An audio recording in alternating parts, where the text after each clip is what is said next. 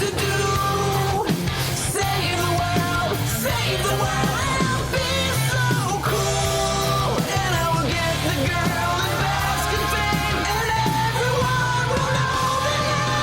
Rooster Teeth. I'm gonna drop your punk ass with my laser beam.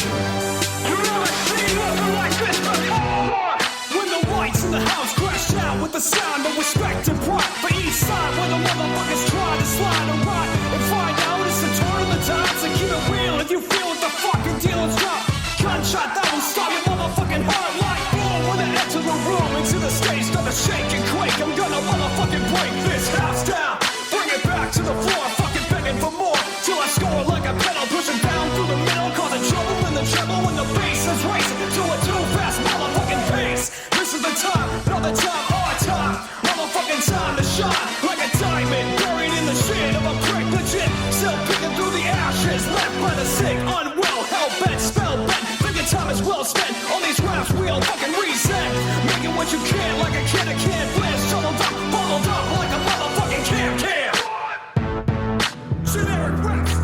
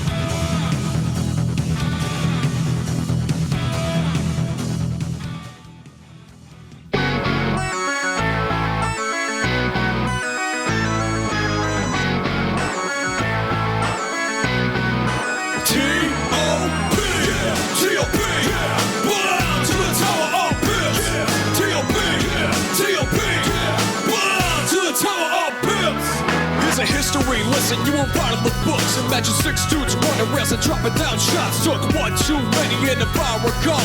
Got left in gold tower standing 4 blocks tall. Now the tower got trashed and the gold relief converted into power res and were designed to achieve. With the tower lit to mystify magical flair. Gold trophies, whole houses, no award can compare. So a couple weeks drop with the race to bedrock. And running to the nether as the time is to restock. No matter how challenging the path they take, awards were simply cheers and the up and coming handshake. So Jeff and Gavin knew they needed a plan. The micro days are running in before they even began. So they raced to build the tower where the fans got a glimpse of an age star in the Tower of Pimps. T.O.P. Yeah. T.O.P. Yeah.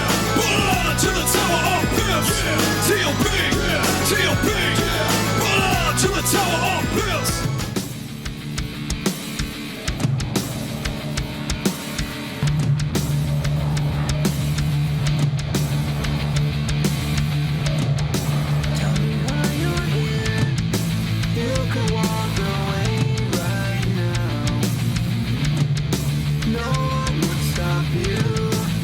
You're free to choose your own way.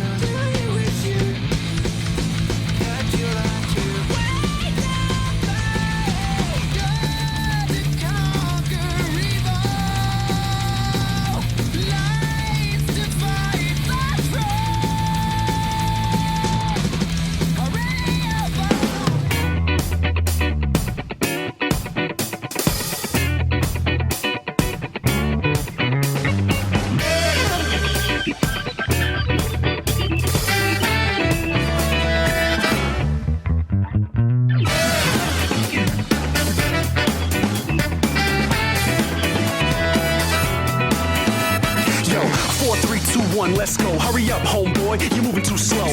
I need gas, cause I gotta move fast. Make a quick getaway, disappear in a flash. But hold up, let me throw it in reverse. Instead of first things last, it's last things first. Gotta peel away as fast as I can, cause I'm not getting jacked by the pigs, my man. Now they got me jammed up, hot damn. How the hell I'ma shake this battering ram? Push to the max, leaving sick tire tracks. Smell a burnt rubber melting like hot wax. Oh man, now the boys started busting shells. Hitting the ride sounded like percussion. I won't get far, I'm running out of time. I think I just reached the end of the line. Oh well, my death knell. They're getting really close, gotta run like hell. Speed crowd, turning on the guy. It's going down and I'm running out of time. Ding dong, final bell. Better haul ass or it's my farewell. Oh my, slippity slide. Might have just reached the end of the line. There's a point where it tips, there's a point where it breaks, there's a point where it bends, and a point we just can't take anymore. There's a line that will cross and there's no return. There's a time and a place, no bridges left to burn anymore. We can't just wait with lives to take until they think we're ready. Our enemies are gathering, the storm is growing louder. Now it's time to say goodbye to the things we love and the innocence of God. All the time seems to fly. We're gonna get free love, and that's all it did. Peace we always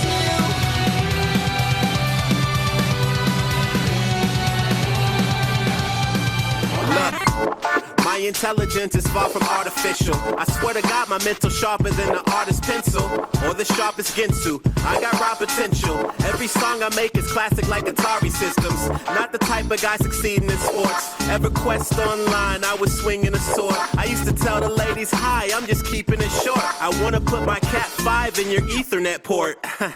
Yeah, that'll get you slapped in the face. I was just a tad late at attracting a mate.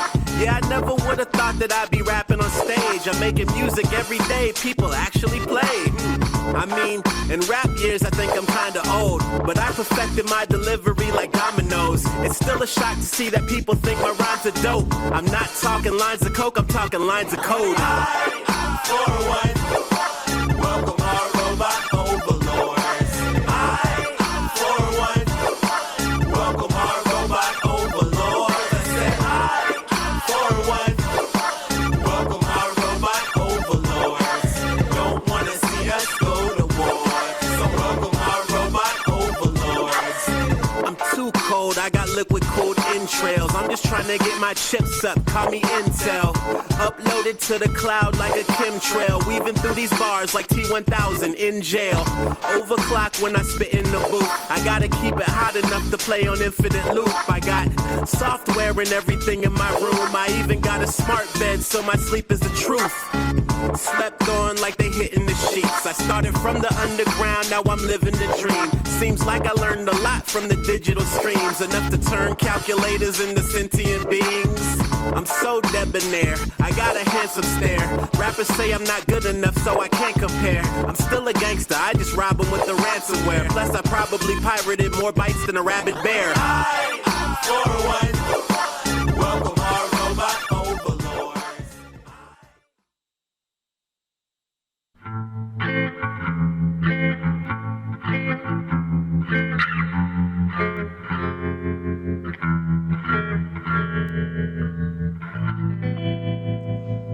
Hello, everyone, and welcome to the final Rooster Teeth stream. I am Barbara Dunkelman. I'm here with my friend Carrie. Hi, I'm Carrie Shawcross, and yeah, I think we just really wanted to have a chance for as many people as who wanted to get a chance to talk with you all and share some of their favorite memories. No crying. It's been banned. There are definitely not 20 boxes of tissues. Covered in these everywhere. Everyone's on ketamine. But I hope there's a lot of laughter. I'm sure there's going to be some tears, but we just want to have one last chance to talk to you all. Yeah. I know I speak for Carrie. Both of us are extremely honored to be doing this and to be here today. There's going to be a lot of tears. No. At least me. No.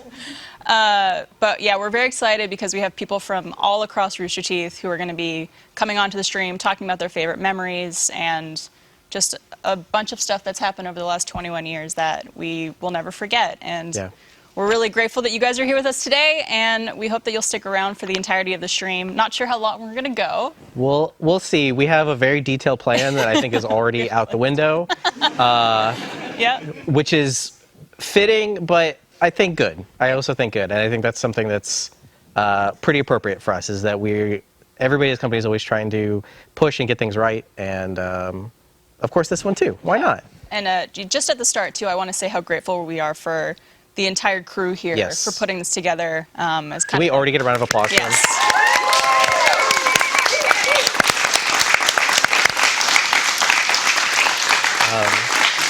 Yeah, just one thing at the start. I mean, I think that we are not the only company to, be shut down in the history of companies. Okay, we're the only one. We're the only ones that matter. It is unbelievable to me how many people have still been working and still trying to wind things down the way they want to and properly. And I'm so fortunate that we're able to do that. I feel Yeah. so fortunate that we're able to do that. And I think it's just also, again, so fitting and just says so much about all the people that work here is that, we know we're not going to have jobs soon and we're doing a stream. Yeah, it speaks to how much people really fucking care about this place and about these people. And Yeah. I think that'll be extremely evident as we get through all the different groups of people who are going to be coming on today. So Yeah. should we kick it off with our Speaking first group? of, yeah. So our first group, we got these lovely folks here. Welcome, everybody. And the crowd goes mild. Rooster Teeth podcast. Rooster Teeth podcast and BFT. And baby. BFT. Yeah. High five, team. Who are these people? Yeah. Do I put on deodorant. I just want to be clear. That's for Elijah. It wasn't enough. Oh, okay. Yeah. Yeah. That was Eliahu. Best friends today. Hey, best friends today. for Elijah Wood. Yeah. We've got him coming through. Well, yeah, if you guys want to introduce yourselves and go for it, please. Sure, yeah. Start. Yeah. I'm Santiago Suarez Ruiz, and I'm the channel manager for Best Friends Today.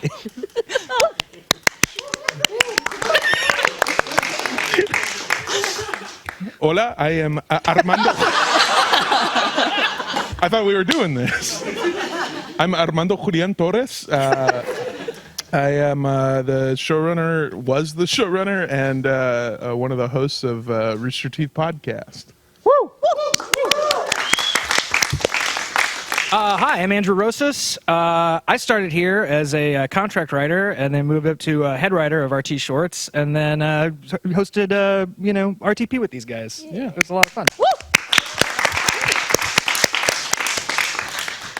I'm Sammy, and I got here 8 months ago. Happy to be here, everybody. Oh, thank you for my lower third. Can we add, I got here 8 months ago? I got here 8 months ago. Happy to be here.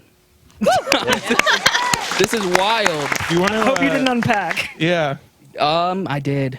And now I got to pack it right back up. You want to split a U-Haul back to LA? Yeah, I can't put any money down, but Physically. yeah, if you want to pay for it. Yeah. Split, not financially. No, Yeah. God, no. It Sorry, was do you an want to idea. live in a U-Haul back to LA? Yeah, I can't put any money down, but if you want me to, I'm down. I am Griff. I started here in sales, and then I ended up hosting RTP podcast with these two guys somehow.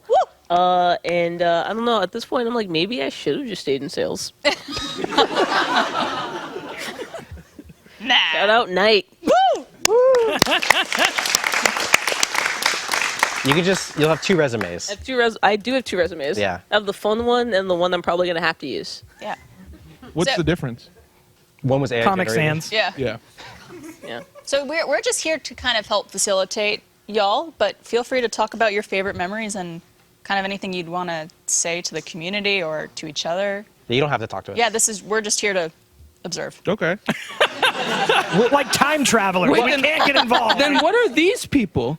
They're just hanging That's out. the peanut That's- gallery. Yeah. Oh, Hannah, Make you're sure we don't here. say anything bad. Hannah. On the Hannah. call sheet, they're listed as set decorations. Yeah. It's fucked up. I heard your voice last night. The Alamo. Yeah, that's you. Yep. Do y'all want a mic? Do they not? Are they not? Are they not Mike? No, we're just hearing one side of a conversation. Okay. We'll get you.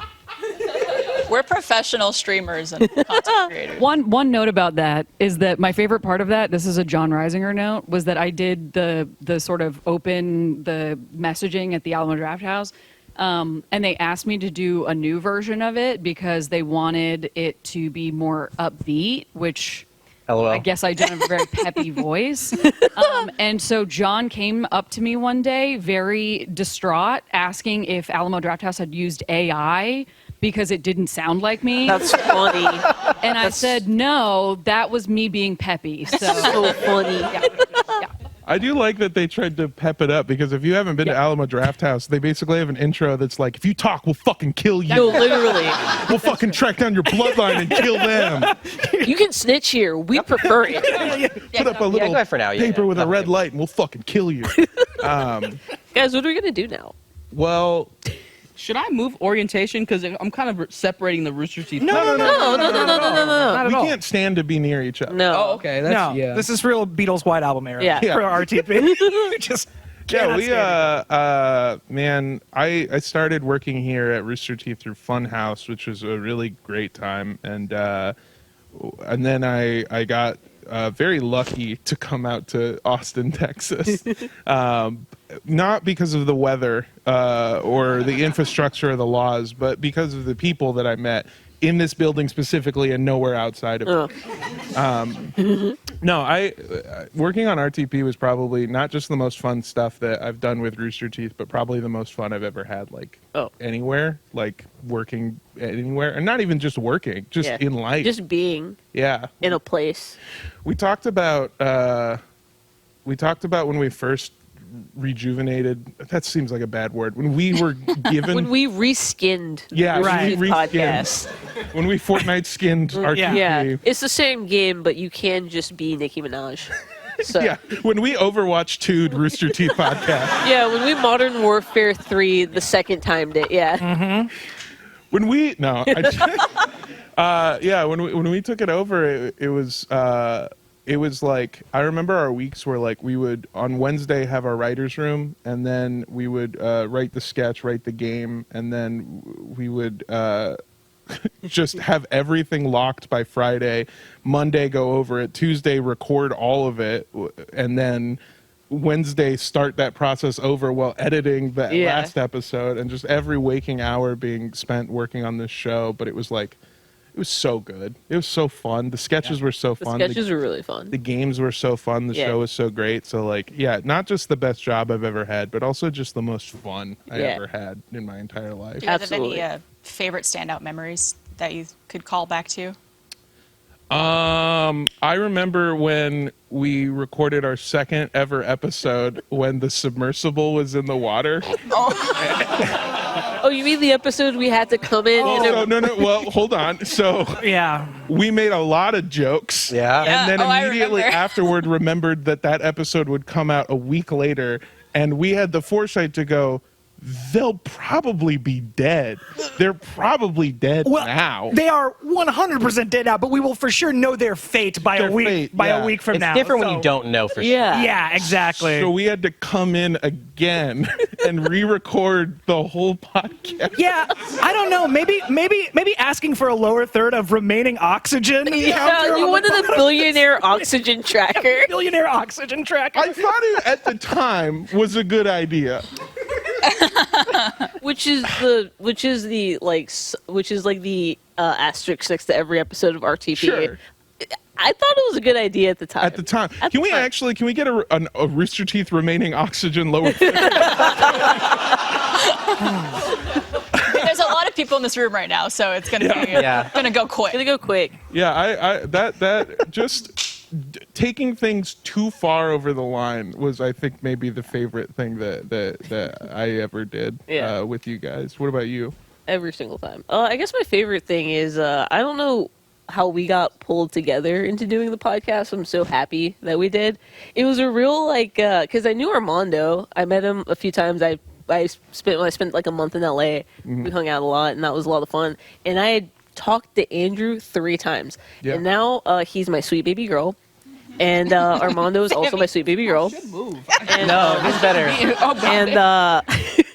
Yeah, so I'm really, I don't know, I guess I'm grateful for the company bringing you two, my sweet baby girls, into my life. Yeah. Yeah. We did. And also Squad Team Force. Oh yeah. I was gonna Yep. say, I wasn't gonna say that you didn't mention it in your time at Rooster Teeth. No. Not be offended at all. No, Squad Team Force is so much. Are you kidding me? I got to know you. I got to know Gus, end of list. No, I'm kidding. Squad Team. Chris is sitting right behind you. Barb. Brutal. There was Gus. Brutal. Yeah, There was Barb. There's the buff guy, the dad guy, the pasta guy. SDF gave us so much, including an office that looked like a 90s Taco Bell got cummed on, Yeah. which only makes sense if you've Yeah. seen the SDF. Yeah, exactly. Yeah, It's which spot not on. enough people Spot on. did, which was the issue. But no, listen. I loved SCF. I loved our Thursday streams. I loved our Thursday streams. I loved our dumb little sketches on TikTok. I loved our writing rooms where we would come in with like one idea, and then by the time we left, it would be 3 separate TikToks. Yep. It was just it was not only like a really fun time, but just like a really good like lesson in like being creative. And for me, I felt very welcomed into it because like y'all were core before, and then like I got added into it. But just like seeing the professionalism and the ease with like, you guys worked at, That was you guys okay. like worked with, I learned a lot, and you guys taught me a lot, and I will be forever grateful for it. Well, So we were who we were because you were part of it. So R.I.P. SCF. love you, Griff. Salute. Yeah. Salute. The other ones, they're somewhere. Yeah. I was thinking about this the other day because I've been here almost 7 years, and wild to think that half of that was pandemic. Like almost half of it was Yeah, pandemic. Isn't that yeah. fucked up? Like to think like A little bit. we had 3 great years when we were gonna make TV and movies and all that shit. It was like the best. Oh, it was Yeah. the best. And then we got Core, and that was a total blast. That was so much fun. Making sketches like really well produced, too good. The sketches were good. they looked so. Cameron, they looked so good. Noel, wherever you are out there somewhere, they looked so good. And they were so funny and so tight. And so much fun, and had so many cool different voices in it. And that was such a blast. And then bam, everybody go home. Stay there, don't move. And then half of it was during the pandemic, and somehow It was still good. it was still good, it was still fun, and we still like managed to make like really good stuff against tremendous odds. Literally every odd and unknown thing. I feel like that's the one thing that I think we can all be proud of is like, holy shit, we did it, and we had no idea how to do it, but we did it. Yeah. We got all those. Everyone got all the. They packed us up. They sent us home. We still kept going. Yeah, no, truly. Does someone have a Nextel in here? What's going on? Did someone hit Did a you already Staples start selling drugs Easy again? What about you, Sammy? Oh, Santiago? Did EFT times? Did the 8 months feel like 8 months, or did it feel like 4 months, or did it feel like 2 years? well, They're all acceptable answers. If I say that like the 8 months felt like 7 years, I've got 2 people who will tell me that's bullshit. So it did like objectively feel like 8 months, but there were times where it felt like I was in an Austin vortex and I couldn't escape. Yep. And there were times where the weeks just flew by because everything was so great. That's the trick. There's no windows, so you Yeah. know time is passing. Our room, it doesn't look like Taco Bell come, but our room is just like 4 blue walls, and it looks like it's always nighttime. Yeah. Yep. So It's a Taco You Bell guys are training in like center. a juvie room. yeah, it does feel kind of like jail with like sound paneling on the Yeah. I side. said that, a Taco Bell training center. Yeah, That's like jail. all the Yeah. desks are Yeah. nailed to the ground, so you can't so they throw them at can't the beat each teacher. other with them. Yeah, ISS rules. Yeah. The question was what? Well, I'm sorry. Your favorite memory. Oh, my favorite memory. Yes. Santiago, what's your favorite memory? Oh, hi. Because I I can't. yield the floor. Yeah, I can't. Someone said in the chat, this is the one comment that I saw with my name. They said, I've seen Sammy in more goodbye videos than I've seen in actual videos. So, I want to clarify. I'm not just like the goodbye person. I'm in stuff. I guess I'm just not in a lot of Rooster Teeth stuff. So, hey, what's up, guys? How y'all doing? BFT, follow watch up with BFT. BFT, best friends. Oh yeah, today. best friends today. My Instagram is IamSammyLOL. Help me hit 112. So all that to say, for you, You don't got to see my face for like the next 10 minutes, Santiago. Oh, you get to take see my face. Yeah, take the floor. Well, I don't think people know this, but we didn't hire 3 creators. We just hired Sammy. He plays Caroline and Will. So talented. I say And all- Daniel. That's where all our budget's going. No. Not Daniel. Banyo's a separate entity owned by a different brand. owned by Night Media, actually. Well, Sammy, I was honestly the only one that did the homework here, and I have a couple memories that we can walk through, and you can tell us your perspective. Okay. We will have to go quick. Yeah, we'll do quick. We It's like are quick already PowerPoint. not surprisingly, very Not surprisingly over at all. time. What? Yeah. I know. I'm gonna walk. This was over. supposed to go until 2:15. I said nobody We says also goodbye started like late. Sammy. Yeah, Thanks, we're- guys. We're okay. We're a couple You're minutes so over. good at it. Yeah, I also want to clarify. Yeah. We yeah. bring you out anytime we have to say anything tough now. You're Yeah. Gen Z Jeff. You're our Jeff. You Yeah. want to pull up your? You could have a career in like YouTube apology goodbye videos. Oh no. Just that, you like, play it the starts ukulele? just. No. So I think Hey, we guys. have a picture. Yeah, Just what are a you quick slideshow. What are you showing? I'm just showing. Oh, I like, thought you just brought up a picture of us right currently. now? Yeah. all the swamped. memories. Can we get Andrew? Can we get it in the arms of an angel? But yeah, just a Can we quick. get that? you Can want we me- get that? Yeah, I don't sing it. I don't. What am I looking at? I can't not see yourself. yourself. Focus, I sing can't it. see. What am I looking at? Y'all are probably trying to. But Is that just a photo of me? Yeah, that's you on the Why, always open why am I couch. showing so much leg in this picture? Look at those. Why drummies. not? Hey, There we go. So I just to clarify, you want me to talk about this photo of me? Yeah, go ahead. Well, do you know what this is? A picture of Is it me? your first day? This is day one. This is day one. This is day one in the office. We got Oh. Sammy. We got little Caroline. We got Will. Look at them. Day one. Wow. Wow. They're still so young. They are babies. Yeah, this Oh was my 8 God. months ago. Guys, just to clarify, You- The amount that you've changed is crazy. Yeah, We- a baby wouldn't have even been born in that time. Conception to birth would not even Not be born in that time. well.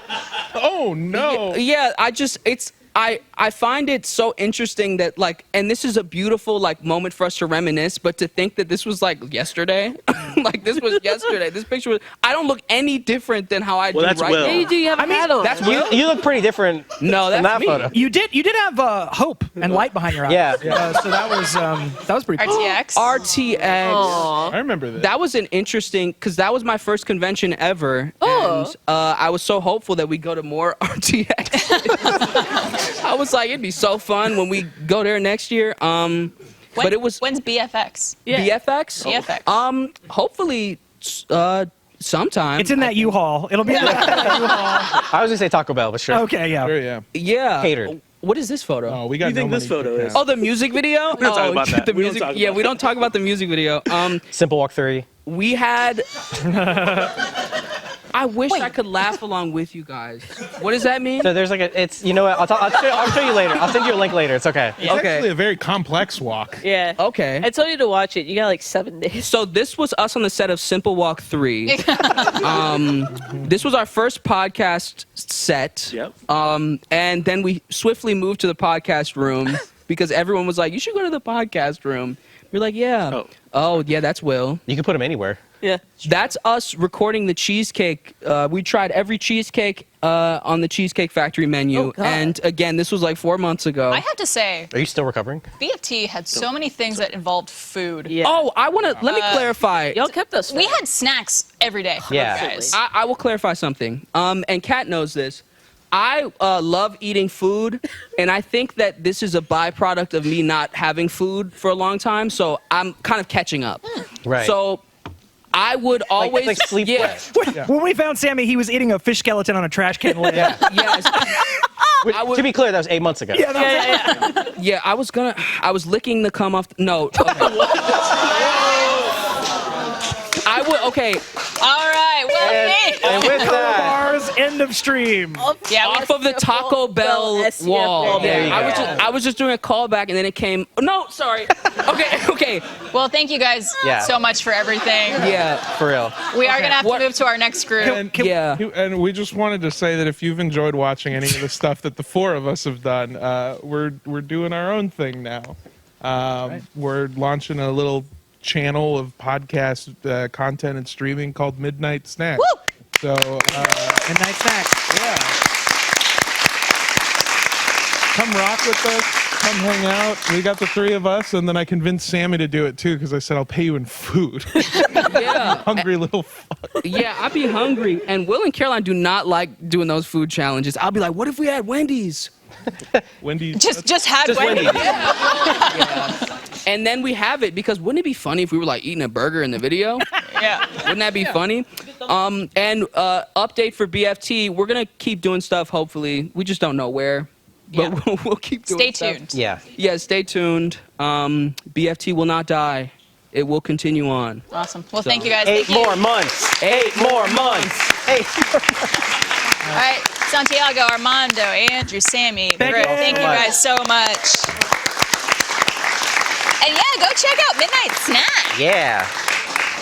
That's when I do most of my eating. Midnight Snack. Yeah. It's a good name. They already have the social channels, so go check them out. Let's get our second group up here. We got Christina, Murphy, Brendan, Mark, Ashley, Allie, and Emily. We got more people. Anybody? Anybody else? That's fine. I don't want to sit next to anybody but Barb. I'll sit. Oh, you know what? I'll sit with you. Okay, well, no, then I won't be on. It's okay. You know Go what? over I'm there. It's just- okay. It's okay. Yep, we're here. There might be I don't more know where I people. am. We're here. This is why Yeah. we're here.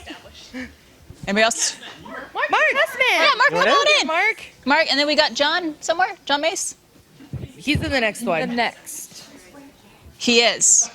And somehow I'm in both. Spoiler alert. Both. another You get to Just like stay. family. Sorry that I'm in both. No, please. That's fine. We Hi have plenty of guys. couch space. Hello. How's it going? Would you like to go around and introduce everybody? Emily, would you like to start? Hi. Yeah. Yes. And let us know what you also did at Rooster Teeth. Hi. I'm Emily Weeks. Oh, you want to know everything I did? Please. We could Go stay here for for it. a couple hours. Yeah. No. Hi. I'm Emily Weeks. I started off as facilities office coordinator here. Can't remember my job titles. Now I'm facilities coordinator and one of the leads of the Women at Rooster Teeth BRG here.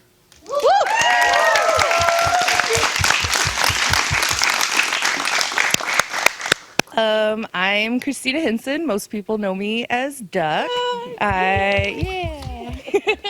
I originally started with Rooster Teeth as a guardian and then worked in customer service, and now I am a product owner on the product and engineering team. Shout out to those guys for keeping the chat going. I'm Brendan. I did content operations here. If you don't, if you don't recognize my face or know who I am, it's too late. You missed out. I can't make it any clearer that Brendan is like the atlas of this company. Oh my God, With absolutely. all of the work that he has done and put into things, it's truly like remarkable. I have to put you on the spot. I'm sorry. Thank you. My name is Murphy. I also work in content operations, but I started in customer service, and it's been about 5.5 years. Wow. Amazing. Hello, I'm Ashley McNew. I started as a business operations project manager, and things changed. And I became a program manager, which is a fancy way of saying I touch all the departments. And I had the absolute honor, joy, privilege, all of the above to do a lot with RTX last year. Best time of my entire career here.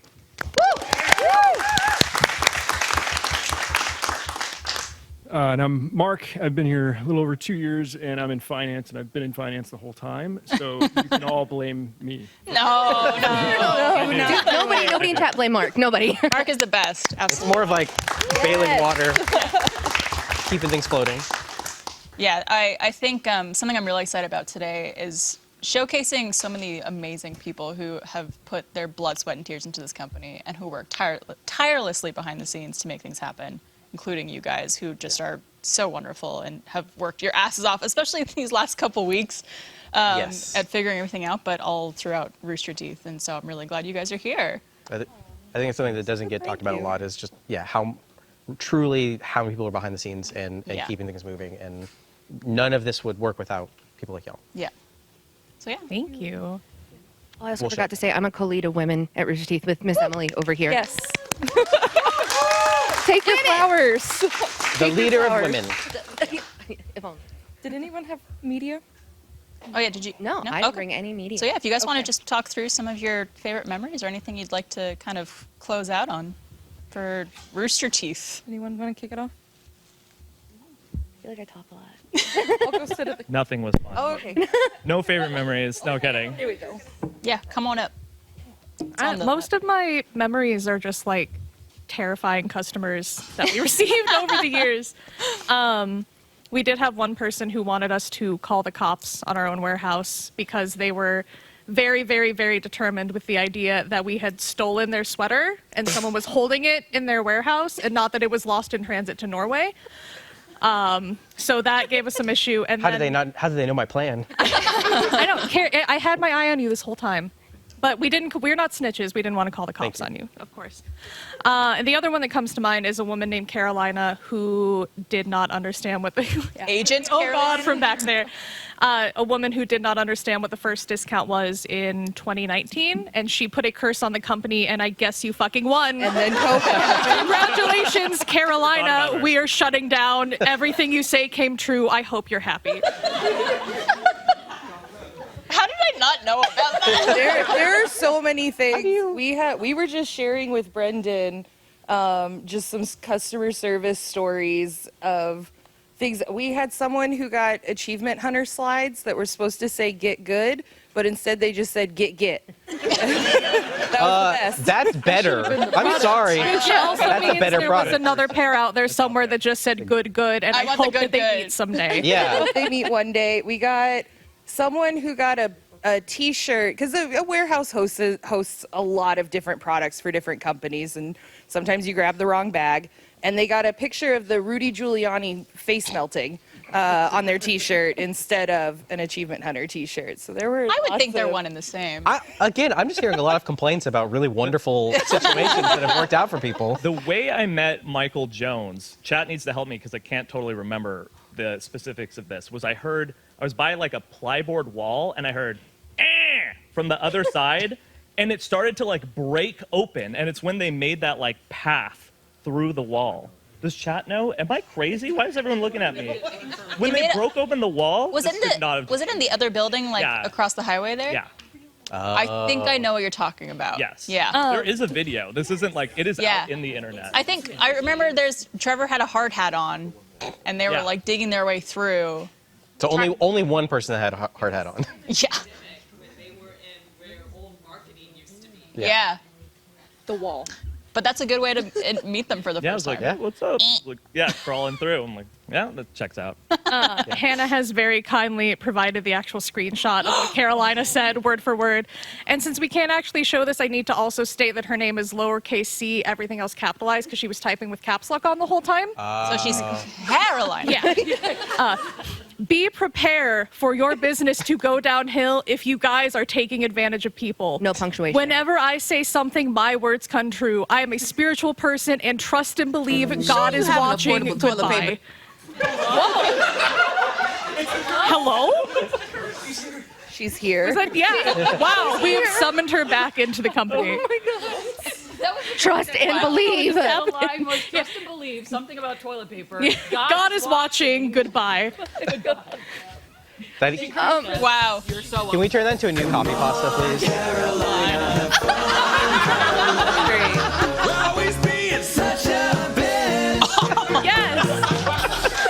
I know that's our song. There's a song for everything. I want to. So Brendan's story of meeting Michael for the first time reminds me of the first time I ever met Bador, Eric Bador. I'm sorry. I was at RTX 2022. I was like backstage because I was taking a break from helping out with a store, and I just see this guy walk by because I had been working remote for so long. I didn't know anybody's heights, which has been very interesting to learn heights. Mark, you're a very tall man.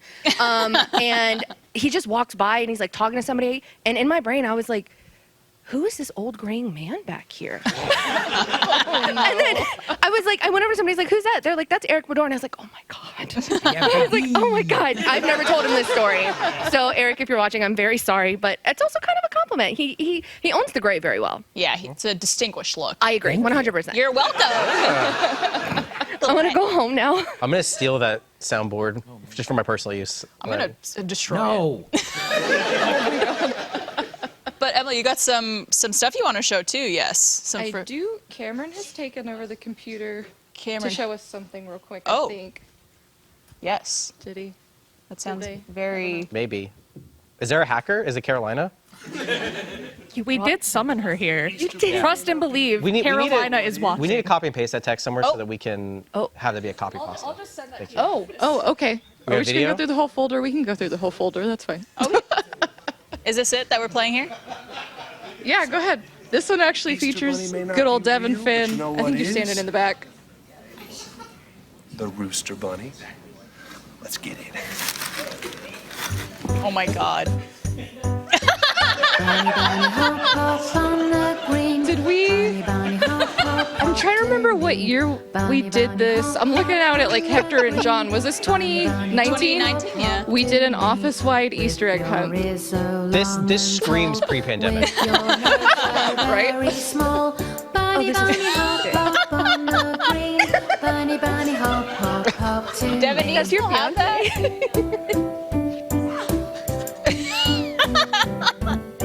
Jessica, that's your man.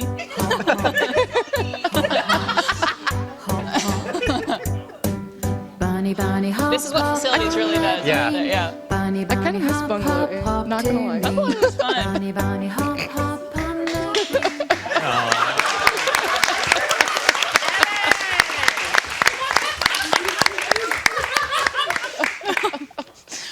That's one of the things, like, I know, like, Barbara, you've been here a long time. I've been here for almost 6 years, and before that I was like Apple, so super corporate. Like, other companies are fun like this, right? Like, we're all gonna have fun jobs again. I hope so. I want someone to bounce around in a bunny costume at my next. It's like I do and I don't. My actual first time meeting Jessica Vazami was when you crawled under my desk for a hide and seek video, and I had been there for like 3 days.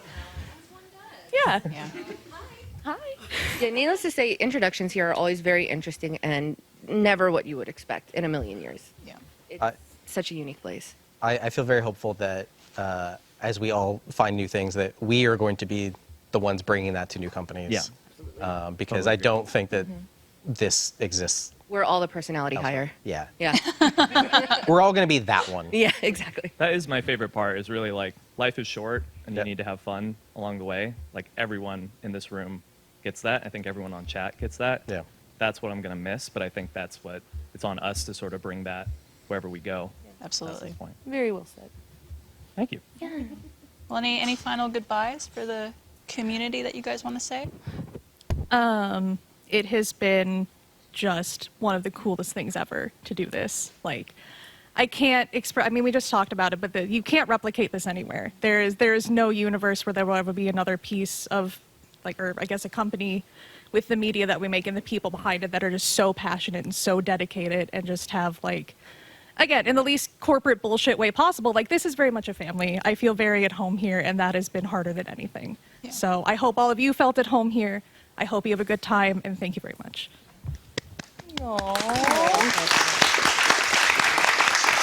I am glad I will never have to see one of my coworkers take a bath in garlic butter. though. Yes. Like, that's Oh my okay. God. We can leave that Yeah, behind. we're good with that. Things like that. Oh, that's the Women's History Month stream. That was so. If you missed the Women's History Month stream this year, we literally had a screamo punk band on set, and we started a mosh pit. I haven't moshed in almost 15 years. It was so much fun. As my goodbye, I just want to say thank you to all of the fans who 100% welcomed me with open arms in very interesting times. There are so many people that came before me for RTX, Barb, Gus, Clarissa, Paige, Nicole, George, and I was scared. Just because I know, fans know who they are. You love them. They've been doing it for so long. You've been doing it for so long. And it was very heartwarming to meet so many people just to say thank you. Like, it doesn't even matter if you know who I am. Just to hear a thank you is just beyond amazing. I'm going to miss so much. There's too much to mention. I definitely want to shout out all the names I see in chat. Mary, Sailor Tweak, I saw my friend Sasquatch, just all these friends that I've made because of the Rooster Teeth community, working alongside you as Guardians. Like, that's what I'm going to miss. Shout out to the Guardians. So, shout out to the Guardians all day, every day. And Chelsea. They're Thank you, crazy. Chelsea. But yeah, I'm just going to miss, like, instantly. It'll still be cool because you'll still come across Rooster Teeth fans out in the wild, and you'll see them wearing a shirt, and you'll be able to go like, oh, hey, I like that too. Instant friend. I'll piggyback off that. This is an RTX moment, and one of my favorites. There was someone from the community was walking around, and he had a poster that he was having Rooster Teeth people sign. And he's going around, he says, and he saw my badge. He says, "Oh, you work," I said, "Yeah." He said, "Oh, would you sign my poster?" And I said, "I'm like, oh, I'm just like the spreadsheet numbers guy. Like, do you want me to sign it?" And he didn't, he looked at me, he said, "Oh, no, you're part of it. I want you to sign too." And I was like, That is wow. the most heartwarming thing anybody's ever said to me. Woo! Here we go. Thank you. Now I have that to was say, really cool. At the last RTX, someone came by and was like, "Hey, do you want to like sign this?" I never signed anything before, but I was trying to play it cool, so I like signed it, and he was like, "That's the first time you signed anything, isn't it?" I was like, "No." No. Yeah. I was like, it was like, it's okay. It's like, there's no problem with it. I'm like, no, I've signed a lot of things before. I But don't know what you're talking about. how special is that for him? He is the very first Brendan Carruthers autograph. And only from RT, It's probably, special. unless I sign stuff in the next week. Who knows? There's a scythe in the break room. Go sign it. I already did, actually. Well, thank you guys all for being here. Thank you for having Thank us. you. Thank you. Emily, you're sticking around? I'm sticking around. Thank you guys so much. We're going to bring on our next guest. Thank you all. Give them a round of applause. We can get rid of this. If we could get Marcus, Dante, Adam, Lauren, Emily, John, Mace, our tech facilities. Back deck in the house. Toby. Does anyone else want the hot seat? Did anyone anybody else have bring content? things? Well, you're welcome to sit up there. Okay. We'll go there. Well, I actually, some stuff? I've got a video that's perfect for this group. Uh-oh. Maybe real quick. That Maybe we can't could be go through good. and introduce Okay, everybody. yeah. Yeah. Every Introduce time everyone. someone said, "Hey, watch this video for me," it's not been a good thing. Yeah. Can we go through and let's introduce everybody? Yeah. Oh, need a mic. We start over there.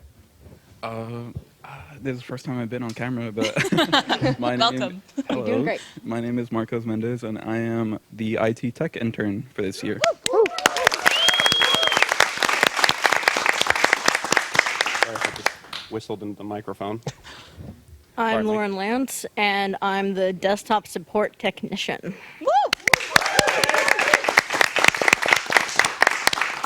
I am John Mace. I'm the senior facility manager. Are you sure? I don't know if I do. We believe in you. Senior facilities manager for Rooster Teeth. I did it. Hi, I'm Quentin, also known as Quicks. I've done community mod stuff. I worked with this guy in facilities for a number of years, and I voiced a couple of things here and there. And the voice of Artie, apparently. Play the game.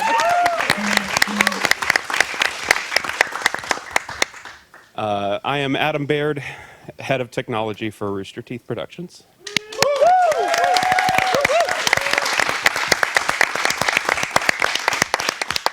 Hi, I'm Dante, also IT, been here about 6 years.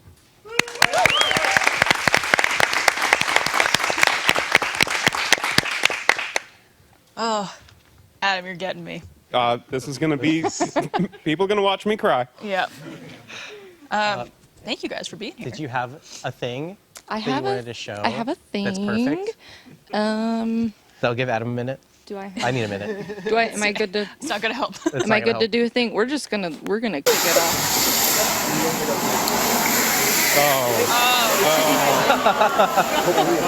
I don't think water made it down that way. Yeah, this. Can we do that one more time? Yeah, go ahead. Let's do it one more time. Yeah. No, it hurts still. It's not. Even here. I wasn't. What do you mean it You hurts? called me though. Hang on. You called me, and the first words out of your mouth were, "The studio flooded and there's water in the server room," and then you just left it like that. And then you give me a photo, and there's like 1 inch of water intrusion at the bottom of the door, and I'm like, put a towel down. I was putting other towels down. I'm Like, sure. I was figuring it out. You were the least of my concerns at that point. That should be your sign. Is like when John Mace says, "Hey, there's a little water," and then he goes radio silent. That means that my problem is no longer his big problem. You also downplayed it because I remembered clearly. I happened to wake up, I checked Slack, and you just posted, "We're having some water problems in stage 4, so if you can work from home, please do." And I read that, I'm like, good thing I work that was- out of a different building. And I go back to sleep, And I wake up to Ben, my boss, going, "Hey, if you could come in early and help out at stage 4, that'd be great." I'm like, oh, it's a bigger problem than just some water issue. That was not the vibe that we got that morning. So the message that I put in, so we have a facilities internal channel, and the message that I put in there said, I believe it said, "All hands on deck, come in ASAP, get ready to have a bad day."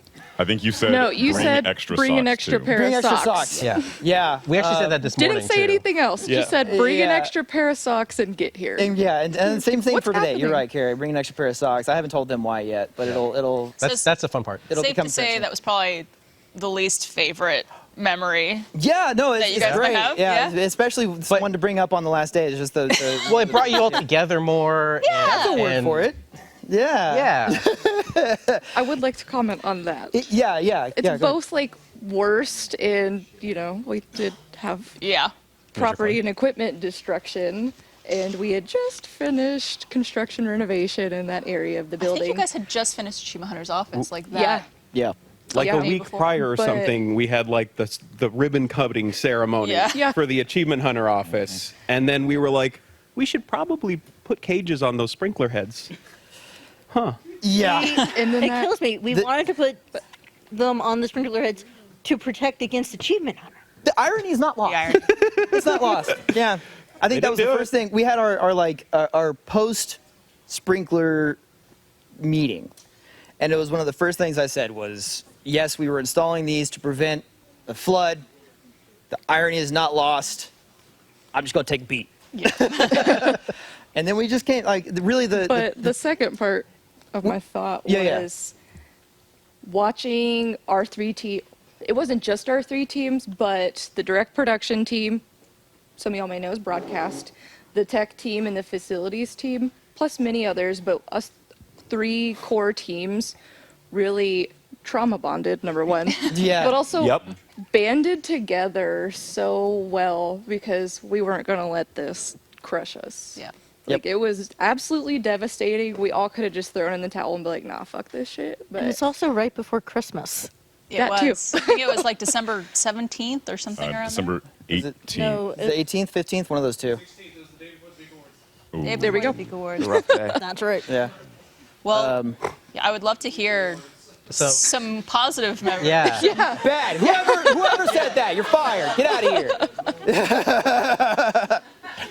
Oh man. More positive memories. More positive. Yeah. No, I'm glad you said that though, because that did pop into my mind too. That was a great bonding for all of us, just to try to figure out how we move forward through that. And yeah, it was another thing, and we all came together and said, cool, here's what we have.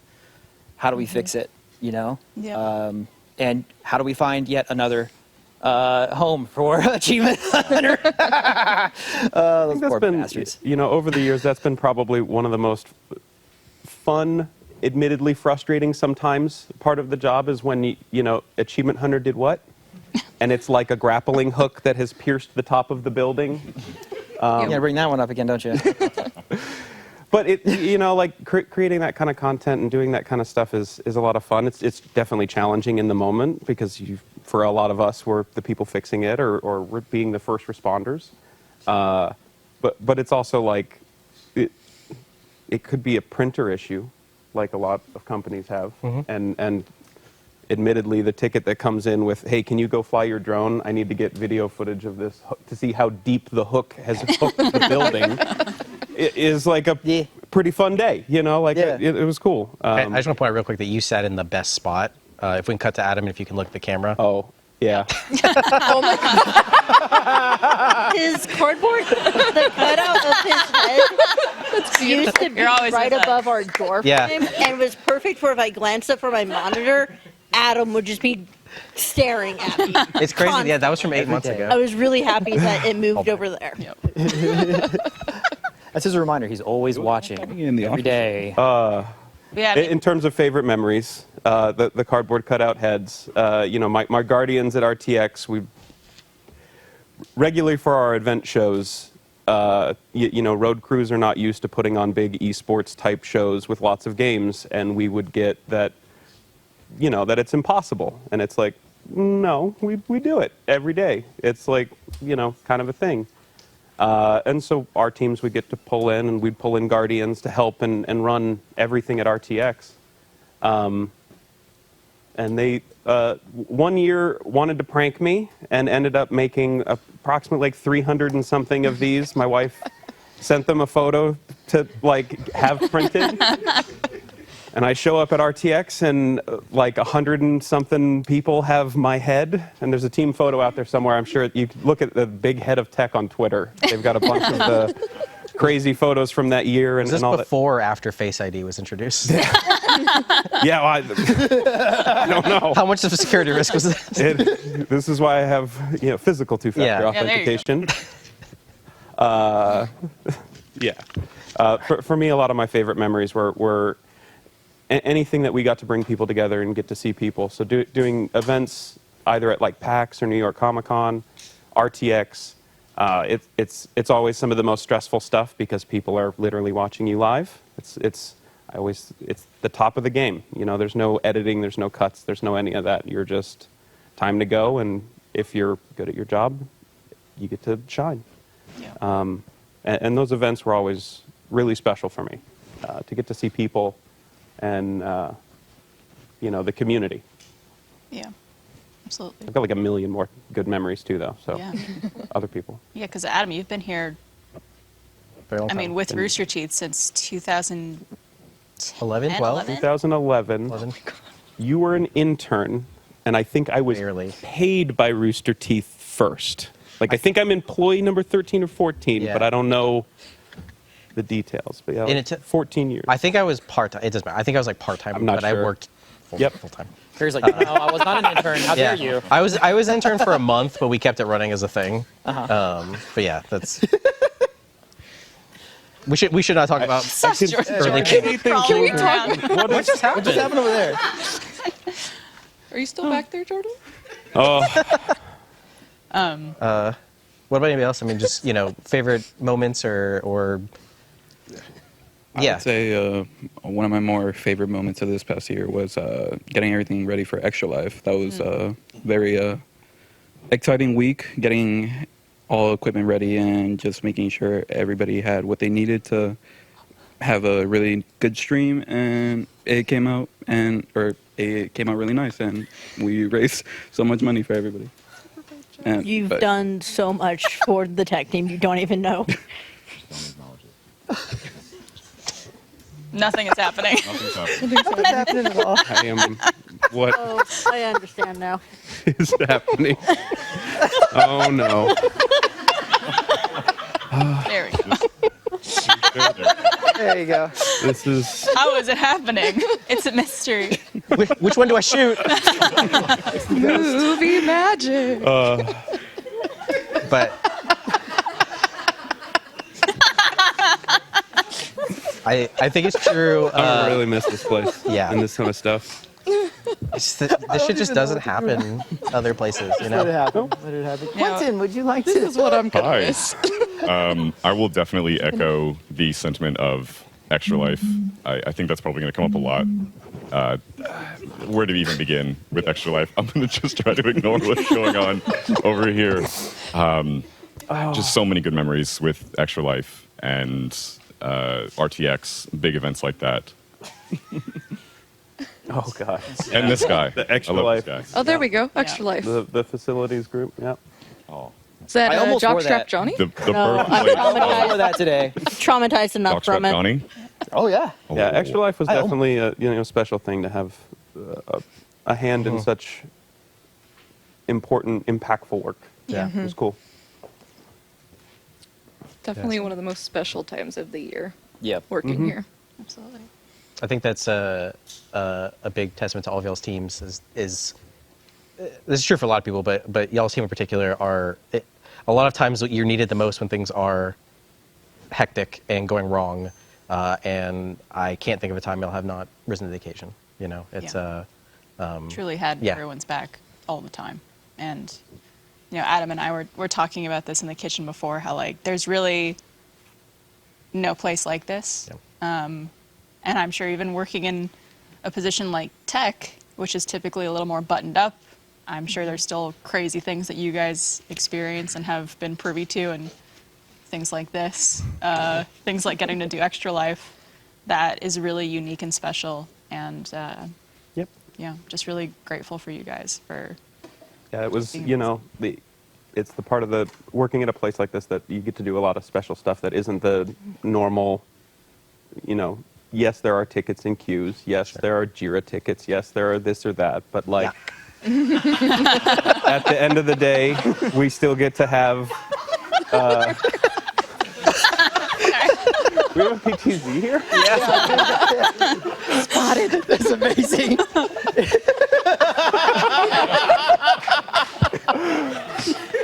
Little did he know. Yeah. I will say, having an office next to IG made for a really wild time. Yeah. I'd hear a noise quick, and with the delay, it'd give me enough time to pull up Twitch on a monitor. I'm like, what did I just hear? That's what I just heard. That was that thud. Yeah. Awesome. Any final thoughts before we wrap up? I was just going to say, kind of to piggyback on that a little bit, it was fun having BK come in once in a while, and she would ask pretty funny questions. What was the one where... I had a dumb bubble wrap on her once. Oh, yeah, I remember she came in to ask you to throw bubble wrap on her for one of the streams, but she also asked a semi-controversial question where, was it OJ or Lemonade? Lemonade, and if it was considered a juice or not. Lemonade Simpson. And I always thought it was considered more of a kind of like a watery beverage, but it's you put lemon juice or lime juice in there to make it done. But that's just my 2 cents. Yeah, important. Still causing problems. Yeah. Yeah, for me, it's been a really cool experience to get to be a part of so many different parts of the company over the years. I've had a hand in a bunch. And it's been really cool to see everybody here still working, the website engineers and designers, and just everybody here still scaling stuff and working on chat and making sure that the internet can see our dumb stuff. Yep. Yeah. Absolutely. I'll always wish we could have crashed the site more with Ruby. But you Saturday morning cartoons for me was like it hit different. Yeah. Usually it was like I gotta go to work. Yeah. I hope you're all prepared to be the best at wherever you go next, because you're going to be. Yeah. Thank you guys. I'll piggyback on this for one last thing. I know Duck said this earlier, but seeing all of these people in chat, and I'm not going to name them all, but you know who you are, just getting to meet all of you guys and just building the community, it was the greatest part about getting to be on the Mod Squad. Yeah. And now I'm going to start crying. Yeah. Thank you all very much. I'm going to say something, and it's going to sound a little bit like a brag, but to the community, thank you for allowing all of us in here to work. The best job ever, really. Yeah. I think a lot of us can say this is our favorite jobs. And just thank you for your support and letting us be a part of the greatest entertainment company ever. Of all time. Period. Yeah. Thank you all very much. Thank you, Internet. Thank you guys. Thank you guys so much. Oh, man. We are going to run long on this stream, by the way, just in case it's not obvious. Yeah. All right, well, we're going to bring a very special group up next. Yes. We get our animation group up here. We got Laura, Ariel, Philip, Elena, Eddie, Jake. Come on up. Yeah. Also, anyone else who's here that wants to from animation. Anyone else, too, please. And yes, if we didn't call your name and you're part of the animation crew, or you want to. I mean, if you want to join us, please come. Audio couch. Audio couch. We've got our own couch. Finally. We got enough mics? Okay, cool. I feel like we couldn't be further from you guys. I don't know why, So why we far divided away. this way. This is just how audio is. No. We're in our cave. We don't come out. I know we got to do the Ruby stream the other day, but I know also there's different audiences for this. So if y'all could go around and let's introduce everybody again, please. Introduce you guys. Introduce you guys. I said that the other day. I was like, Well, I'm Laura Yates. I'm the supervising producer for Ruby and Red vs. Blue Restoration.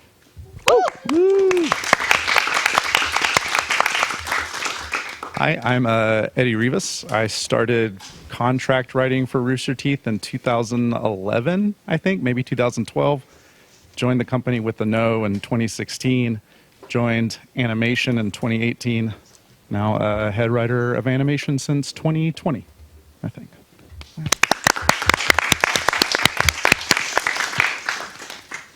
I'm Melinda Bonifay. I'm the audio producer here at Rooster Teeth. Fun fact is, though, I actually got to work with these lovely people on some of the RT docs through another company a while back. And so I got to meet Barbara on Connected and Carrie through some of those. So that was really amazing. And then I came on in 2020 as a contractor and then started managing this lovely team right here. And it's been an honor. And I'm going to start crying because it's really been such a joy. And this team, amazing, amazing. The work that they do, they're all like just so honed in on their craft and they just do amazing work. And I'm just surprised by it every day. So thank you guys.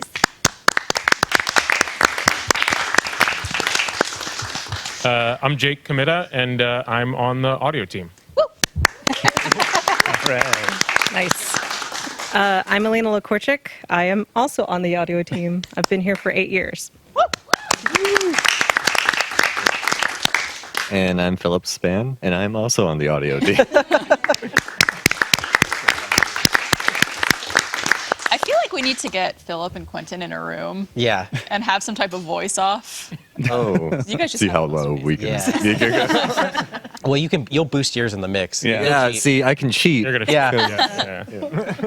Well, yeah, like I said, we got to kind of talk about, Ruby stuff the other day, but I mean, everybody here has worked on so many different shows, Yeah, Carrie, I have. Oh. I didn't see you back there. Sorry. There's a chair over there. Oh, you have stuff. That's right. I'm sorry. The clip. And Introduce we yourself. have Yes. Ariel LaCroix. I've worked on so much stuff, it would take me a little while to say all my titles. Last thing is animator, so I'm going with that.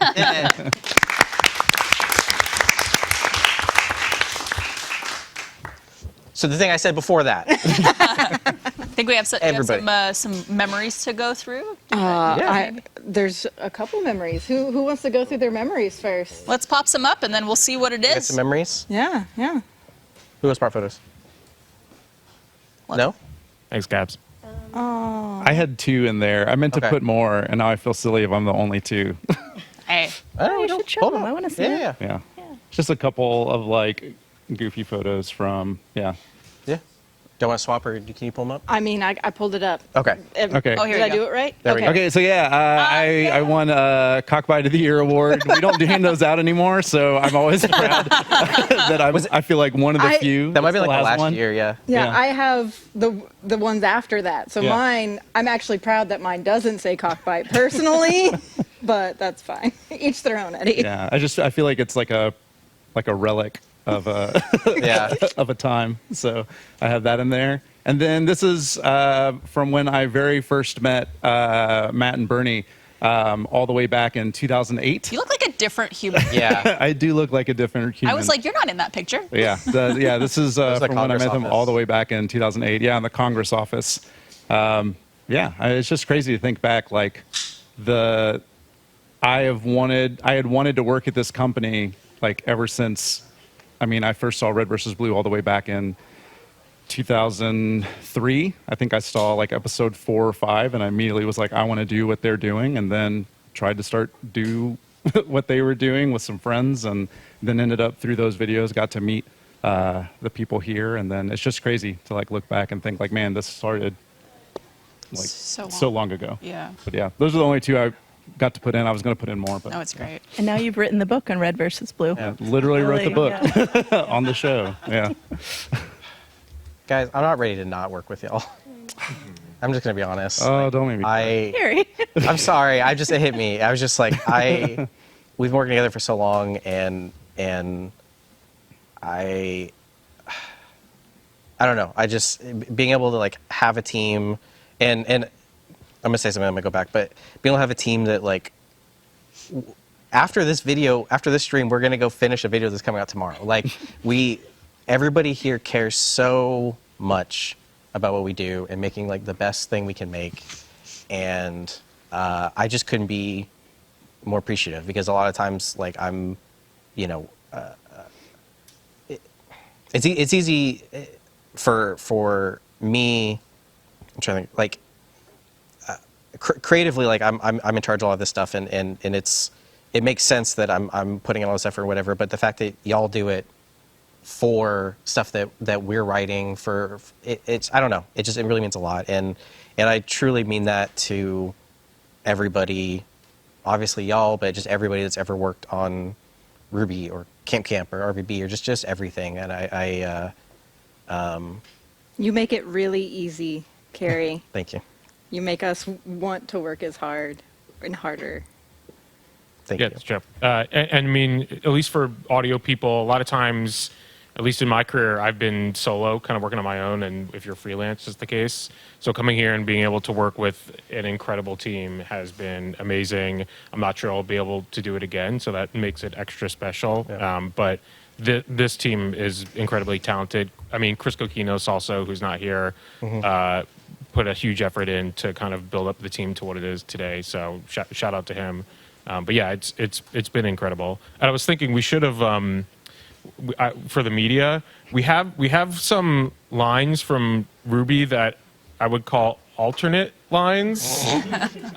Sometimes the voice talent wants to have a little fun, and they record some stuff that isn't exactly what it says in the script. I don't think we're ever allowed to play any of that stuff. No, I'm gonna get that on. What are they gonna do? Like, I don't know. Maybe we'll play it later. I keep joking with y'all that if anybody has blackmail material on anybody in the company, it is this team. Yeah. Right? Like this team has so much stuff that I don't know what you're talking about, Eddie. we don't have folders of that. Yeah. We don't have it meticulously named after all of y'all and what date.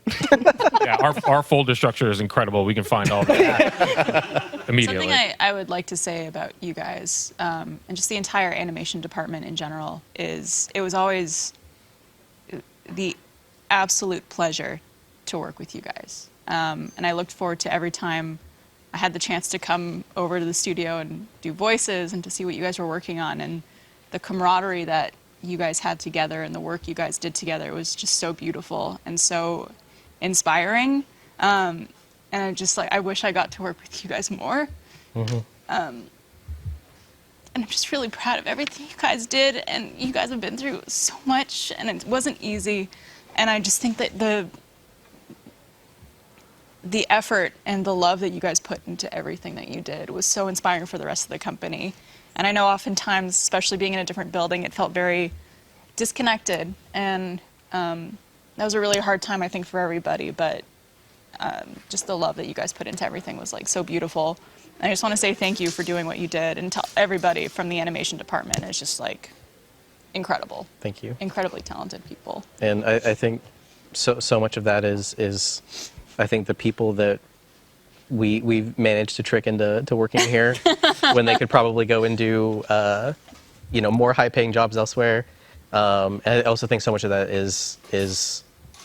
was Monty's work ethic, and I think we all, especially in the early days, like saw how much he cared and put into it, and we all kind of felt like, well, I care, I want to put work into it, and did. And I think that really, for better and worse, was a big part of how we all worked, but I can't imagine not putting my all into something, and I'm terrified of working somewhere where people don't do that, because that's just not me I don't anymore. think we'll ever find it again. Yeah, and that fucking sucks. Yeah, but I think and I don't want to speak for you guys, of course, but I think it just makes me all the more grateful for the time that we did have together, and what we got to make together. Yeah. Hopefully you guys feel that way too.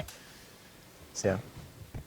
I think like the passion of the fans made that really easy sometimes. Yeah. Like when we'd be working late or whatever, I'd always be thinking I'd always think about, the reactions that you'd see online, and it was really easy to keep going because, they're going to like what we're cooking, basically. Yeah. So. I actually thought one of the coolest things, and I was telling this story a little earlier, so I did the majority of the sound design for No Meta Nowhere, and the main character is he's a silent protagonist. So there was a lot of trying to figure out how do we have Nomad emote with sound. And I used a lot of cartoony stuff, but one of the biggest things I settled on was bells. And just whatever type of bell there was, sleigh bells, high-pitched bells. I think one time I used a gong or something like that when he was like trying to be confident. Either way, so that's just how I did it. And so during RTX that year, there was a lot of people in Nomad costumes going around. But I thought the coolest freaking thing ever was like some of them had bells in their costumes. So they'd wave hi and you hear all these bells go on like I did in the show. And I thought that was like, oh my gosh, that's the coolest thing ever. Never experienced something like that in my life. Yeah. That's really special. Yeah, I think you'll hear it all day, and you've heard it already, but RTX was such an incredible experience. I mean, when I first joined this company, I was like, it has its own subreddit? What is that going to be like? And it ended up being incredible. RTX, like working hard, knowing that you were going to see the fans and they were going to be so excited was a truly, I think, like once-in-a-lifetime experience. And so I'm very grateful for that. One other thing I'll take away from this job is I was on set for a lot of the productions that we did, recording audio. And I've heard so much gagging and retching in stereo loudly in my headphones that I will never forget it. And I think it'll take a lot of therapy. And farting. Get rid of it. But yeah, all the experiences here have really been incredible. Yeah, accident. Yeah, and asking me to turn Chris said people taking mics into bathrooms, and I always turn it off.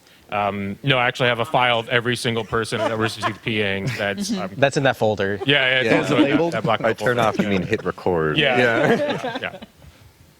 Yeah, piggybacking off of the RTX stuff, that was probably one of the best experiences for me too, is getting to meet like a lot of the fans in person. And I got the honor and the privilege to put together the ADR experience at this last RTX, and that by far is one of my highlights of working here, and kind of basically strong-arming the team into making it happen. But it was just a joy. It was just absolutely phenomenal and amazing to just interact with the fans on that level and get to see them participate and get to experience something like that. So yeah, it's a memory maker for me, and I'm gonna hold that definitely in my heart. So thank you guys. Thank you to the fans too, for everything. So. Man, I think my favorite memories, I mean, it's weird because the last, few years has been kind of like in and out of the office for a while. But some of my favorite memories will always be, we had this writer's office at the Link. Or am I even allowed to say that? Too late. I think at this point. How much does it matter? Not there anymore. It's a gym again now. Yeah. But at the animation studio. Yeah, at the animation studio. But no, we had I can't believe I just did that. It's been like programmed in my brain for so long. I can't believe it's never been say kept a that. secret for this long. That's incredible. I'm so embarrassed. But no, we had in our writer's office, where it was me, Carrie, and Miles, and Joe Nicolosi, and those were some of my favorite memories ever. Just being at work, getting to come in to do that. I don't remember who did it, but like there's the magnets that you can have for your dishwasher that's like clean or dirty. And so that was the thing. Carrie brought these in and had it labeled. Well, so our office had no window into it. So we would just have people like open the door, be like, is Joe here? No, and then close it. Yeah. And it was annoying. So like I made this like in or out thing on the side of the door so people know like, oh, Eddie's in there. Let me go talk to him. Yeah, but I can't remember if we were dirty. Yeah. Or if we were out. I can't remember which one the dial was. I still have this. But my favorite thing about that is that Joe Nicolosi had the from RVB 16? 15 or 16, 15? I can't remember which one it was, but he had it was the Gus Cyclops.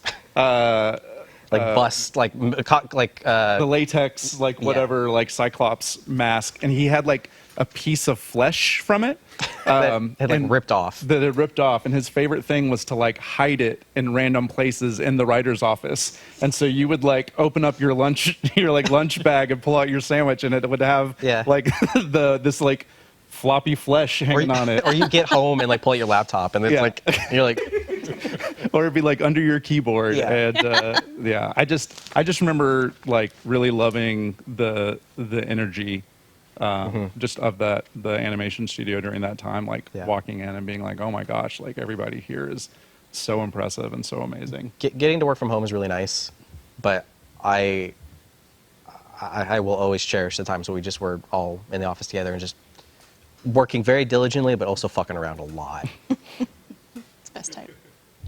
Yeah, I wasn't sure what I wanted to share or say today, and I kind of told myself I would just see what came up in the moment. And I don't know if many people know, but I actually started here in 2014. Laser Team 1 was my first production here. Go. So I've been here a while, and I transitioned to animation, and my first job in animation was post-producer for our editorium, our edit and audio teams. And for some reason, this is the story that's coming to mind, but we used to do an event called Editorium Cinema, where we took turns. Everyone would get to choose a film and like a themed cocktail or food to go with it, and we'd all get together and watch it. And it never went well. Every time, something always went horribly wrong. And the first time, it was Stan Lewis of Gauntlet 2 fame. It was his choice. And he chose the movie Hot Rod. And so the drink that he chose was a flaming Dr. Pepper shot from the movie. And we had it at Cole Gallion's house. And when we got there, Cole let us know that he actually only owned one shot glass. So instead of all of us having this like shared moment together, it was just all of us watching Stan take a shot. And it was like, with Hot Rod playing in the background. yeah, exactly. Yeah. And another time we set off a fire alarm. It was always a disaster. But I mention that because we've been through a lot in animation. We've had a lot of good times and a lot of really hard times. And what I really remember, truly, looking back on it all, is just laughing with my friends and the people that I got to share this with, including all of you up here. I've made some of the best friends of my life here, and it'll always mean the world to me. Ariel, any final thoughts? All my thoughts were animated clips of shows, because I'm not good at putting words together. That's why I'm in animation.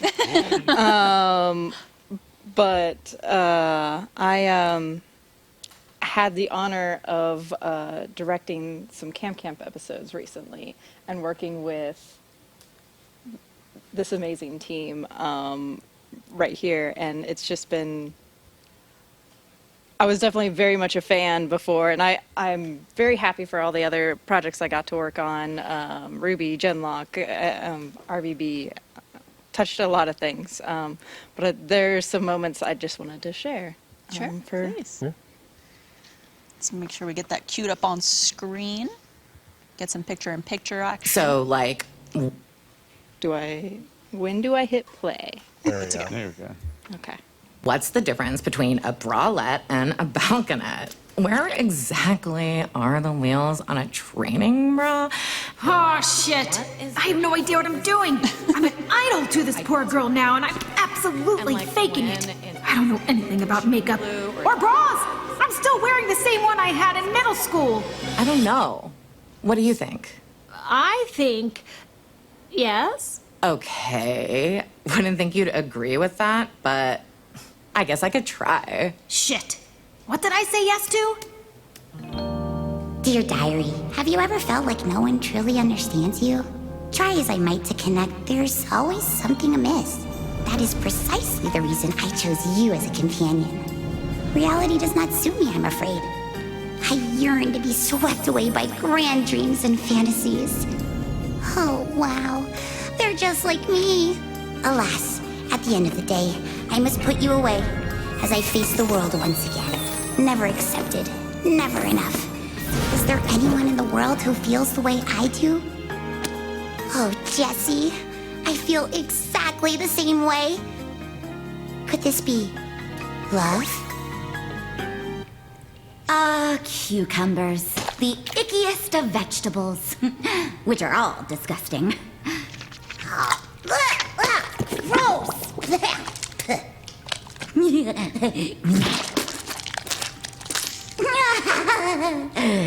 Definitely gross. BK is amazing as Neris, by the way. Oh my gosh. Good job. So good. Fantastic. Can I just say my favorite part in Camp that probably nobody will ever hear is all the walla everybody did. Whenever we were doing recordings, and there was just like, a group argument, group whatever, we were just like, yeah, say whatever you want to the actors, and oh my God, they would just go on. My particular favorite was the fight between, it was the Weather Channel and, what was it, the Guide Channel? TV Guide. Yeah, the TV Guide channel. Yeah. Everybody having their own fights about it. Neil was all about having the scientific data of the weather, and I forget if it was Aaron or if it was Preston that was just like, yes, but the TV Guide is all the channels. So that's what we're doing. And yeah, they're great. And of course, Shannon McCormick. Oh my God, his improv was amazing, So especially as quartermaster. I have a good clip for. Oh, do you? We probably need to start wrapping up, No problem. unfortunately. We are a little behind. We want to make sure we get to everybody before we have to finish the stream. But you guys are fantastic. I just want to say, yeah, real Please, quick. yeah. And I truly mean this for all of you here, and again, everybody we've worked with in animation. There's a lot of red flags with companies talking about like being like a family, but I think it's different when it's the employees talking about it. And I genuinely thought of you all as family, and coming into work every day was a blessing, and yeah, I just really love y'all. Yeah. I will say, I know we got to wrap. I just just thanks to everybody here, everybody in the room. I think the thing that was like, I think there's like a Rooster Teeth that the audience thinks there is, and then there's like when you get here and you like see, like I could go around and like look and point at like a bunch of different people, like y'all are amazing. Like I could look at so many people and be like, oh, you are so amazing at like what you do. Right. And it's just crazy to like be surrounded by that like all the time. And that's the thing that I'm just like always going to take away. Like all of you are amazing. Like I'm just so grateful I got to be around every single one of you. Yeah. I love you, dude. Thank you, guys. Thanks, everybody.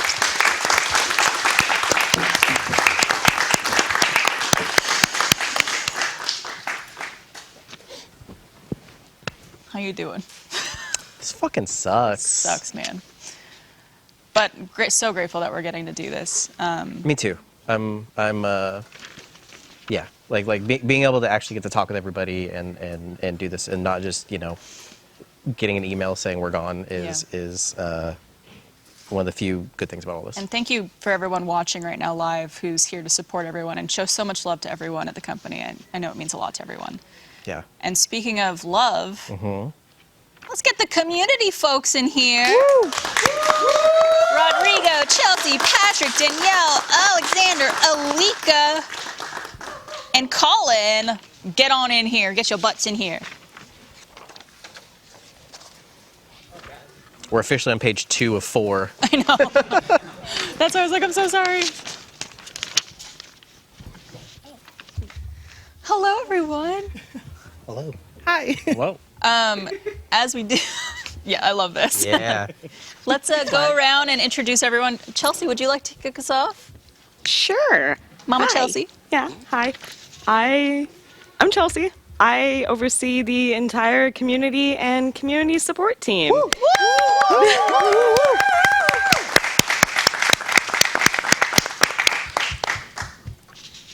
Not pictured is about another 20 people from this team. Yes, absolutely. This, again, like every group we have is just tip of the iceberg of the people who work in these departments and with these groups. It's, not everyone could be here today. Also, it's a very emotional time, so very appreciative of you guys being here to kind of represent the community team. So let's go around and introduce everybody. Hey, I'm Rodrigo. I am the support manager here at Rooster Teeth. Been here for about 2.5 years. What's up, everyone? Woo!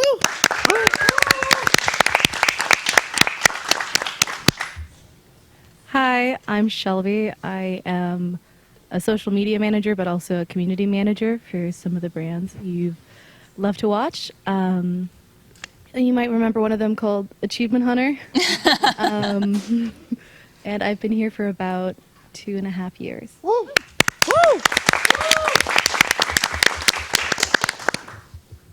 Hi, I'm Alika Zolfagari. I am the community manager for Rooster Teeth and the disabilities BRG lead. Hi, I'm Danny, or Nubian Princess, as you guys might know me.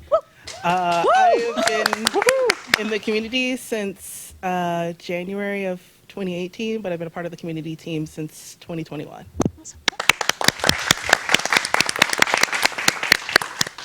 Hi, I'm Alex. You all might know me as NRD. I started out as a guardian for roughly 10 years, and I joined the community team around 2022, starting as like a Discord and live stream moderator and graphics for the Discord and community socials. Hello, I'm Colin Parker, Colin with the clip, and I have been in the community for 19 years now. And so shit. We got him. Yep. If you had money on me first, yep. Don't worry, I already have some in my pocket, ready to go. I joined on as a moderator, and then on my third day in the company, I found out that the company was shutting down. Oh. So let's go. No, but it's just an honor to be here. So thank you. Oh, and I'm on the sport team. I think I said that. Hello, I'm Pat, also known as Braga on the site. My daddy! Never let that die, will ya? No. No. I've been working here for like 2.5 years now, and I'm a support rep. He's a beast. Someone put something in chat that I also wanted to call out. Is the entire current community team is sitting here with the OG community manager. That's Barbara. That's Barbara.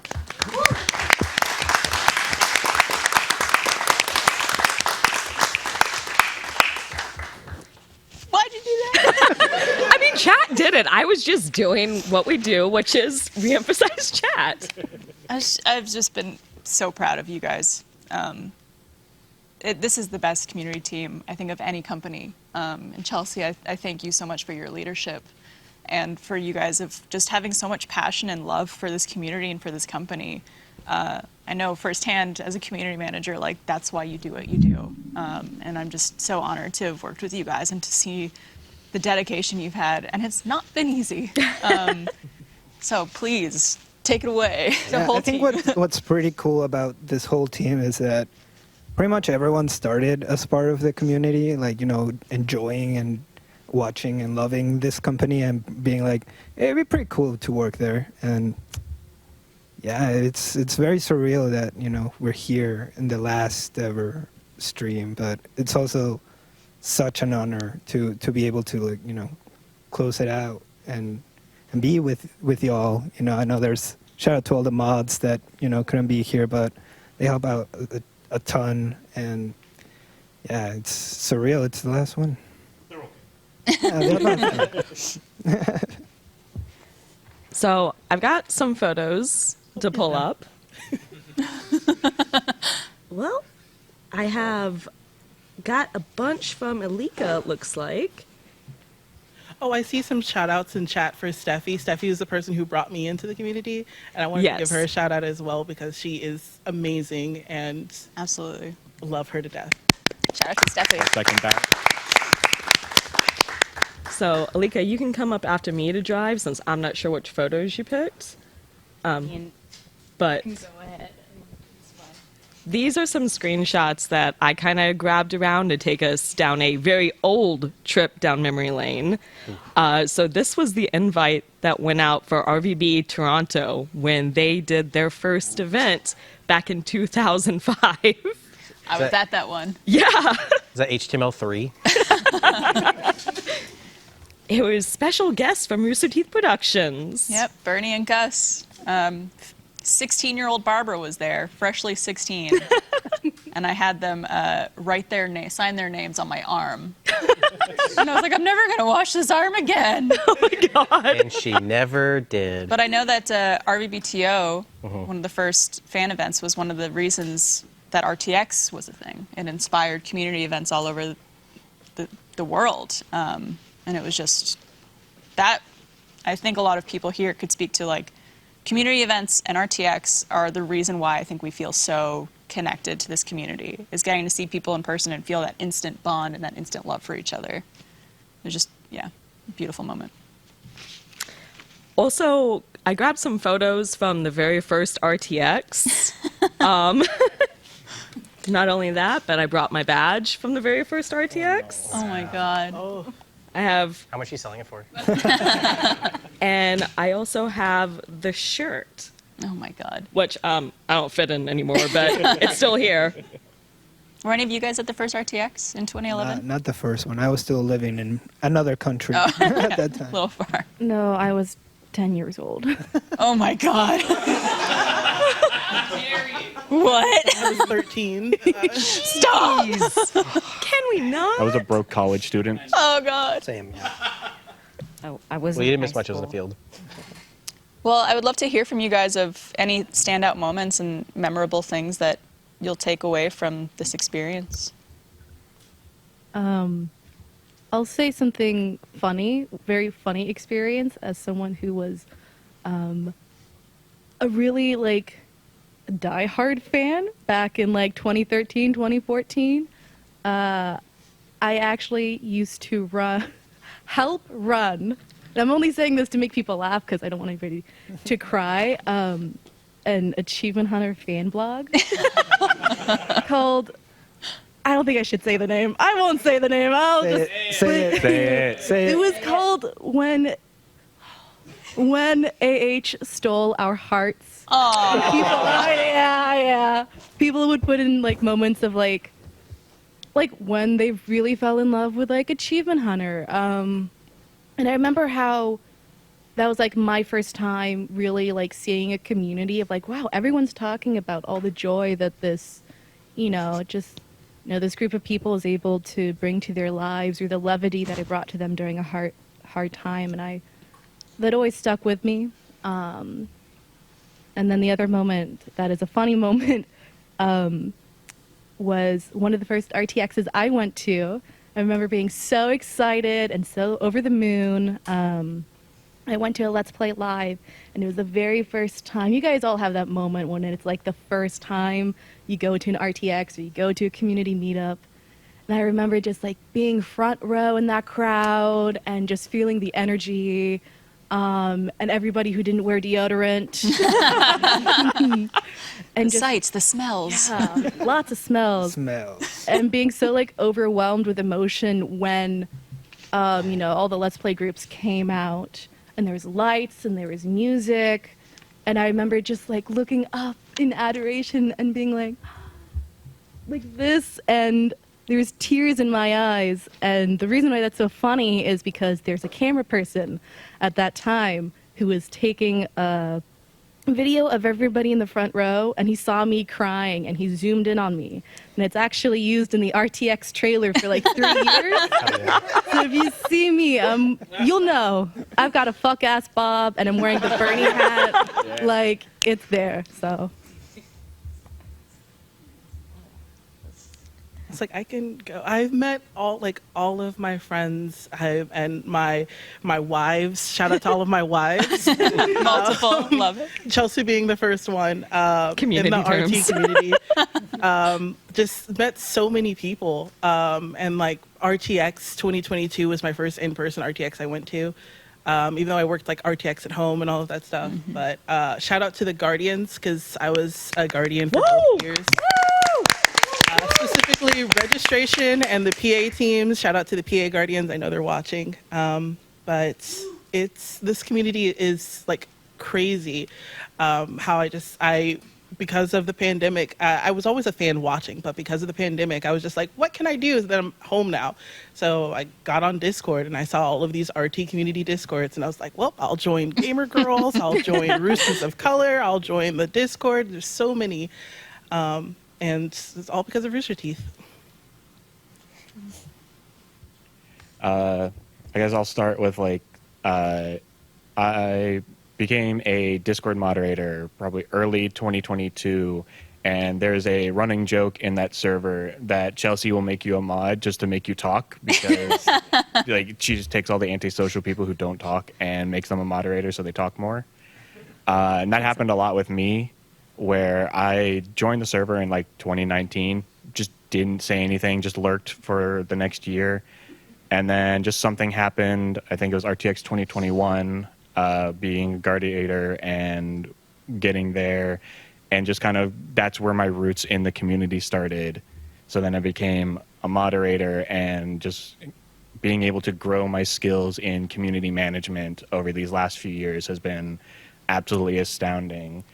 One of my favorite memories from doing community stuff was actually during RTX 2021. It was with this one, and it was the theater mode, I think. We were watching some movie. It was I think it was the Face Jam. Was it the Face Jam? Yeah, because that was the theme of what we were doing. Oh, that's right. It's been a couple of years, guys. Yeah, it was you, me, and another mod, K, who was we're just kind of making jokes with each other, and one of those jokes ended up turning into a mock-up that eventually became the Face Jam booty shorts. The 100% booty shorts. The eat ass ones. Yes. Mm-hmm. Yes. Shout out to those. Those were great. Is it weird, by the way, is it weird for you guys to be seeing chat and not to be able to moderate chat? I'm actively reading it, and I'm just like, all right, I know. I know you. I know you. I was in the audience on my phone, and I couldn't moderate anything on my phone. You're going to be banned. You're going to be banned. Just making a list for later. It was a lot of just like, I hope somebody caught that. I'm coming for you. I don't want to steal another moment, but I saw someone talk about it. Modwall Mod was wall. my favorite thing to happen as well, where it was suddenly like we were in another call. We were doing a mod podcast. Whenever there's a long live stream, we'll go on and we'll all sit in a VC together while we're moderating, and we'll just we'll just shoot the shit and just talk. And one of the mods duo was like, I think I want a piece of that wall. And I was like, do you want me to go steal that wall for you? Because I'll go steal the wall. And so it became a heist. And then because we're moderators and we can control chat because we basically do, we just got chat to just start chanting mod wall. So if I can get like one last chant of mod wall, I'd really appreciate it for those mods that are working right now to have to deal with. We're sorry. I'm not sorry. I'm sorry. For me, I'm going to try and go as quickly as possible because I know I'm going to break. No, damn it. Rooster Teeth brought me nearly every single one of my closest, dearest friends and frequent collaborators, my roommate, actual family. And I've been working for like ages, trying to figure out how to be in this industry, for a long time. And Barb is actually the first person I ever met that I got to talk to about this sort of stuff. And there are so many people in this room and in this building and watching online that were, oh God, sorry. It's okay. I promise I'm a professional speaker. That inspired me so much that I would not be anywhere today without this company, and especially the last 2 years. That one extra life thread just changed my life. And I can't imagine being anywhere else. And like I said, it's been an absolute honor.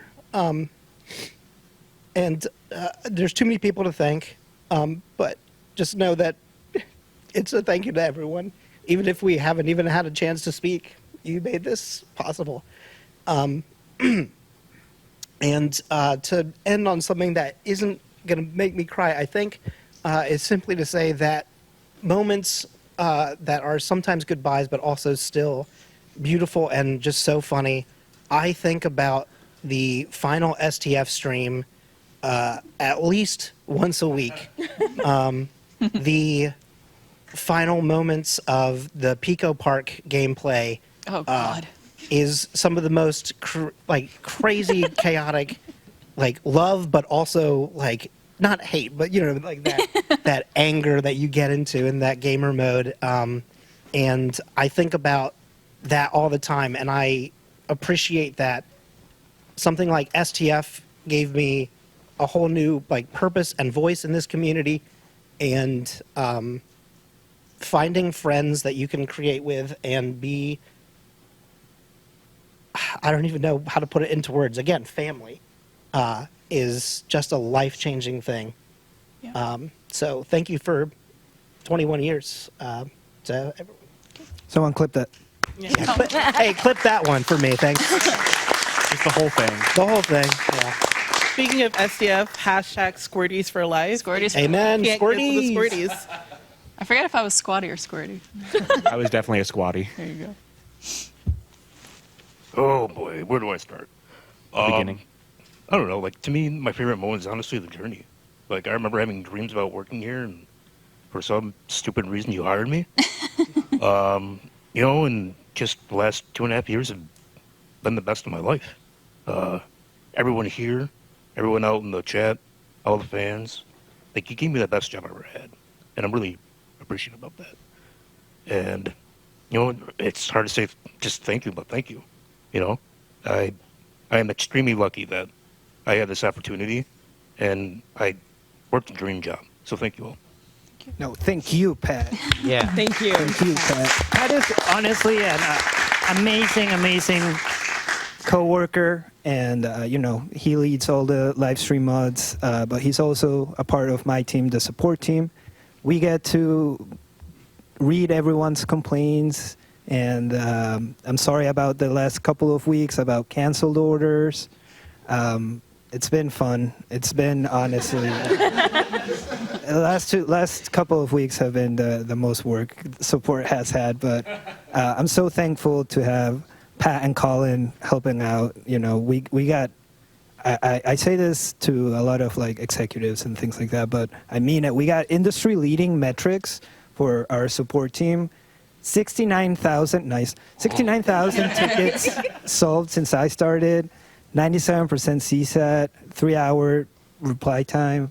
Like this is the best support team in the industry, and I'm so glad that I got to work with Pat specifically because I've worked with him the longest, so closely, and I can honestly call you one of my best friends, which doesn't happen in a lot of companies, So yeah, Pat, thank you for kicking ass day in, day out.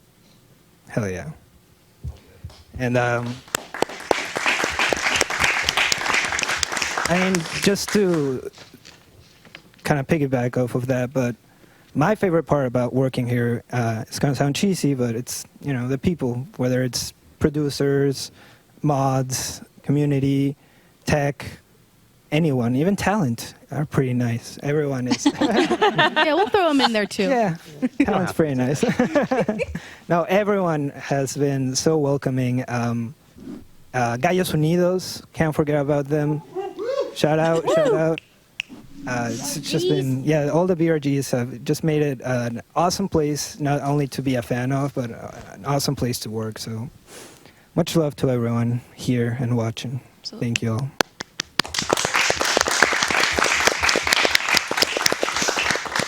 I guess I'll go. It's really hard for me to narrow down like a single moment, but I can try. I didn't know what to expect when I first started. It was kind of got thrown in a really chaotic time. I believe it was, it's actually my 3-year anniversary. So happy anniversary. Congratulations. And it was during like the spring event series, and it was when everything was like virtual and there was just so much going on, and I was like, okay, let's get to it. I just kind of fell in love with the community. I wasn't expecting it to be such a great bunch of people, but it really, really is. And I know that, people say that, must be tough being a community manager. And, but I'm like, no, yeah, it's tough, but I love it. Honestly, I wouldn't want to do anything else.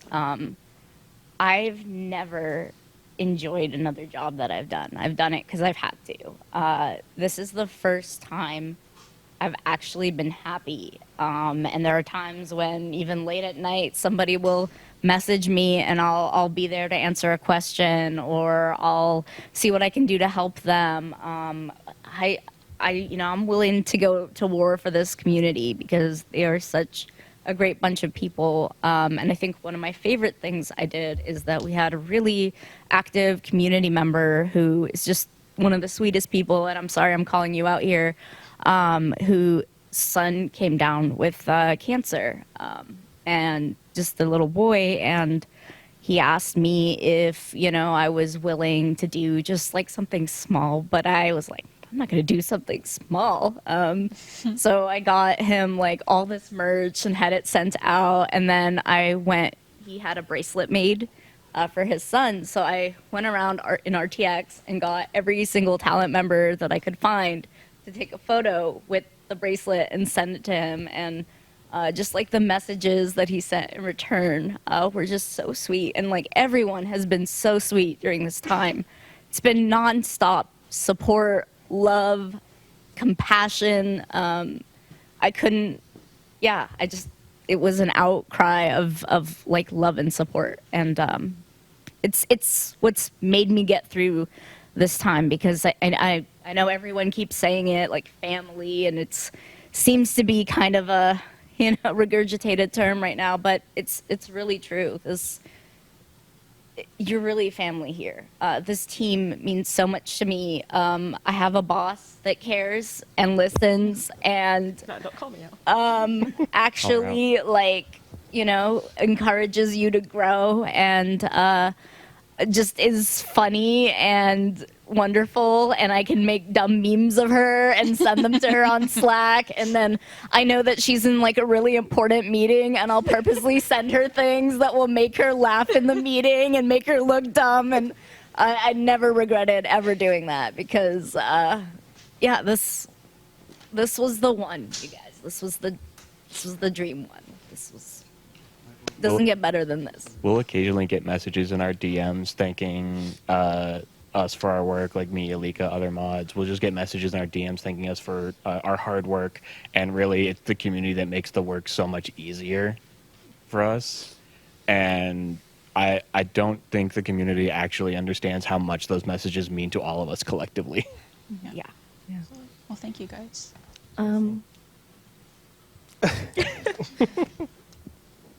I love y'all. Like, period. End of story. Like, all of us came from the community.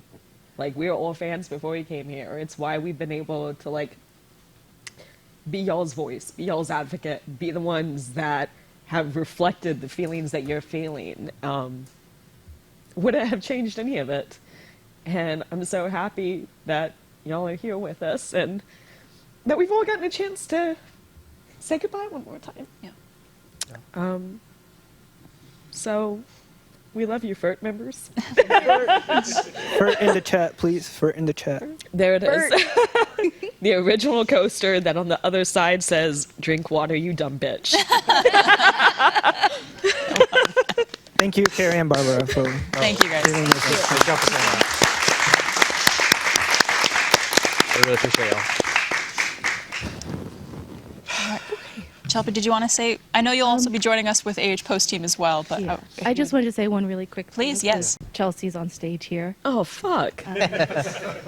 We're talking about community and our favorite memories here, and Oh. Oh no. need the tissues. Yeah. I just really want to shout out. Where is this going? Going to you. I really want to give flowers and shout out to one of my favorite communities here at Rooster Teeth, which is all the women who work here. It couldn't be what it is today without you.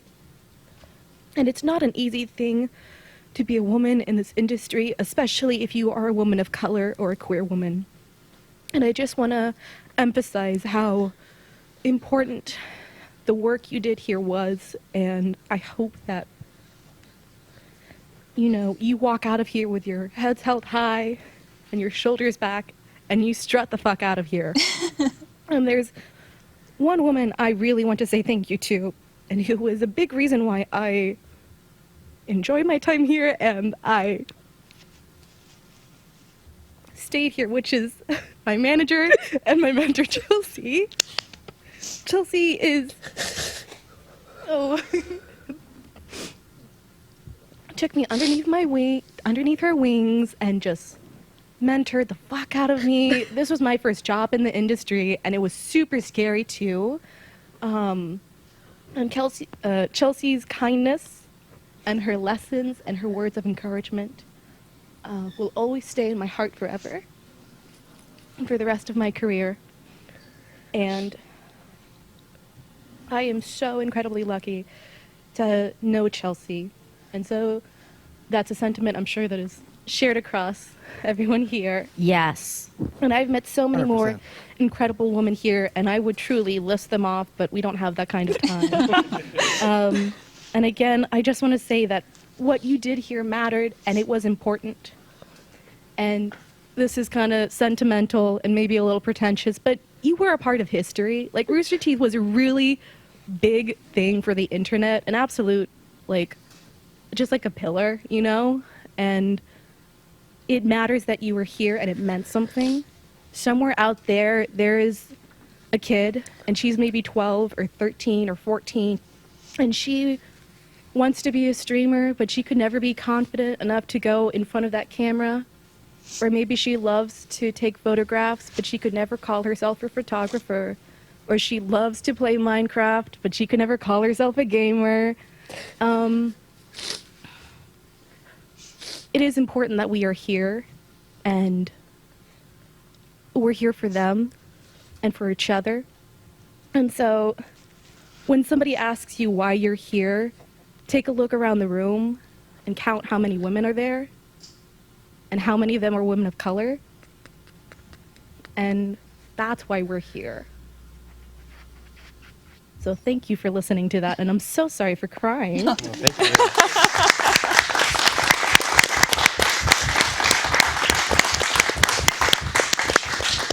Well, thank you guys all so much. Thank you for everything you've done. We love you. Thank you guys. Thank you. Say thank you to the community team, everybody. You too. Thank you all so much. Love you. And we've also got to thank you mods in the chat. Oh, man. Yeah, this is a lot. Well, that was our time, so I guess we'll. I'm just kidding. Just want to also thank everyone for their patience as we go through. And thank you, broadcast team, for being able to roll with the fact that we're absolutely going long. Very going long. Thank you. All right. So shall we bring on our next wonderful group? Yeah. Our marketing and design team. So let's get Philip, Wes, George, Maya, Ari, Ken, Michelle, Tony. Get on up here. And everyone else who is coming too. Yeah.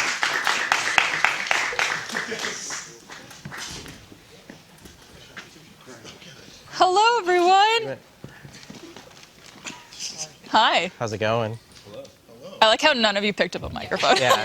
Y'all want to, We all There we go. did not Oh, speak. yeah. It's going to be a really interesting segment. Well, I would at least love everyone to introduce themselves if you're comfortable with that.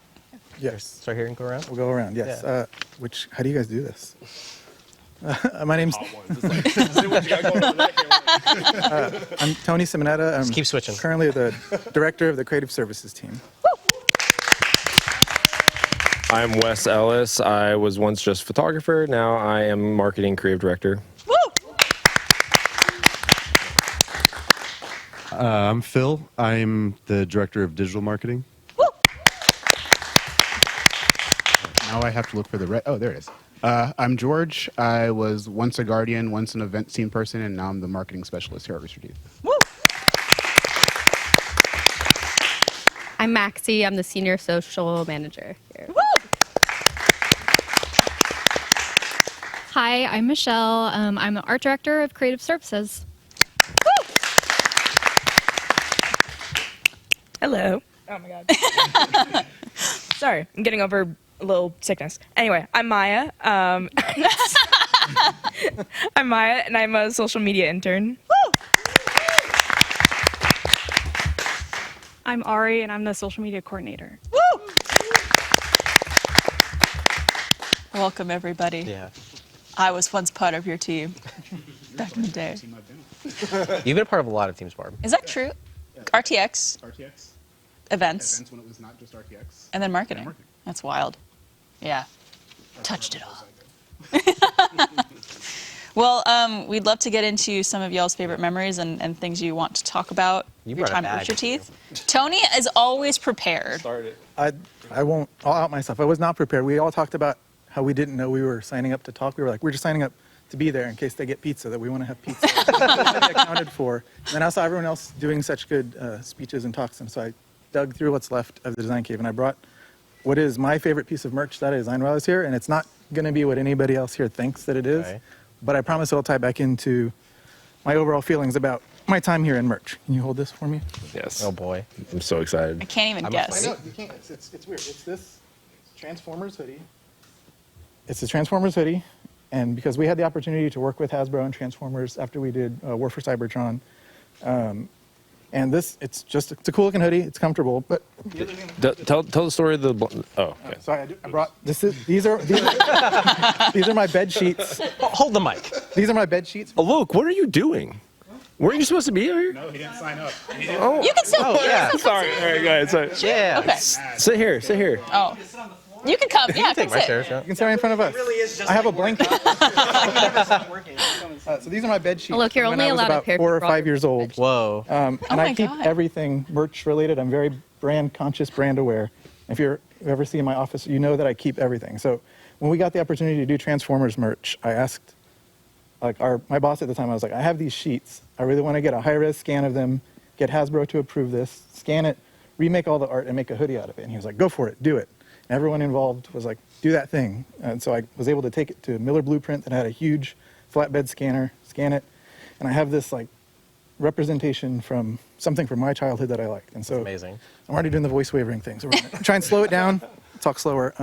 So I think that's how I feel about merch here, is that it's cotton, it's plastic, it's stuff. But I kind of hope in 30 years somebody has a bag on their thing and they pull out, a Sauce Monkey thing or an Anal Passage shirt, and they're like, I made this cool thing, or this inspired me to do this thing.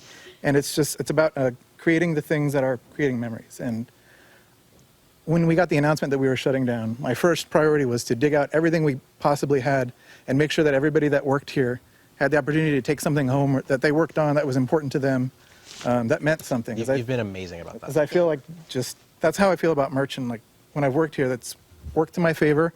I've been kicked uphill, as I like to call it, by everybody that I've ever worked with. I started as a marketing designer, and I just was looking at my first Slacks with you, and I didn't send this picture in for obvious reasons. My first Slacks with you, you were in Day 5 as Flip from Slumberland. Yep. And I was doing photo retouching on something, and you sent a picture, you're like, the bikini area of this costume is bunching up a little bit. Can you Photoshop that out?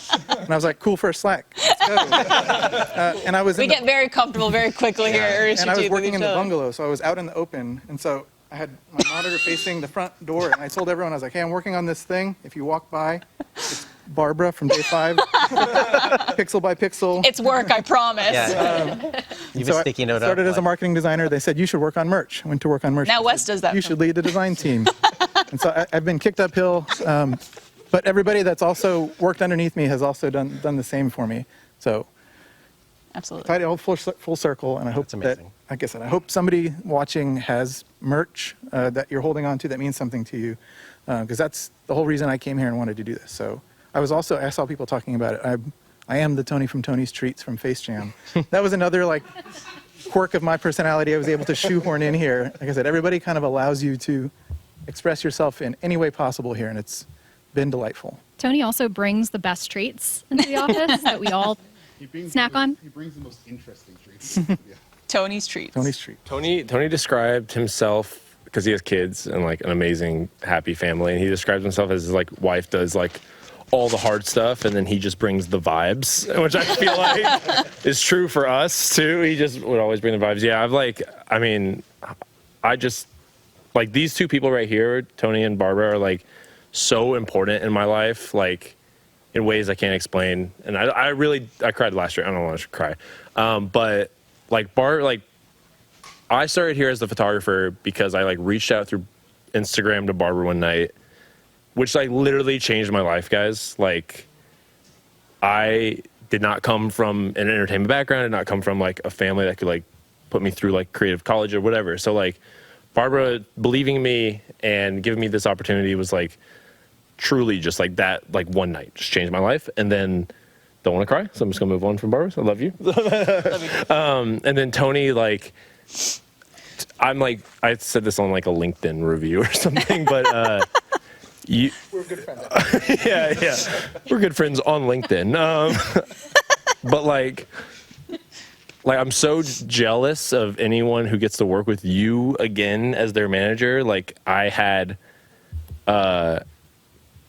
bleep managers here, and then I had Tony, and Adam Burson, also great. I don't want to throw him under the bus, but Tony is like the first person in my life I've ever considered, like, I mean, I'd say like a fatherly figure, but like he's not that much older than me. He's like, but he's like a big bro. He's like from day one, we realized that we had like so much in common, despite we're not that close in age. He's like 14 years older than me or something like that. But he could be your dad. But and then like I don't know, just like from day, I think we like showed up. Like I got hired in October, and then like we had a Halloween event, and we showed up in like the same Halloween costume, and we're like, yeah, we did like Harry and Ron, and then we did Marty McFly, like both of the same events, same week. Just like one of my favorite people ever, Tony. One of like you empowered and like just empowered everyone around us, and just taught all of us so much about like, I think I also said this on LinkedIn, but you taught us to be like better people. Like not only are you like the most creative person I've ever met, and like the most kind and like gentle and like sweet person, but you're also like, you're just, I don't know, you're just a good person. You just taught us to be a good person. And that's what I take away the most, is that like Barb changed my life, and then you like taught me to be a good person. Anyway, that's all. I don't know. It's really heavy. That was super personal. Anyway, Phil, say something fun. He's a professional rugby player. Well, I was going to talk about merch. Talking about merch that people have. All of our Rooster Teeth gift cards that we get every year, I used to send like Ruby body pillows or mouse pads to friends just unexpectedly, or eat ass shorts. So they just will randomly get a package from Rooster Teeth, and it's like, you know, booty shorts. The best memories. Yeah. So there's some people cherishing some of your merch out there. But yeah, I mean, Rooster Teeth I've been here for a little over 6 years now. Definitely flew by. It doesn't seem like that long ago. Chelsea was giving me the office tours around here. But yeah, this place, like I've gone through a lot of very significant life events here. It's like I came here, I had one job here for a brief time before, like out of college, and then I got hired here.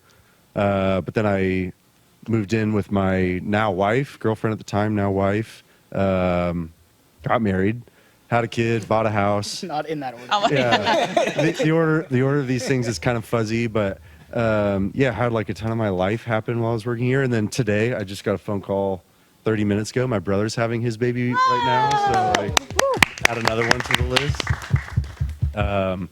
But yeah, like this place, we talk about how we like enable like you guys, the creators, to pursue your passions and create whatever you guys want. But I think it applies to everybody that works here, because I got to, for 3 or 4 years here, got to play professional rugby and just like do a flexible schedule, and like we made it work with everybody here. I got to travel around the world playing rugby while still working here, and like that was my passion. So Rooster Teeth like still allowed me to pursue what I loved, and I will be forever grateful. And I don't think that would have worked anywhere else. So yeah, this has definitely been the experience of a lifetime, amongst all the other things. Like my first RTX, first convention. This is my first time being on camera also. So first and last, it looks like. But You got a lot of compliments on your mustache. I've seen a couple. Yeah, thanks everybody. So So yeah, love this place. I'll never forget it. Love everybody that works here. Never forget you guys either. Yeah.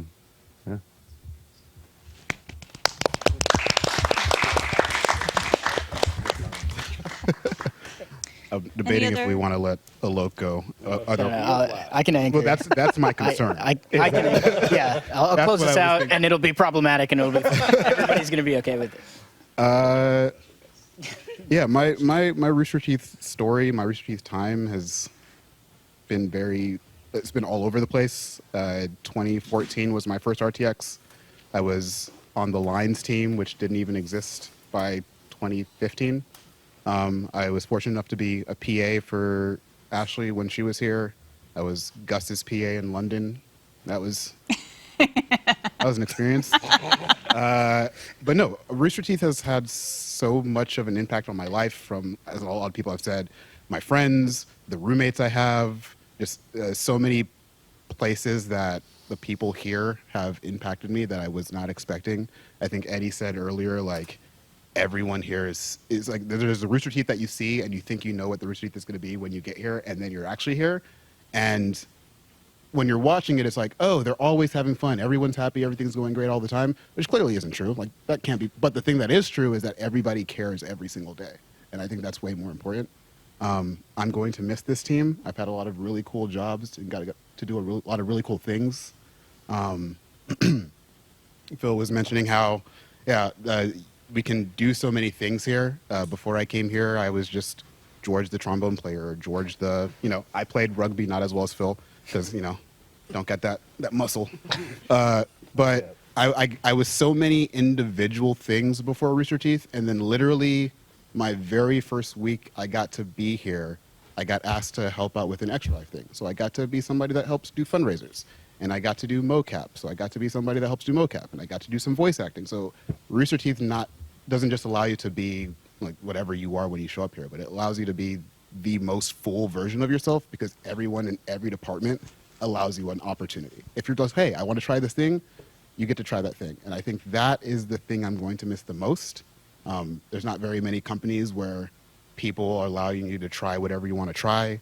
There aren't very many companies where people who are above you or ahead of you, they tend to feel a lot more protective of their space, right? It's a lot of competition, but I never felt like there was ever competition here. It always felt collaborative. And I don't know if I'm going to get that again when I leave here, so I'm going to cherish that for a very long time. Do you want your mic or do you want Phil's mic? Both. Yeah. No, good. Okay. We have too many mics. I admittedly did not sign up on time to be on camera, so I'm going to be really quick. I don't want to take too much time. But I just think back to my very first day, 6.5 years ago. Me and Wes were in the same orientation, and he was super excited. He was like just telling me about how stoked he is to be here, and he's like, "Oh my gosh, I was here last week or a couple weeks ago as my tryout. I photographed Jeff. It was so cool, coolest moment of my life." I'm like, "Oh my God, that's so cool." I'm like, I have no idea who Jeff is. And I just felt this imposter syndrome being here. And I was like, so many people would want to be here before me and know this place, and this is their home, their family. And I just was really nervous. I wasn't going to fit in. I've never played video games. I was like, I'm not supposed to be here. Somebody else should have had this job. But really quickly, I felt super welcome, not only by my team, the marketing team, who's absolutely incredible, so much fun to work with, but also the community. I felt immediately welcomed. So yeah, I don't know. I'm just really, really thankful to have been able to be here 6.5 years. I don't imagine I'll ever find a job nearly as fun or exciting or ridiculous. But yeah, just happy to be here and gonna miss everyone. Here for the vibes. Just here for the vibes. Man, I said to myself I was just going to wing this when I got up here, and that was a bad choice. I have so many things that I want to say, and I don't remember any of them. I guess for me, the coolest part about working here is that our department gets to, or got to, work with everybody else. And I feel like that's kind of rare at a lot of companies. Being a creative services team, we literally touch every single department, whether it's a brand that's coming out with a new show, or facilities needs a sign, or BRGs needing logos, or events, needing RTX needing signage. It was just really, really cool to get to know everybody, have those meetings, those one-on-ones with people. You know, like I'm looking at Barb, and I just remember like doing like your merch line back in the day, like when I worked on the merch team, and some of my favorite stuff ever. Yeah, it was just super cool and super fun. And I think another highlight for me, I would be remiss not say like voicing in animation department, voicing Fiona Time. Mm-hmm. I somehow tricked them into letting me do that. You auditioned, you're great. It was just so fun. It was always like a dream, like a weird pipe dream for me to like voice a character in something, and to get that role was just such an experience, such a cool experience. So like George was saying earlier, like this company really like pushes you to go outside of your comfort zone and try new things that, you know, you're not normally getting to do. So that was really cool. And then also like when Tony like came up with, or I forgot who came up with the idea, but to do like a shirt for her. And I wasn't even working on the merch team at the time, but like, hey, we want to make a shirt for the store for Fiona Time. I'm not an illustrator. I don't pride myself on illustration, but I tried my best. I made the shirt and got to like model it afterwards. And it was just like a weird full circle thing for me, being able to like be a part of so many different things going on. So I think this company has a lot of like unique experiences like that. Yeah. I want to say something. Also, Michelle designed the logo for My Hero Academia, and like I feel like that's So like cool. everyone in here just like gasped. Like no one realizes how like legit she is, and she's so humble. She's like, they let me make a shirt. It's like, all right. Anytime Michelle posts like, "Oh, here's things I've worked on in my past," and I see that one, I go, "What?" Yeah, exactly. Just a few things. Exactly. No, thanks, guys. Anyone else? Is it my turn? Yeah. All right. Well, first off, hi mom, hi dad. They're watching. Hello. I'm Maya's mom. And I'm Maya's dad. Oh, my dad's very disappointed that Artie's not here. Just want to let you guys know that. Artie's dead. Yeah. Yeah. It's time to welcome our next guest. Yeah, no, I have not been here very long. Obviously, I'm an intern. I was only here less than 8 months, less than Sammy. So I don't know if that's a flex, but it's been a really great time. I made an effort to like come into the office every time I was scheduled, and I did that just because like I wanted to meet people, I wanted to talk to people, I wanted to get to know everyone, and just kind of soak it all in as much as I could. And I'm really glad that I did that, because I've met so many cool people, and it's just been a really, really great experience. To the person who says, who's that person again? I'm a social media intern. You're a fake fan. If you don't know who Maya is, you're a fake ass fan. What the fuck? Been here for 20 Follow me on social media. No. Yeah, I've probably made a dumb TikTok that you've seen before, so that's what I did. But it's been a really great time, and I'm just very thankful that I've gotten this opportunity. There you go. Yeah. My turn. I'm not good at public speaking, but There's only Yeah. there's not no a whole lot of cameras. people watching or anything. it's fine. So I started here 2 years ago. My 2-year anniversary was actually 2 weeks after the company got shut down. Oh no. But it's fine.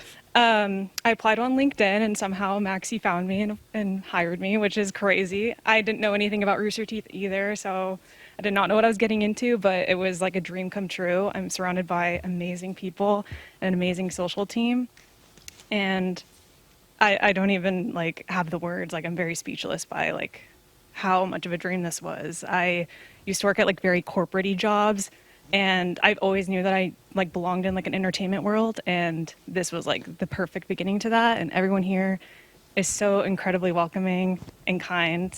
And yeah, I think one thing I want to mention also that I wanted to talk about on here was that on Ruby, I work on Ruby socials, and there's a She's the Ruby, the Ruby intern face reveal. it's time to do the Ruby intern reveal, and that is all 4 of us. So you will never know exactly who it is, but it is a mystery. It's like It's a conglomerate. it's like Batman. It's usually Ari. usually Ari. Ari's Ruby intern. You know those like AI face morph things? Yeah. I want to see that happen. Ew. Someone else in the chat was also like, oh, Maya, do you have the list of all the official RT accounts? Yeah, they're all in my brain. Yeah. Because when I first started, I didn't realize just how many I had to keep track of, and I had to make a whole list of it. And I was like, Eventually it got easier, but it was like I made like a spreadsheet, like connecting all the brands to each other. I was like, I have to keep track of that There's one, a that lot. one, that one. Ruby reveal, let's go. Also, another memory that I have from my RTX. I attended my first RTX 2022, and a couple weeks before, this is Ruby related as well, there was someone that tweeted, like, that I found of them, like a picture of them in a Garfield costume with the Ruby dress on, standing in a corner of the room. It had 0 likes, 0 retweets. Oh, no. And I was like, what the hell? And I had to respond quickly. And I was like, I'm going to find you. And we kind of started off as a joke, being like, okay, we'll find them there. But then Maxie was like, no, you really do need to find them. And so the whole weekend, I scoured around RTX and I found them and I made a TikTok. I think I put it in the media thing, but yeah, I made a TikTok with them and they were really cool and it was really funny. So That's yeah. amazing.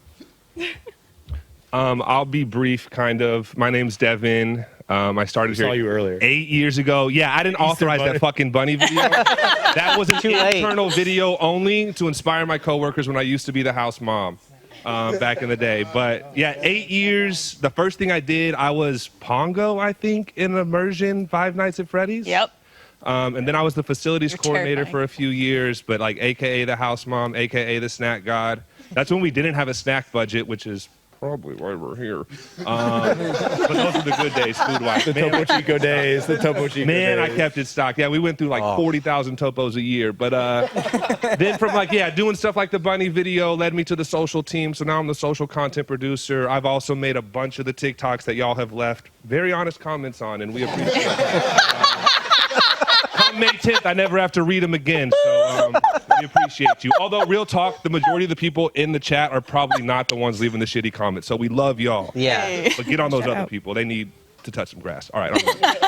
I'm Evan didn't want a mic and was like, no, I gotta get this. You know what? I know. He had something. That deserved like a mic drop at the end. I do want to say something about the Topo Chico. It was so funny because at an end of year all hands once, there was like this presentation. It was just showing like some fun facts about the year, and it was like 20,000 Topo Chicos drank this year, and we're all like, oh wow, that's wild. And like 2 weeks later, it's like no more Topo Chico. Yeah. Like we shouldn't have shined a light on how much money we're spending. That was truly the end of it all. No, yeah, I got a Never- Slack from John Mace one night that says Bernie wants to know how many Topo Chicos we drank this year. So I like pull up all the spreadsheets and I'm doing math for the all hands, and that was it. It's for nothing. You're like Zach Galifianakis in The Hangover. You're like, I made that deck. I made the graphic. Well, look, you want to close us out? Yeah. Yeah, I'll close this out. I also did not sign up, so unlike everybody else, I'm going to do my best. Yeah. Oh yeah, I'm Alok. just remember, you can lose your severance. Oh, that's true. Shit, Hannah's not here. Yeah, she's right there. I'm Alok. I do digital marketing, so this mustachioed man, I spend every day just doing whatever he tells me to do. There's a lot of crazy shit. I'm so glad that Vina is not here to see what I'm about to talk about. But I've always ran this bit since probably, what was it, 2020? I don't know, one of the Octobers, one of the many Octobers that we had. Don't cut the feed. All right. Keep going. I've always You have ran to this wrap up bit soon. of saying anytime there was any sort of minor inconvenience, it would be like, all right, that's going in my twit longer when I leave. And, I thought about it after the announcement was made. I thought about it. I was like, and it was all in a joking manner. I was like, what would I actually put in there? And I think out of everything, it would just be, other than my love for Wes Ellis in a purely romantic way, would probably just be that every single person on this team, every single person at this company that I ever had the pleasure of interacting with, I don't think I could think of a bad time. Like, everybody here is so positive. They're so great at giving affirmation to one another. There is only building up of everybody here from every angle and every opportunity that people have to support one another, whether something went really well, whether something went really badly.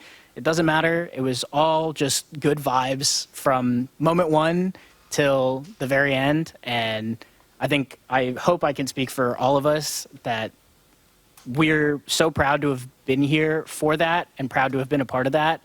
And we really did. I know, I think Shelby said it earlier, like, it's cheesy, whatever, but Rooster Teeth is absolutely a mark on the history of the internet, and to be a part of that and to be a part of that influence that this company has had, something that was a huge part of my life growing up, and to be a huge part of my life now is just an honor, and it's something that I don't think any of us are ever going to forget. Maxie put it really well when she said, we're never going to find anywhere that's as fun to work and as great to work at as RT.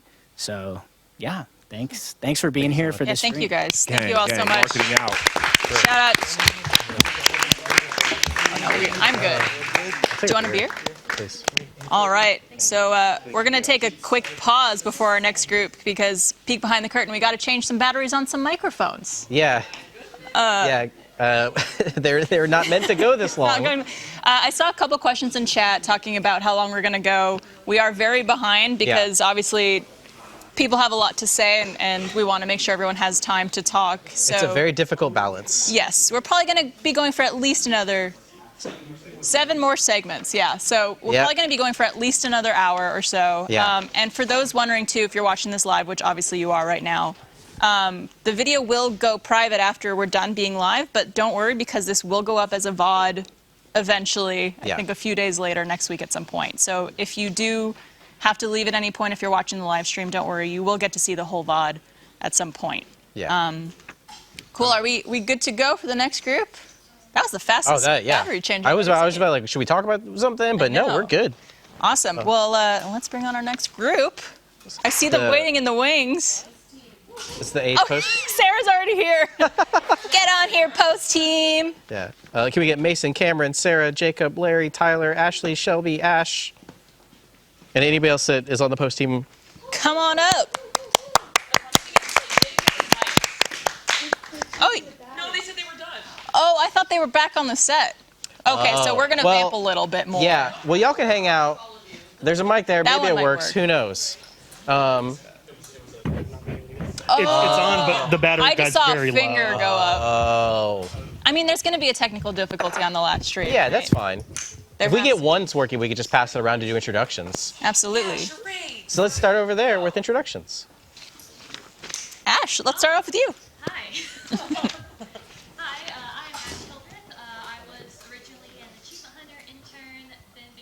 A junior editor for Achievement.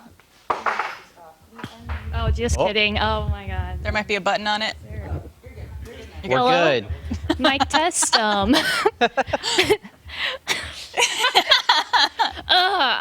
I'm Ash Children. We'll fix it in post. It's fine. No, we can't. That was a joke. I was originally an Achievement Hunter intern in 2020. Then I got brought onto the team by tricking them into thinking I was good at my job as an Achievement Hunter editor and have edited for a bunch of different brands. Most recently, I was the main editor for Inside Gaming. That's it. Sorry, we got distracted by a beer. Yeah, just a beer period. I didn't even see Tony. Thank you.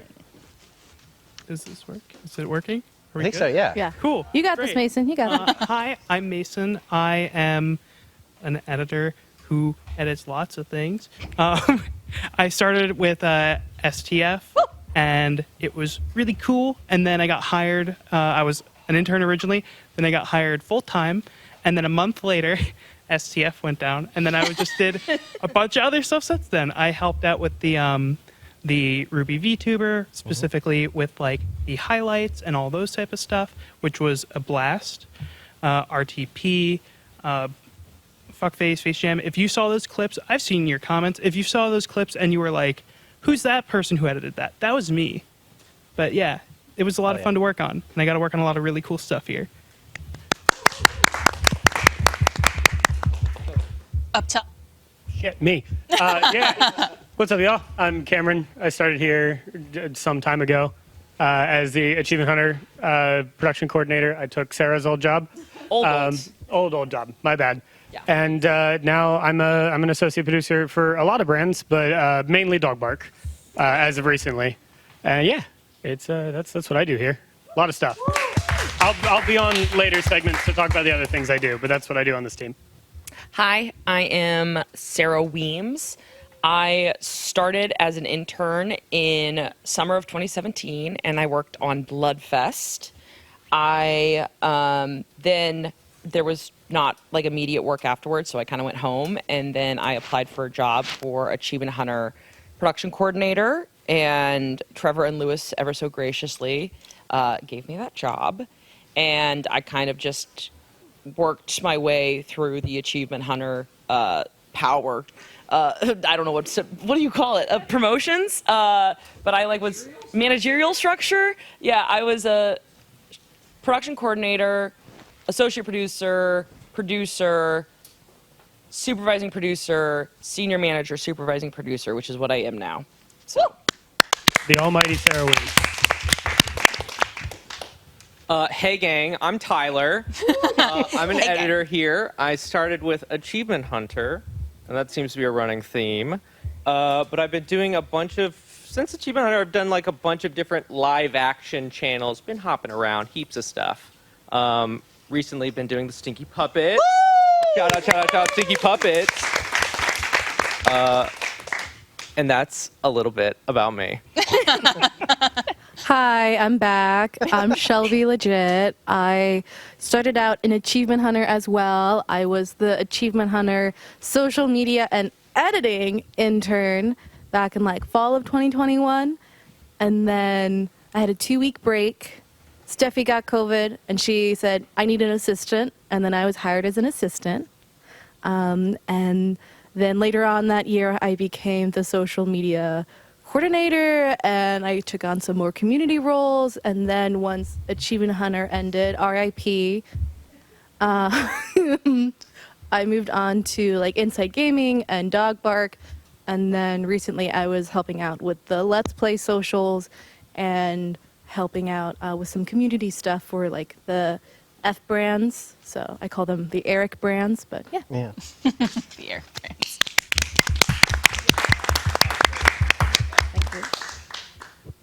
Hey gang, Jacob here.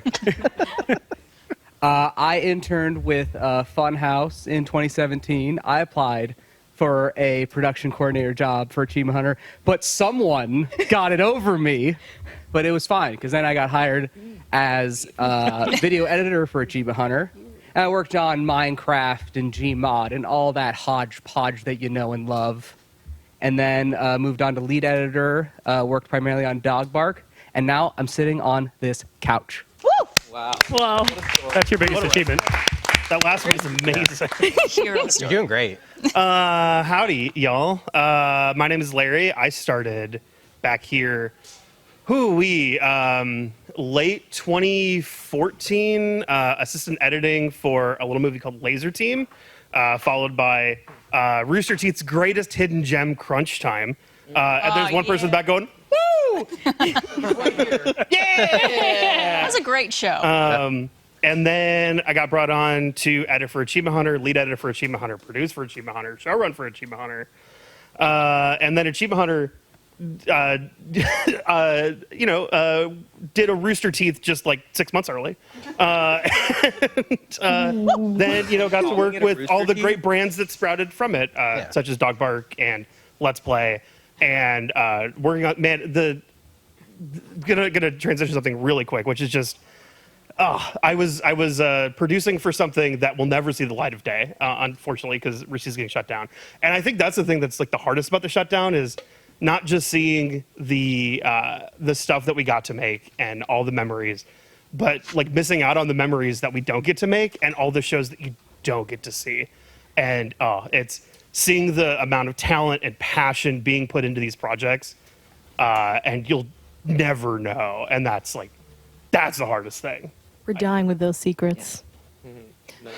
So on that bummer note, I was going to say something else, which is that there are other post team members and AH Gaming and other teams that are not able to be on this. And I just wanted to shout out, or even the lead, most of your guys' lead, Ashley, or I guess she's post producer. She's her and Jaren are off in Vegas, and you've got some people. We have some editors that are at home, and I just want to say shout out to them too.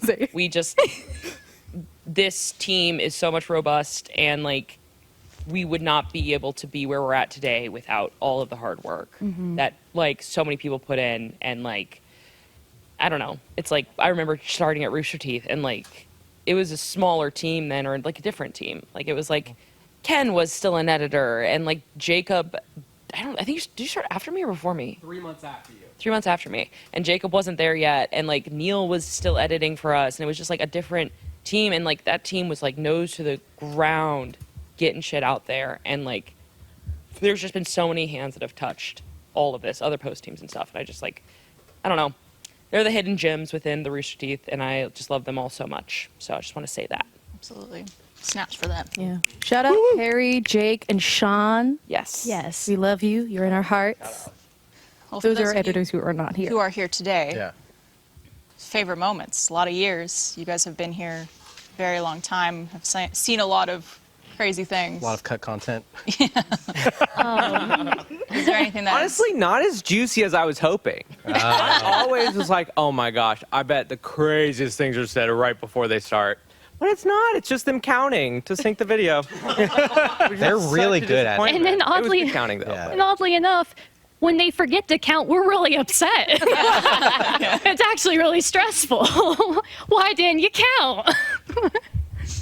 I have a favorite memory, and this might be like, I don't know. I have a lot of favorite memories. I got privileges to work on a lot of amazing things, like with Jessica Sami in live action, and like Hannah and Andre, but like even just at Rooster Teeth, like I think some of my fondest memories in the weirdest way were also like during the pandemic, because like it made us all kind of closer. Like Ashley, who's the leader of our side of the world, she was like, okay, well actually this started with every single day post team, we were in this building and the coffee was over in stage 5.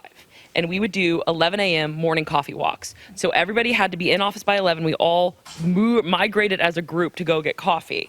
This was pre-pandemic. And it was just like a fun little silly thing that we did. And if you were late for coffee, then you had to go by yourself. And we shamed you for it. We're like, oh, how dare you? And then when the pandemic hit, Ashley's like, okay, 11 a.m. coffee time every morning, but we just do it on Zoom. And so every single morning she did like morning catch-ups, like what is everybody working on, what's going on in your lives, how are you doing? And like we had a lot of fun with like Zoom backgrounds, and we'd like all like work with each other to fuck with each other. Like there was a time that they all made it like my favorite breakfast food without telling me, and waited to see how long it would take me to notice. There was a time that Larry figured out how to put his Animal Crossing. I need to know the favorite breakfast. Oh, biscuits and gravy. They all had different pictures of biscuits and gravy behind them, and they were waiting to see how long it would take me to notice. Yeah. My favorite background was, I'm going to toot my own horn here, toot toot. The Animal Crossing? No, not the Animal Crossing. When I had to run into the office for something, and I took photos of everybody's desks from the perspective of it being right behind them. Yeah. And then we all started the day, and it was like we were at our desks.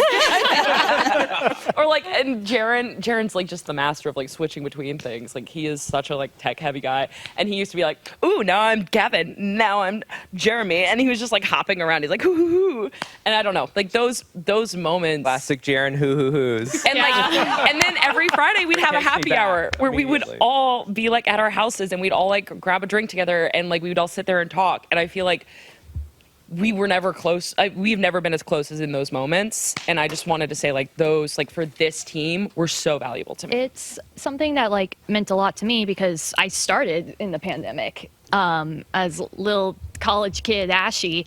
And it was something that, like Sarah said, the little Zoom calls and stuff really were special because like we would do this thing called I'm really nervous about everything in life ever. And so a lot of the editors especially would like stay after and make sure that I was okay. And it kind of turned into like just us learning all these little bits and like doing little things. And I feel like that's a lot of where a lot of my confidence, both personally and editorially, kind of came from. And also how I made a lot of my friends. I think one of my favorites was the origin of Team Same Shirt with Larry. Oh, God, that was so good. We used to, like, I don't know, we wear clothes, guys. All from the Rooster Teeth site. From the Rooster Teeth store. Yeah, so we own clothes. And me and Larry, by accident a couple times, wore the same shirt, and we'd be like, hey, nice shit. And so one day, there's a sale on the store, and I get a text from Mr. Larry going, hey, why don't you go buy these 5 shirts? And every single day when we would have our 11 a.m. meeting, we would wear the same shirt and go, whoa! Oh, and this was something that like originally was a bit on camera, but then it just became us just doing this, and it was just something that meant a lot to me in like the sappiest way, but also was the stupidest thing because this was funny to no one except for us. Hey Ash, nice shirt. Hey Larry, nice shirt. Thanks. I've been wearing it to the office every day for the last 6 months, and none of you noticed. I don't come into the office, that's why. Larry, I'll be honest, Yeah. I did notice, but I was like, I must not know about whatever this shirt is, and there must be multiple versions. I didn't want to say anything. I thought it was just your favorite shirt, so you. Larry, it's okay to have inside thoughts. So we get surprise. We get shirts at a discount as employees. Whoa! So I bought 11 of these and decided to wear them to the office every day until somebody said something. Amazing. And nobody ever did. I And did. now it's 6 months later, and the company's dying. I've been holding on to this secret. And Andrew Panton, you're the only one who knew. You and me. You've been doing this 6 months? For 6 months, and nobody noticed. A lot of horrible friends. Yeah. Larry, I would like to say. Did you say something? Because we didn't just it's your choices. That would be a weird thing if I said something. That would be weird. Why do? It's not Wait, weird. do you want me to know, Larry? Do you wear dirty laundry every day? 3 months in, it's fine to say something. No, Larry, are you okay at home? Are you going through something? We lost our jobs, Larry. Oh my god. But this is the kind of thing that we do just to entertain us, not for content. Yeah. Nope. So not for anybody. I want to come back to something we do for not for content because I want to talk about something Jaren did pre-pandemic. Oh, Kent? Kent. Oh, so pre-pandemic, Kent is the sweetest sweetheart on the planet Earth, and Kent is a loving father with children, and he was always so excited to go home and see his children. But at the same time, he didn't want to leave because he was having fun. And so every single day, this man would say goodbye like 7 times, and he'd be like, "All right, time to go. Bye, everybody. See you tomorrow." And then he'd be like, "Oh, well, what's going on over here?" And then he would be like, "All right, time to go." And so Jaren started keeping track of it to see how many times Kent would like say goodbye. And then you guys started making a game out of it to see how many times you could get him to say it. And Kent never knew because the pandemic hit, and then Kent moved to sales. Thanks for. But we love you, Kent. We love you so much. But like, right? Do you have anything to add to that, Larry? Oh, no. I do want to make sure we get to everybody. Sorry, Yeah, no, I'll just Because we do have to wrap things up a little. This is the worst part about it is these stories are amazing, and I want to hear all of them. Well, I mean, and thank you, audience, for listening to us. We've Yes, gone absolutely. hours over, and we ain't stopping anytime soon. And it's just such a testament to how magical the place Rooster Teeth was. And you see a certain Rooster Teeth that is on the camera, and there's such an amazing Rooster Teeth behind the camera. And I really hope that if you've never realized that, and so many of you have, because so many people here shouting post-team and being excited are the lovely people who during the VOD are not going to go, "Where's Gus? Where's Gus? Where's Gus?" Who do care about everybody who's here, and it's so amazing. And thank you so much for watching, and thank you for letting us one last time kind of indulge ourselves as we really get to reminisce and just have this like little moment, between us, but between y'all, to just kind of share about how wonderful it was to work here. Absolutely. Any other final words? Wait. Did nobody else have any favorite memories? Okay. Well, I was just going to say one of my favorite parts, like everybody else, is like the little jokes we play on each other that don't make into content. I have like a bunch of rubber ducks I keep at my desk. And they were just for jokes. And I like to line them up in a row. And then Larry likes to come and knock them all down. Or they hide them around the office and I can't find them. So those are jokes that people play on me. And then one of my favorite ones is... That's bullying. Let me tell you about the time they all glued shit down to my desk. One of my favorite times was in the first 2 weeks of me working in office and meeting Tyler. I didn't know a whole lot of people, and I've probably spoken 2 words to Tyler virtually, but I found out because he told me and Aaron Porter, shout out Aaron, love you, that he hates eggs, but he was also the editor for Egg Jeopardy, which is something we did not know. He hated eggs to disgusting amount. Like, he hates them. So I thought it'd be really funny that whenever he was editing Egg Jeopardy, I would write a smiley face on an egg and leave it at his desk. And then I never talked to him about it. Okay, great. Yeah, real quick, we're all about to get new coworkers, so I guess just like a quick tip is that's not a great first impression. for all of our new workplaces that we'll find, do not leave eggs on people's desks when they don't like eggs. No. Or if they do like eggs. So I guess that's something we can take away from this. It's all about growth. That's a really good heartfelt sentiment. Yeah. Thank you. About eggs. Thank you, Post Team. Woo! Post Team did stuff. Wait, but did everybody say something? Did everybody feel good? I know that we're supposed to be rushing, but I just want to say. I'm in later segments. I will save my stuff for when I'm in later segments, so that everybody here that isn't in the later segment gets time. But Also, for the record, it was Trevor Collins and Matt Bragg who super glued ceramic things to my desk that I could barely use my desk. Yep. Andy glued stuff too. Andy, oh my God, Andy Blanchard glued a giant dildo to the bottom of my desk at one point. Allegedly. And it took me weeks to notice. Thank you all so much. We really appreciate it. It only took 3 goodbyes to kick us out. All right. Thank y'all. Thank you guys so much. And again, No, you're fine. Yeah. It sucks. Like we want. I wish we could have more time. 5 hours for every group each. Yeah. You know. You could hang out here. Barb, who do we have next? We got some very stinky folks relevant coming. here. Some Live action stinkers? folk. Come on up. We got live action and Stinky Dragon folks coming on. Do you want to switch? Hannah, you're in this. Hannah. I have a lot to say.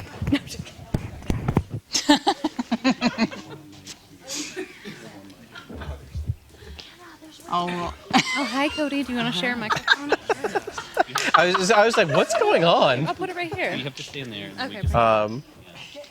All right. Do you want to go ahead and start with some introductions? Yes. Big crew we got here. Chris, you want to kick it off? Yes, I'm Chris. And what do you do? No. That's good. That's good. Okay. I don't have a microphone. Oh, it got taken? Here you No, go. but I do. Oh, there it is. Okay. There's 12 of them. Better yet. I'm Blaine Gibson, and I worked live action and on Stinky Dragon. Man, summing up 10 years is very difficult. Very difficult. It really Yeah, is. that's why I just stuck with Chris. Short Yeah. $1 million spot, Arizona Circle. Yeah. Farthoofer. Wait till you update your resume. It's going to be very difficult. Yeah, especially Farthoofer. That's me. hello, everybody. I'm Ben Ernst, currently the channel manager for Tales from the Stinky Dragon. I've been at Rooster Teeth full time for about 7 years, but I think I've worked here in some capacity for about a decade. So everything from Stinky Dragon to Extra Life to, I think the first thing I worked on was the last episode of the first season of $1 Million Butt. I was going to say, I remember your PA friend. Yeah. Wait, really? Yeah. So was Cameron. He told me that the other day, and I was like, no, you weren't. We baby back then. We babies. Hannah, what you doing all the way back there? I'm here. This is where I've been the whole stream. I'm just hanging out. I'm Jessica. I have been here for 8.5 years. My severance package told me that. Wow, it's been 8.5 years. Loved every minute of it here. This has obviously been the best place I've ever worked at. I started off as a Wii production coordinator on $1 Million Blood. What? It was the one. You too? Yeah, $1 Million Blood, and it was the one where like Michael was shitting blood, so it was just blood. It was what a unique day. I remember on set. meeting you in the woods. There was the lion. It was part. the wood scene with you, and I was like, "Who's this guy with the big weird glasses?" That was you. And then moved. We need to talk to you big, about them. bottle, like very thick glasses. Can't Very. help that I'm blind. It's okay. And yeah, have been a producer here, been on the sales team. It's just been a lot. I've worked on a lot of things. I've been Fart Girl. Max Krumke. Yeah, 1 and 2, 3 and 4. So yeah, been good times. And 30 more minutes. How could I forget that? Also 30 more minutes. Shout out to Elise, lover. Hi, yeah, I'm Cody Graham. I'm a assistant editor and editor over in. Well, I came on as live action. I've been here like 6.5, 7 years or so. I get to work with awesome Andre over there every day.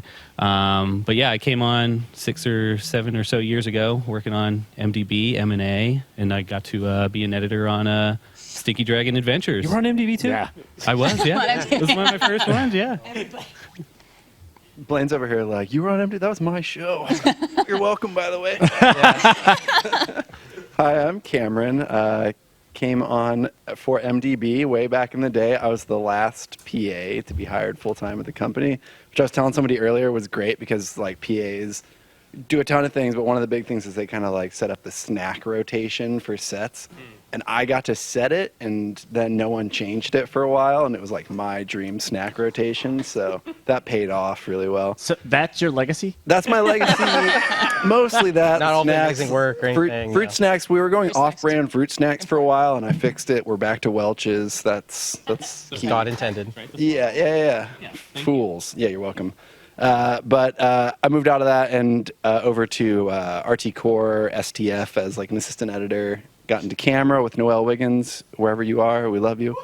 Like 8 shouts for Noelle, that's great. And now I'm the director of photography for all of production. So for this show and for Stinky Dragon Adventures, and even got to make it full circle and DP half of a. That's if you don't work in film, people say DP all the time, and that's not what they mean. Don't explain it. Okay, sure. I got to shoot half of the anniversary episode of MDB, which was super cool, super full circle for me, and Blaine was all right to work with on that, so pretty great. Wow, Wow, thank congrats, you, Cameron. Yeah, I was prepared. I'm Andre Willette. I'm the senior VFX motion graphics designer. I started on the live action team. I'm still technically on the live action team for. $1 million butt like the rest of us. I don't think. Honestly, I think Andre, the first thing I worked on was MDB. No, it was the prank video on Chris, the Rainbow Six, like Chris going to a meeting. What VFX were and needed getting. for that? You weren't actually there. It was all fake. It was crazy. Like I couldn't believe we were spending that much money on it. I never even left the office. Yeah. But I've been here almost 8 years. Worked on a ton of stuff. Way too many things to mention, and it's been just incredible. Of course, and then I got to work on Stinky Dragon Adventures, which was, such a delight, and something I never really knew that I wanted to do, like to be on a puppet show. Same. But incredible. It was so much fun, and yeah, just an absolute blast. I'm previously Ash Schmidt, last 5 days, Ash Willette.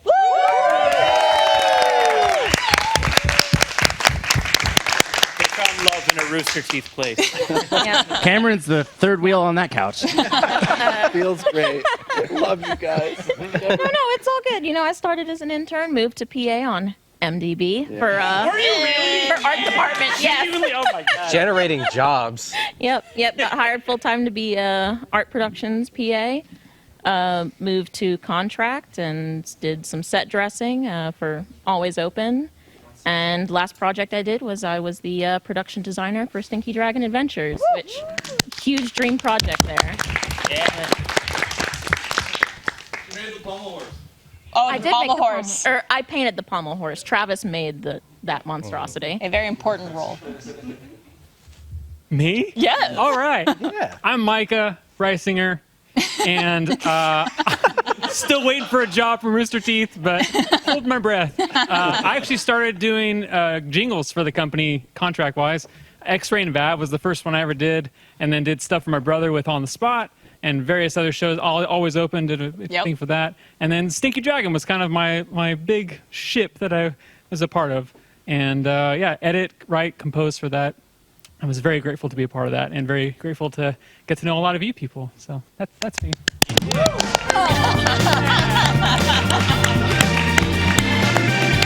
Oh, God. It gives me PTSD. Immediate boo from John in chat. Immediate John boo. John in chat. Instantly. Boo. He wasn't even watching, he just felt it. Yeah. He was like, I gotta sign in. And then we got Hannah back there. Hannah. I I've been here the whole time for any dropout enjoyers. Yeah, I did not start on $1 Million Butt. I have been here for just about 8 years. I was lucky enough to share a little hole in the wall office with Andre. And I started as a producer on a bunch of stuff, but really I started with RT Life. And that was how I met pretty much everybody at the company at one point, was just harassing people into letting me film them doing weird stuff.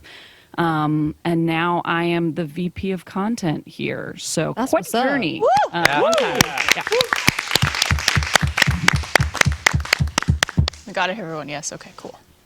I think since we're short on time, and I can say this because I'm in this segment now, we should probably just focus just anything that's going to be on there. We should focus on whatever clips you've got, stuff you want to show. Do we have Are we some? handing it over to Chris? No, you know what? I literally he already had it last pulled up. night. I just went through Yeah. a lot of pictures, and As they're we go they're just random. We That's 636 Joe the remember. cat. This is RTX. I don't know, just random picture. That's Blaine drowning me in mustard. This is after Simple Walk 2. Very tired. Was that with the Nazis? What? Yeah, I think it was actually. Yeah. There were some Nazis.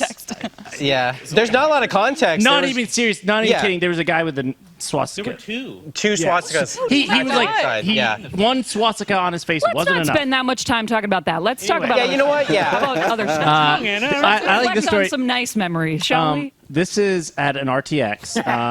My brother and my sister came, and this was at some evening event, and I was taking I was like, oh, let's get a picture with my siblings. And so I asked someone to take a picture, and Blaine thought it would. You explain it, Blaine. Well, I thought that they were community members, and I was like, oh, they get a 2-for-1 special. A little bit of Blaine, a little bit of Chris. So I'll jump in here. And then this guy was so pissed, and I was like, must not be a Blaine fan. There's my brother. He's like, who's this asshole just jumping in our family picture? And he was like, I was about to hit him. He was not happy. You look like you know you're not supposed to be there. This is a picture of Brandon Parmahini sleeping in the annex on a laptop cover. Look, I think we were working on the RVB 10-year anniversary Blu-ray set. With the tiniest little phone. I was like, why is he sleeping on the laptop cover? Well, he wasn't this comfy. Was New York Comic Con, which is the first convention I went to. I think it was the first time I met Barbara. No, because that was RTX 1. Yeah. But this is the first event I went to, and it was really special. This is just I don't know what that is. Just a random photo of Adam Galveston. These are all Christopher's pictures. Yeah, we don't know where he's gotten they're them. random. This is a barbecue at 636. Whoa. That might have been There's Fart Bernie. Hooper. Whoa. Yeah, there's Bernie. Chef Bernie. This is just a pretty picture. I remember it was raining, walking out of the annex.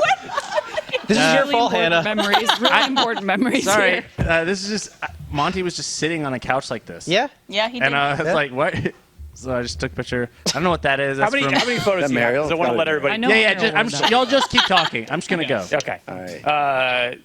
Yeah, I don't know. Do you have any stories that they want to share? Or? This is like watching a car wreck. You can't look You away. can't look away. I mean, that was live action, you know? It In was. some ways, a car wreck. So I'll start.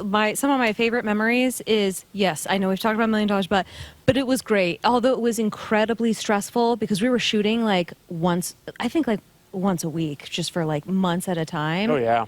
And as you guys know, you guys seen the episodes, they're freaking fantastic.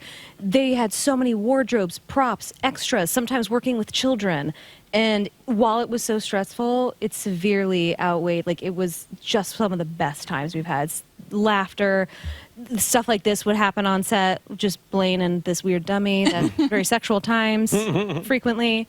Arizona Circle, I can't even, Haunter, everything. We've just made so much content, and it's been a blast the entire way. The fun thing about MDB and Arizona Circle too is the diverse locations and characters. You know, it being both sketches and stuff like that. And just I'm watching back on a lot of this stuff. And I don't remember half of this stuff because we're just constantly moving and doing all these different things. Do you ever traveling around Austin? You see a house and you're like, I think I filmed. I won't tell you what scene in that one, but it was a weird one, probably. My partner Kristen's out in the audience. She shakes her head because anytime we're out in Austin, I'm like, shot there. shot there. Like I've seen so much of the city. There's that alley. Through like locations and scouting and shoots and stuff like that. Andre and Cody, I have a question for you guys. Have you ever like gotten footage back from things that we've shot and you're like, Jesus Christ, what the fuck is this? Is it ever like disturbing to you? Troubling? Yeah, I mean, I wasn't hoping to bring that stuff up, but yeah. No. I mean, I think a lot of times, like what you were saying, there were times where I think we were just shooting so much and we were getting so much footage in. I mean, there were times where like we were working on multiple episodes or multiple shows, I would say, at the same time. And there was just a lot of times, like I was an assistant editor, so I was just seeing all the footage. And a lot of the times I didn't know what we were getting. And I was just like, I don't think I've seen the script yet. I don't know what the hell. It's just like, yeah, there's like dildos, and then there's an alien, and then now they're in a scene together. Yeah, no. So yeah. I was doing this thing during SDA, Sneaky Dragon Adventures, when we were filming, where Chris or Blaine would be like, all right, let's roll, and then they'd immediately change something, so there'd be 45 seconds at the top of the clip where nothing's happening. So I'd just lean in and start talking into the microphone on the camera like, hey, Cody, it's Cameron. Played some more Starfield last night. Ruining any context you might have gathered. A full audiobook worth of content. Yeah, a lot. Talking, hey, Cody. It's on the supplemental material. If we ever make a Blu-ray, yeah, we'll just hide it. It's like one of those hidden things in the menu. It's like you got to go down to the languages, and then you got to hit down twice, and then you'll get the Cameron cut. I think you weren't. I didn't know if you were seeing it or not, and I didn't want to tell you to look for it. And then one day you just randomly slacked me like, I did that in Starfield last night too, and it was great. Oh, 3 weeks ago. Yeah. I told you about that. Something that I feel like I would be remiss not to talk about this, but I've been in a lot of different departments at Rooster Teeth, marketing, community, social, everything like that. The time I had doing live action stuff, like $1 Million Butt and Immersion, Stinky Dragon, and like those projects, every single time I was doing those with you guys and like getting to film these like weird, fucked up, crazy shit, I would often find myself thinking, I'm getting paid to do this. Yeah.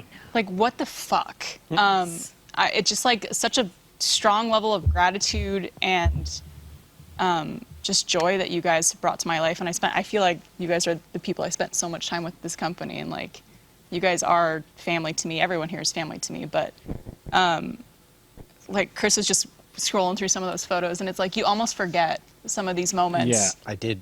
Yeah.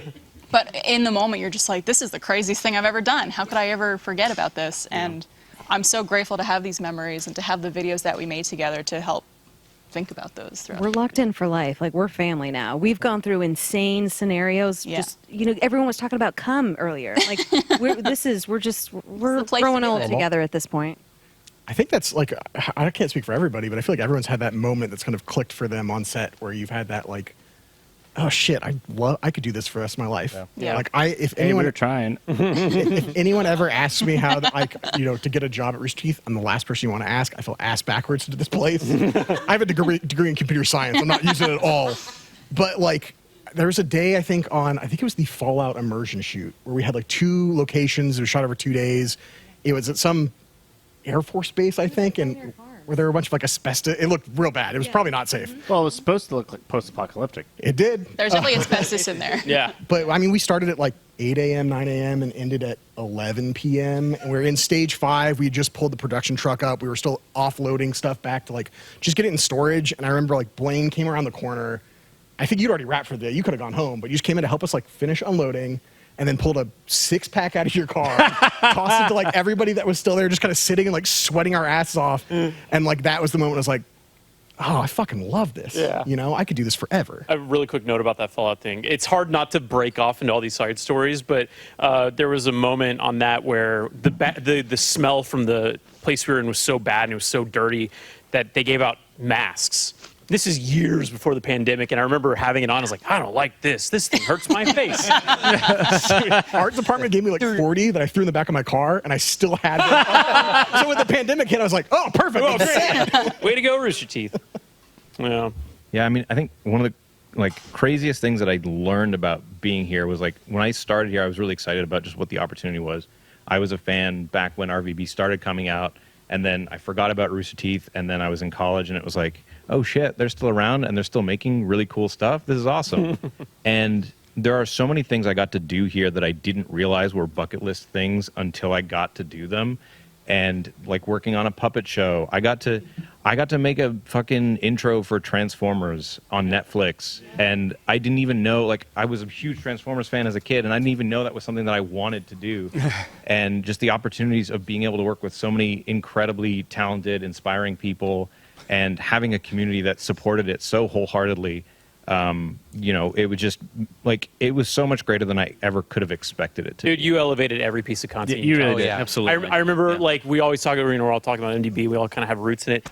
I remember it was black background with white text, Times New Roman, $1 million butt. And that was like this, that was how it looked before you came on, I think season 3 or something. And someone was like, these look like shit.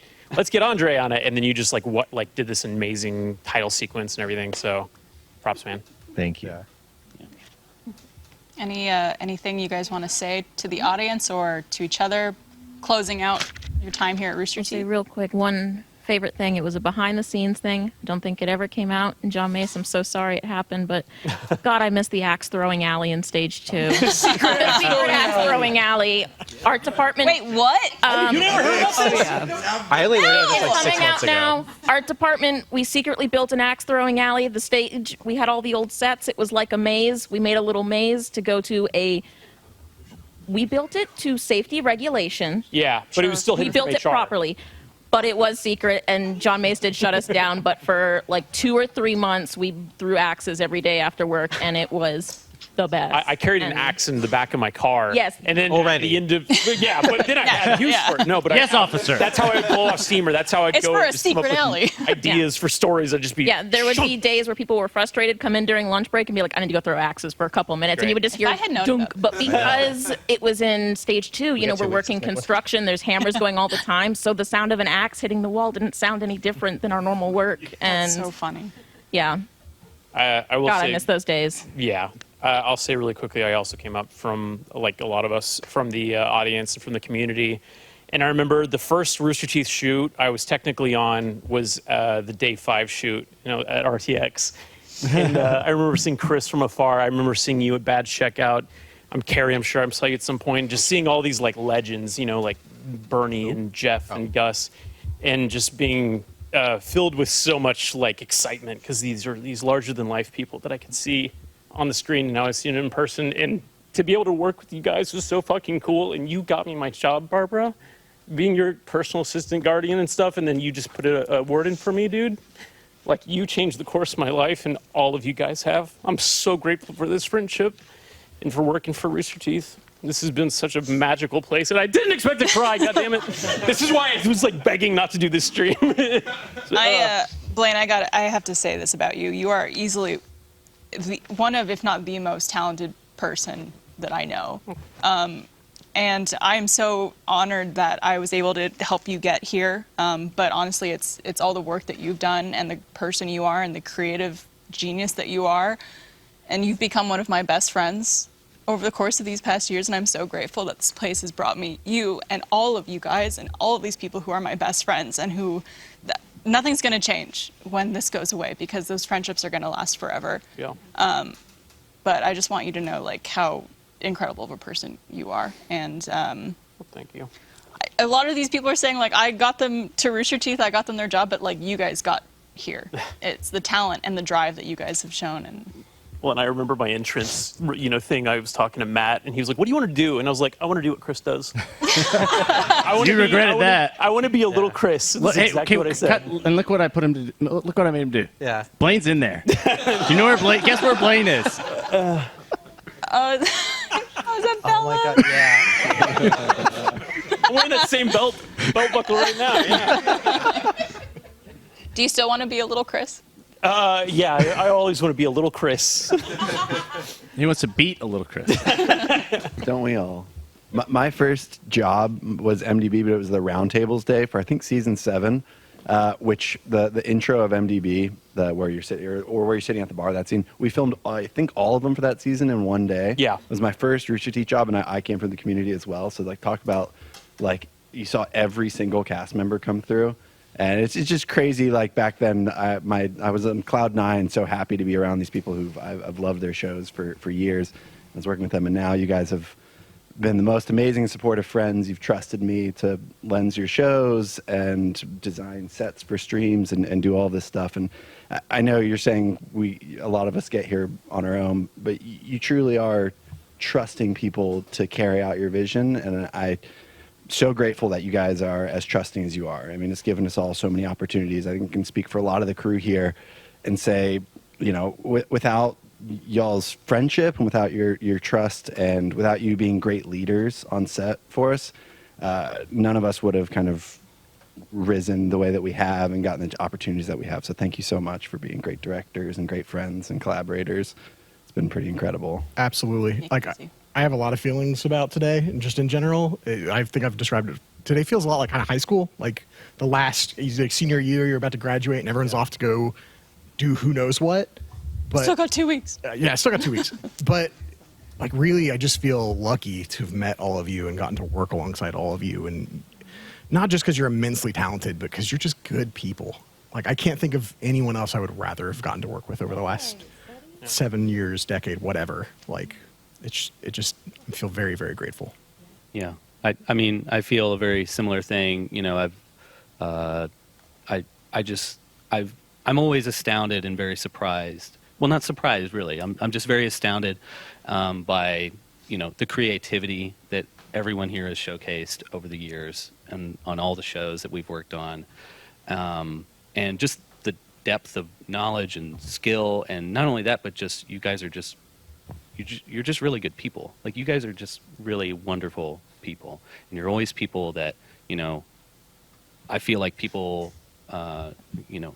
We always felt like we could go to you, or we could pitch something, or we could say like, let's try this, and it was always met with, you know, kindness and like, yeah, let's do that, let's see how this works, and like, you know, a lot of collaboration, and that's, you know, in a way we're kind of spoiled for it because we were all so close, and you know, I think a lot of people in this industry worry about that, of like people getting you know, not senile, but like negative or anything like that. But like, you know, this has been a very positive and collaborative place to be all these years, and I'm very lucky to. Well, your work ethic is fucking unmatched, and I can say that about everybody up on the set. You guys have put so much of your whole ass into every piece of content you guys have touched. For real. Yeah, I mean, it's just imagine working for a company where there are just hundreds of people that are hyping you up every day, and they're people that you look up to and are inspired by, and to feel that they are also excited about what you're making is just unparalleled. And then blow that up a million times with the community. Like just the immediate feedback of being able to make something and see someone react to it and see how much they're enjoying it. Yeah, like it's an environment that's just impossible to recreate. I just want to say thank you to all of you and everyone who's watched over the years. For you think about your life and it's like it doesn't feel real sometimes, you know, because it feels like pretend. You know, does that make sense? That is the opposite like, of real. But like it's like this isn't a real life. No, this isn't how life goes. I can't be doing this for a job. Right? Like it Surely just not. feels like you're just always like there's something's yeah, like Dude, we fucking walked to Mordor twice. I know. Yeah. Like, are you fucking serious? Yeah, exactly. It's like, and I think of all the adventures and experiences that I've had, and with so many people, and it's been a very special. I just consider myself so lucky to have been a part of it and to have met so many people. So thank you to everyone. Thank you guys. Thank you so We much. love you. Yeah. Give it up for live action and Stinky Dragon. Man. Thank you. Oh my God. There's a lot of emotions. There are not enough hours in the day. No, there's not. And I mean, I think You're the little side guy. I love it. Also, yeah, if anybody wants to come sit up here Yeah. on the More than back welcome. tables, everyone's welcome. I think one really important thing to remember is just that we're not all dying. Right. We're all going to continue to hang out and work together as much as possible, and you can continue to follow all of us as much as you want. And I think that's a big thing is, stick around to people's personal socials and try to support and follow the projects that they're going to be working on next, because there's a lot of very talented people here who are moving on to new things, and they're going to need your support more than ever. So we really appreciate it. all right. Coming up next, we've got the Death Battle team. Y'all want to come on up? Y'all heard about introductions. I just realized we've been saying everybody's name and then right before they say their own name. Amongst Death Battle, I also made a lot of animated adventures. And seeing Chris, I think at the final hour, docs Bernie's phone number. I was like, oh shit, give me a couple weeks. He'll tell the story in a podcast, and we got ourselves an episode, baby. So good. Well, hi guys. How's it going? Good. Welcome.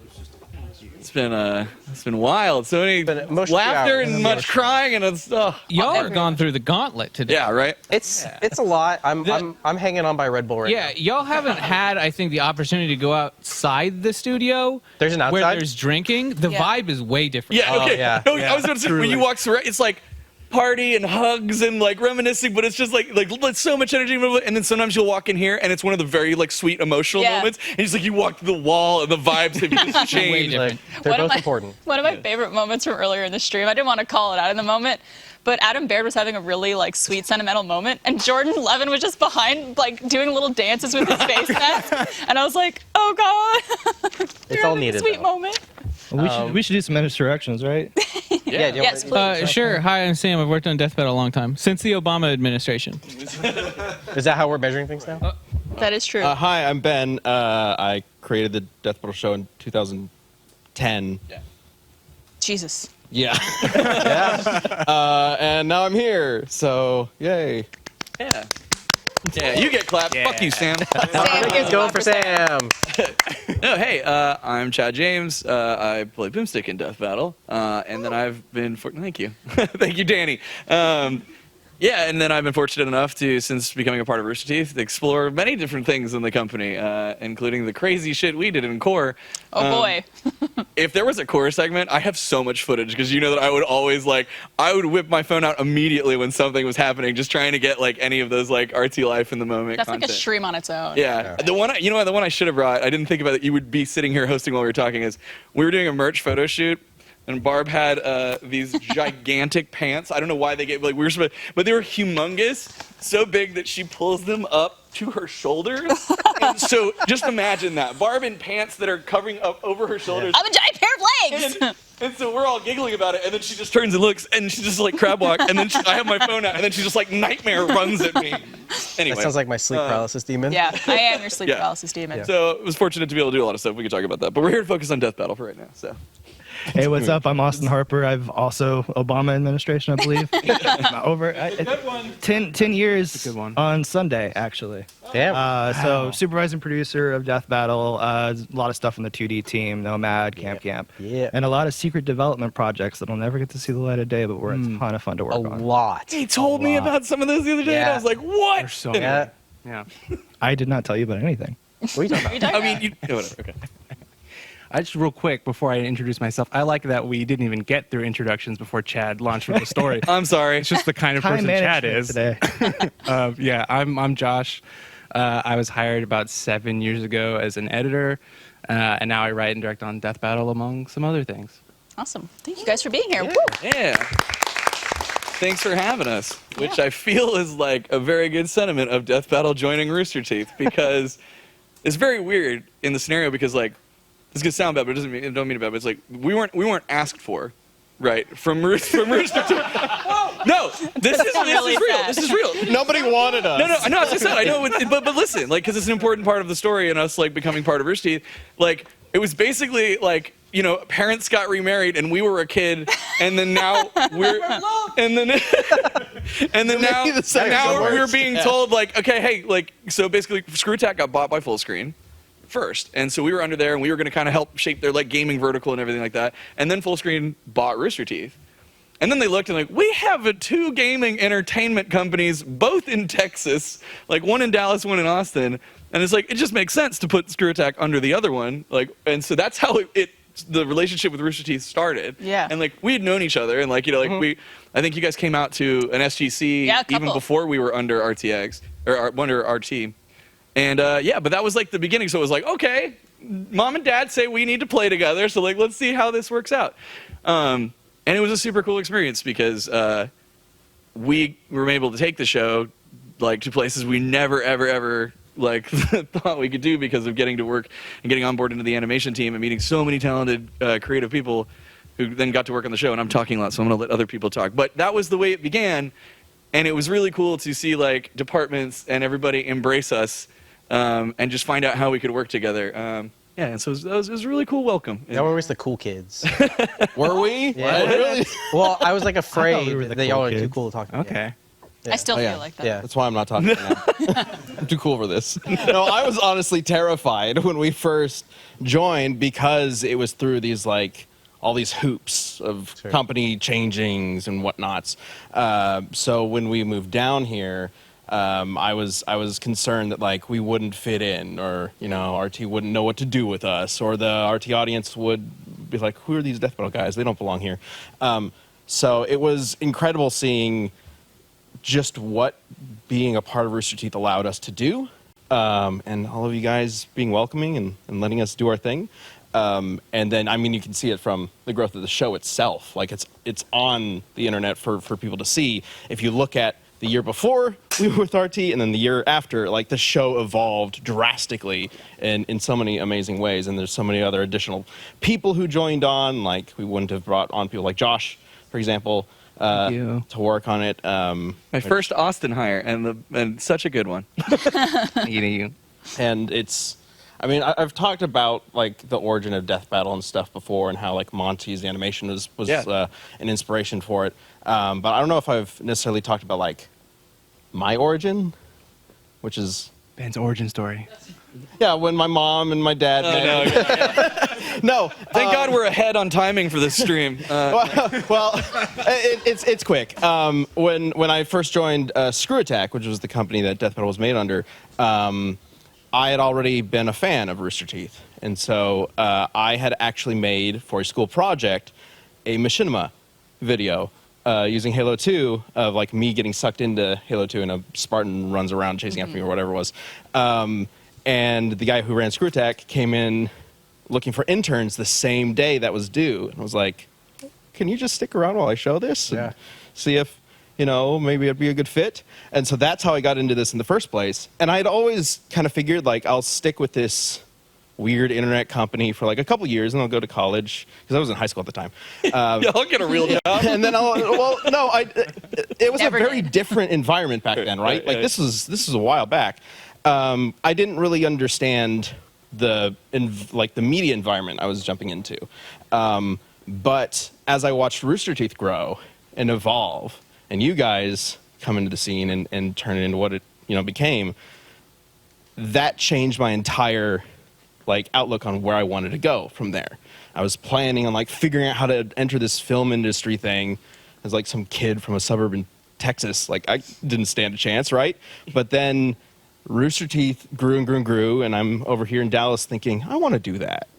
And that's what made me stick around the Screw Attack space for so long, eventually build Death Battle. And then lo and behold, later on, I was like, oh, one day maybe I could be a part of a company like Rooster Teeth. Oh, guess what? And now I'm here. So that was a wild circle for me. Yeah, and I would say beyond just the development of the show and just the show kind of increasing in quality and scope over time is the development of the people on the team, being able to work with Rooster Teeth gave us a lot more resources, but a lot of mentorship and the ability to collaborate with a lot of people who are super talented in everything that you do. I had the fortune to work with Carrie before, on some camp stuff. And dictator in the VO booth. But no, I had the fortune to work with you. So we learned a lot from our peers, and we got to kind of level up what we thought production could be. There's all these systems and tools and ways of thinking that we had never really broached before back in Dallas, and we just really kind of got to learn from all of you. And I think that I think we're all better for it. So Plus, everybody.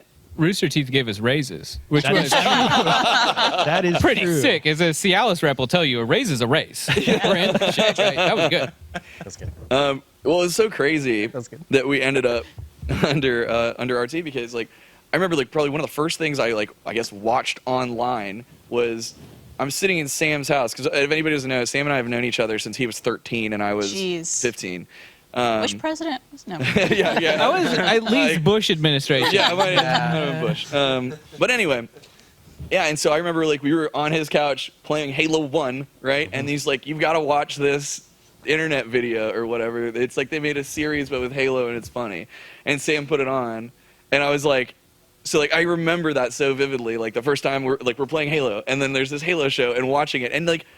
I wasn't even into content creation. This is when I thought, like, oh, I'm going to be a pro skater. Like, Sam. He thought a lot about his life. Let me tell you. Well, it's like, I mean, we were sponsored at the time, and that's what all day, every day, we would skate, and then we'd get back and we'd play some video games, and I guess watch Red versus Blue in the beginning, and then I eventually found my way into content creation, and then discovered that I have a huge passion for it, and I love this, and so that was cool, and then.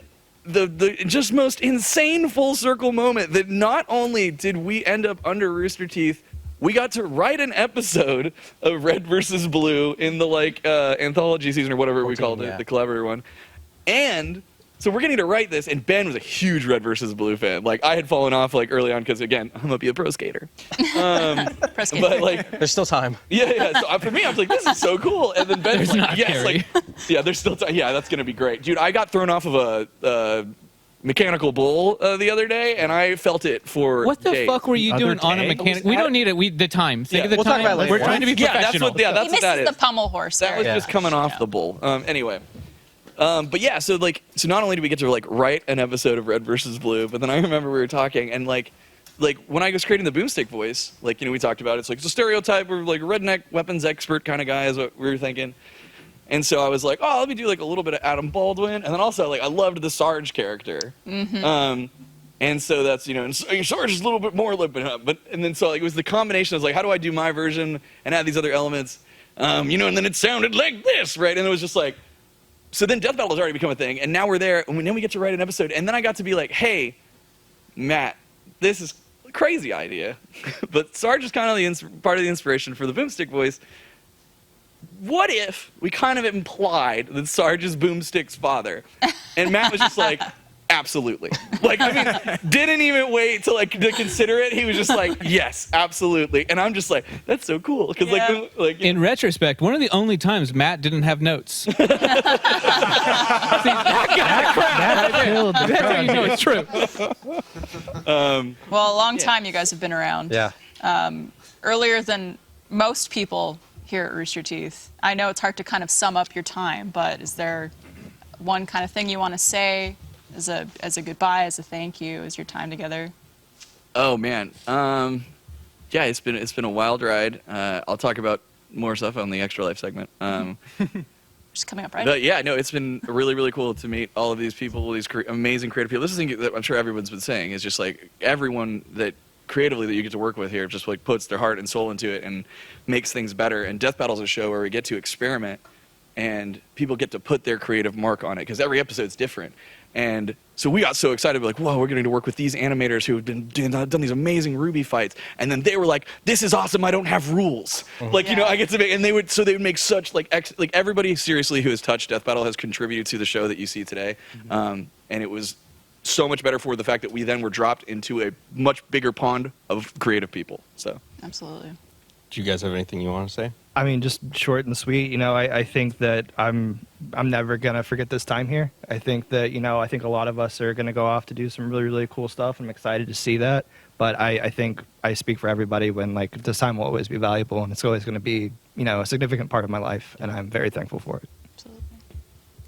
Yeah, I just wanted to. I mean, I think this company is really, really special, and has been for me since day one. I went to school at UT and I was freelancing in town and for a couple of years, and I always wanted to work here. And then one day I see on the website that these guys are looking for a top 10 editor. And at that point I was writing for Watch Mojo, and I was like, the stars have aligned for me. This is for me. I can do this, and so it's just been special. Like, it just has felt special from day one, and even And to you've now. done so much stuff. You came here like, I'm going to edit top 10s, and then you have written, directed, and done some live action stuff. You've done a lot. And no one, it's felt like no one at the company has no one gate kept anything. It was just like, if you want to do something cool here, go do it. And I was like, cool, I want to do that. And, Honestly, I think it's because that's what's happened to most people here. Is we came in for a very specific, smaller thing,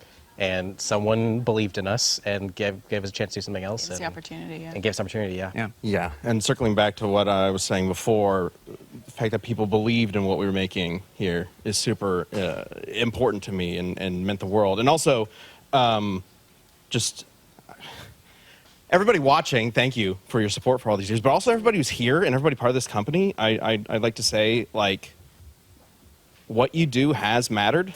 Like, I'm not the only one here, I know, who has a story that's like, I saw Rooster Teeth and it inspired me to do this. A lot of people here and outside of Rooster Teeth have that story. And I just want to impress on everybody here, like, you have inspired people. You inspired me, you inspired other people, probably somebody standing next to you right now. So thank you, all of you, for what you do here, what you have done here, and what you'll continue to do.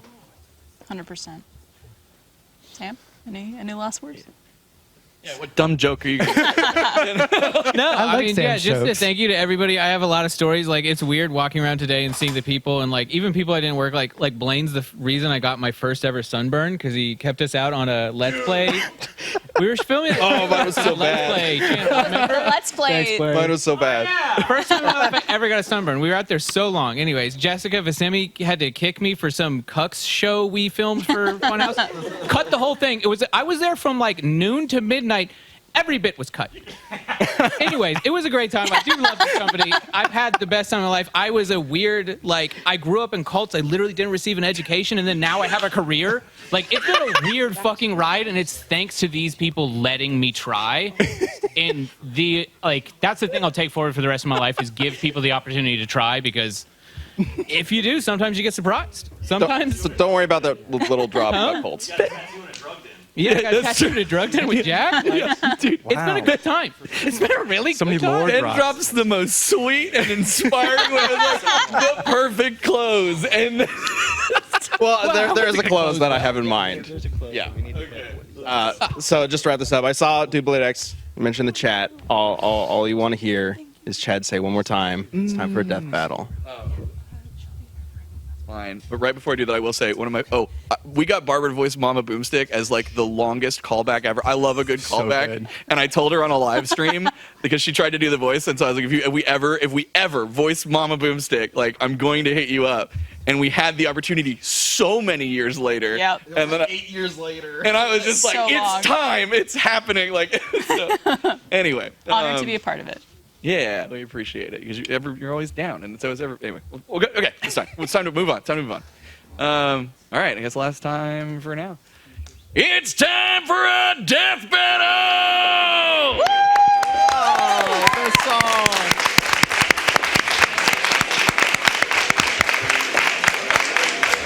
Thank you guys. Oh yeah, stay tuned for an update on our channel. Yeah. Hey, thank you. There's more I need to steal that. Thank you guys. Thank you, Death Battle. Thank y'all so much. Yeah, you're staying here. You should leave and come back. So just what you said at the end, there will be updates on Death Battle. Yeah, so we're still employed until the 10th, and Yep. so we will keep an eye on the Death Battle channel for an update before the 10th. The video will be posted. Great. Awesome. Yep.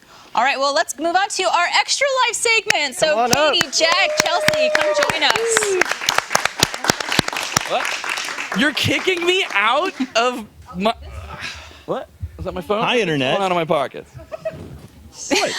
Yeah, there's- Really? This is just as organized as a real Extra Life. I can move over there. I Yeah, can you move over here. Yeah, that was the Just point. for the I camera's want sake. yeah. I like this big old light. Okay. Have you all nice and close. Well, Hi, yeah, guys. welcome. Hey. This is definitely not going to be an emotional segment at all. No. Dude, not even a little They're bit. pretty hot lists, actually. Yeah. I don't You know are. that about. I'm done crying. I just want to Get point it all out that we are exactly 2 hours behind where we're Yeah. supposed to be. Yes. We started This noticing was that meant we to were be 2 hours. getting a little further and further behind as we were going, and it's like, okay, we're At a certain point, it's just like, what are we going to do? Yeah. As well, long as we're here, they can't shut us down, right? That's how it works. anyone kick us I off keep the saying. internet? I don't know. we're filibustering. I Yeah. think is what it's called, right? That's what they did with the Halo servers, right? As long as we're here, they can't shut I was us part down. of that. I did that. I feel like don't need it, but can we go ahead and start with introductions over there? Sure. That's Dragonface. Hey! No, hi, I'm Call Jack. back. I've been around for a while. I'm Katie. I've been around for a while, minus 9. That was an age joke. I'm Katie. I do Extra Life and I've been in the community for a really long time. I did Rooster Teeth. Shout out to my Australian friends who are just waking up. And You also voice RTOs. a Ruby character. I do. Well, I do. Who knows what she is? Anyway, Chad. Yeah, hey, I'm Chad. I was just here Yeah. on the previous segment. This is Were a you different really? Chad. And This is new Chad. I then was very, very, very fortunate to be brought in to help with Extra Life. I'm Chelsea.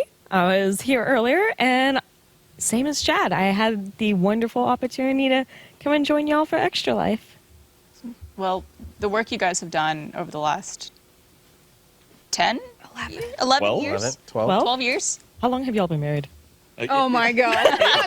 Did we have it one last time? So we 11, did 11 big RT Extra Life productions, but a lot of people forget 2 years prior to that, Jeff and I actually did an Extra Life stream. That was the very first one we ever did. I rolled my eyes because it's like, Jack needs his accolades. Just kidding. I'm qualifying it. No, that was so Jeff and I did it because it was the thing I read on like Kotaku or somewhere. I was like, oh, there's this gaming charity going on where you play video games for like 24 hours, and it's like, oh, cool, yeah, we can do that. And so I talked to Jeff about it, and it was, I think at that point it was just him and I in the office, and we played video games for 24 hours straight. A bunch of people came by, like Monty came in and played Ninja Gaiden for a while, and it was wild. And and actually Katie was watching from Australia at the time. That sounds creepy. As we're she knew what she wanted. Yeah. Oh, that's what. Oh my God. But then, it was really cool to actually see people like donating money for a good cause, and I was like, all right, this is we're playing video games, and then right around that time we started building out our broadcast department, and then Patrick showed up, and then he was like, let's do something big, and we started doing the RT podcast, and actually on this set. And so it's like, let's do Extra Life again, and we'll do it real big and huge, and it'll be a lot of fun. It's funny, I see Blaine's here because the very first RT Extra Life we did, the first official RT Extra Life, to start the stream at 8 a.m. because it was 8 to 8. It was myself, Katie, and Blaine was there as an intern at that point. And they just gave us an iPad that had camera switching on the iPad where it was like, just do it yourself. And so That's how we.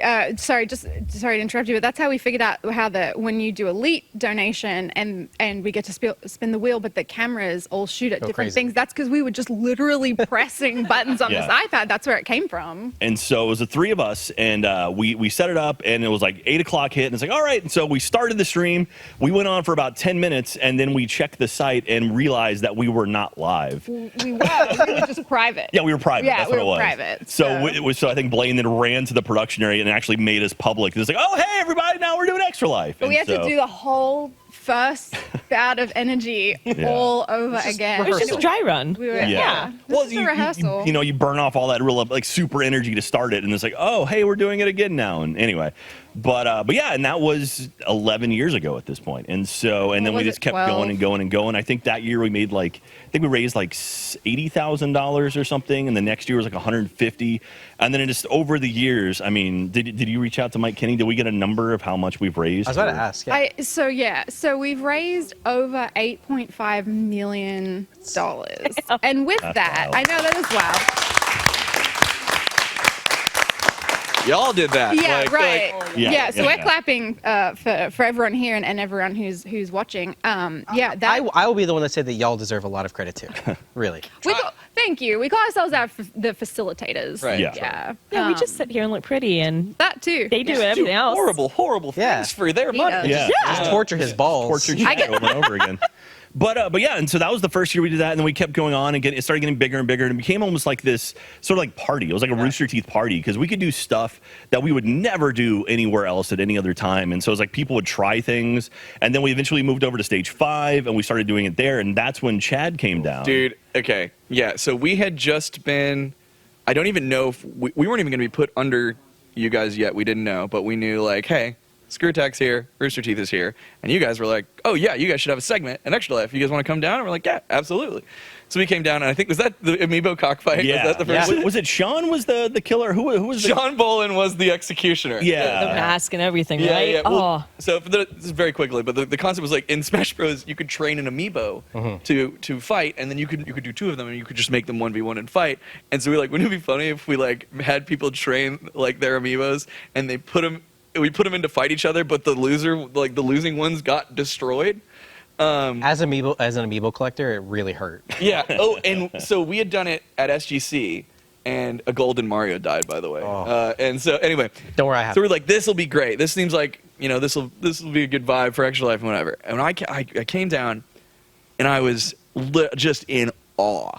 Right, because like we've been making stuff on the internet for a while. I'm like, yeah, we got it. I came and I walked into that, and I'm like, the cameras, the broadcast team. I was just sitting here being like, oh, this is incredible. Like to see how fast broadcast running and moving cameras, and they're on the walkie-talkies and the headsets, and we're getting everything just to make the show happen. And then all of this crazy shit's happening, and then like people get tased, and like, are they eating a spider? What's happening? Like we're killing toys. And I seriously was just like, this is fucking cool. And also I was just like, I just want to sit and observe. And you can go back and you'll see in Extra Life segments, I just like, I don't want to like insert myself in anything. It's like I just sit on the corner and just be watching whatever this is like, and I'm just like, this is so fucking rad. I love this. And then I got pulled into shit. I was gonna say it's fun for us because we're like doing like a kind of vibe check of everyone on the couch, just kind of like a Jedi, like this guy's got good energy. Like we'll take him. Yeah. Yeah, that bit me in a lot of stuff. Making eye contact, and you're just like, oh no, what am I gonna have to do? But See, I learned. Yeah. Don't make eye contact with anyone. Head down. But I love if you're in a laptop, no one can like interrupt Exactly. you. Yeah. Why do you think I always have it with me? But I was so impressed. I was so in awe, and that I was just like, wow. And that's what it made, like the first two was like, this could be really cool. Us being under Rooster Teeth, right? Like, because I want to do more of that. And then I think we did another segment the next year, and then we became official. And it might have been one more year where we produced a segment. I can't remember. What year did you slap Matt? That was that year. That was day one. Oh, really? That was day one. First year? Day one. That was because Chad showed up and it's like someone's like, someone should slap Matt. And Matt's like, okay, I'll let someone slap me. And no one would do it. Matt was the CEO, and everyone's like, nope. And Chad's like, I'll hit him in the face, no problem. Yeah, let's go. And so Chad rocked and you up did. and dropped him. Yeah. It was like, all right, cool. He consented. He said he was down. Yeah. It was for the kids. It was for charity. Yeah. Sorry. For the No, at that point, it was for the kids. Now, now it's Yeah. for the And kids. Thanks a lot. Thank You whenever you, you Penn university. State. Yeah, thank you. Well, I know it's not the loss of Extra Life. We've talked about potentially continuing doing something every year. Yeah. So, I mean, obviously, RT Extra Life will,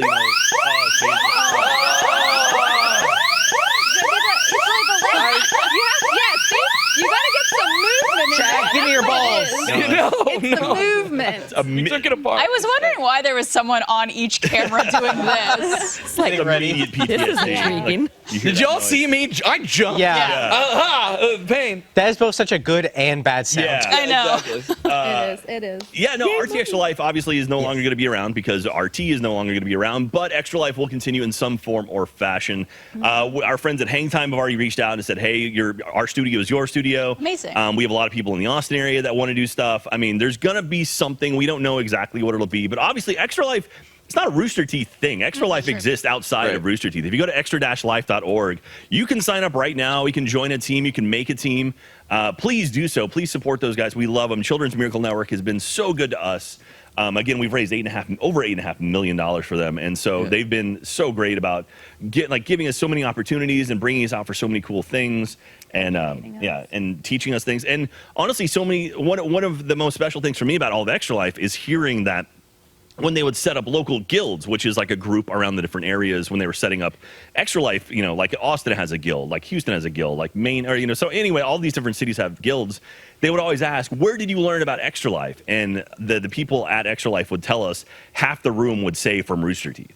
Wow. Which is wild to me. Yeah. So like that more so than anything is probably the most important aspect of this. We're like raising money for our local hospital and eventually for like all the hospitals in the US was great, but like hearing that our impact has spread and getting actual confirmation that it has spread is such a cool thing. And so, I mean, the good that we did and, you know, the money we raised was awesome, but knowing that tangentially, like, it spread even more so, like, that's huge to me. And we got to talk about some really cool things along the like remember our big push for mental health awareness and, you know, talking about that. And, you know I've gotten messages from people that talked about how, like, that was really helpful. Yeah. Oh, it's sneaking up on me. Oh, there you go. Oh boy. Anyway, I at some point I do want to share a story about the unit, but yeah, I don't want to interrupt you right now. Yeah, I was going to say, like Chad was saying, we had specific targets, and one of which was the mental health facility here in Austin, the mental health healing garden at Dell Children's Hospital is just down the street from us, like 4 blocks away from Rooster Teeth, from our studio here. And you can drive down Philomena Street in Austin, Texas, and see on the side Rooster Teeth Healing Garden, and that's not going to go away. Yeah, see? That's going to be there forever. As long as that hospital exists. That's because of you guys. Yeah. I think it's, I mean, kind of touching on the mental health unit specifically, one of my very favorite stories. As Jack mentioned, Children's Miracle Network, Extra Life, Dell Children's, these places that we had worked with for a really, really long time, would help educate us to make sure that, to help us feel really informed about the things that we were sharing and that we were telling people. And so we got to do these behind the scenes kind of walkthroughs of the hospital. And Jack and I went on 2 different ones. They didn't want to put us together. They wanted us to have 2 independent experiences, and so we got to meet a bunch of different doctors. We got to go and see and meet with patients and see parts of the hospitals that, you know, ordinary, what do you call them, visitors don't really get to see. Right. And I didn't get to do, got it. I didn't get to do this one, but for some, like, my experience was so personal and so intimate and so special to me. But Jack, when he came back, he was like, yeah, and I got to go to the mental health unit because when he did his, it was open and he was able to actually go and see it. But there weren't any patients in it when I did mine. There were when Jack went. You can't get into that mental health unit unless you are like a parent or caregiver to the kids. No one is really allowed in that unit, and for good reason. Jack got to go. And he comes back and he just says the most simple thing. He said it was so special and so beautiful because there were these teenagers. God, I can do this. There were these teenagers, and they were just outside in the garden, laying on the grass in the sun, just like silently or like just chatting, whatever, just laying down with like their feet and their toes, their hands in the grass, looking up at the sun, just like chilling in this safe space in the Rooster Teeth Healing Garden. And for some reason, that has stuck with me. For some reason. For some reason. Yeah, for some reason, it's just hitting. Oh my goodness. Mental illness is like a cage.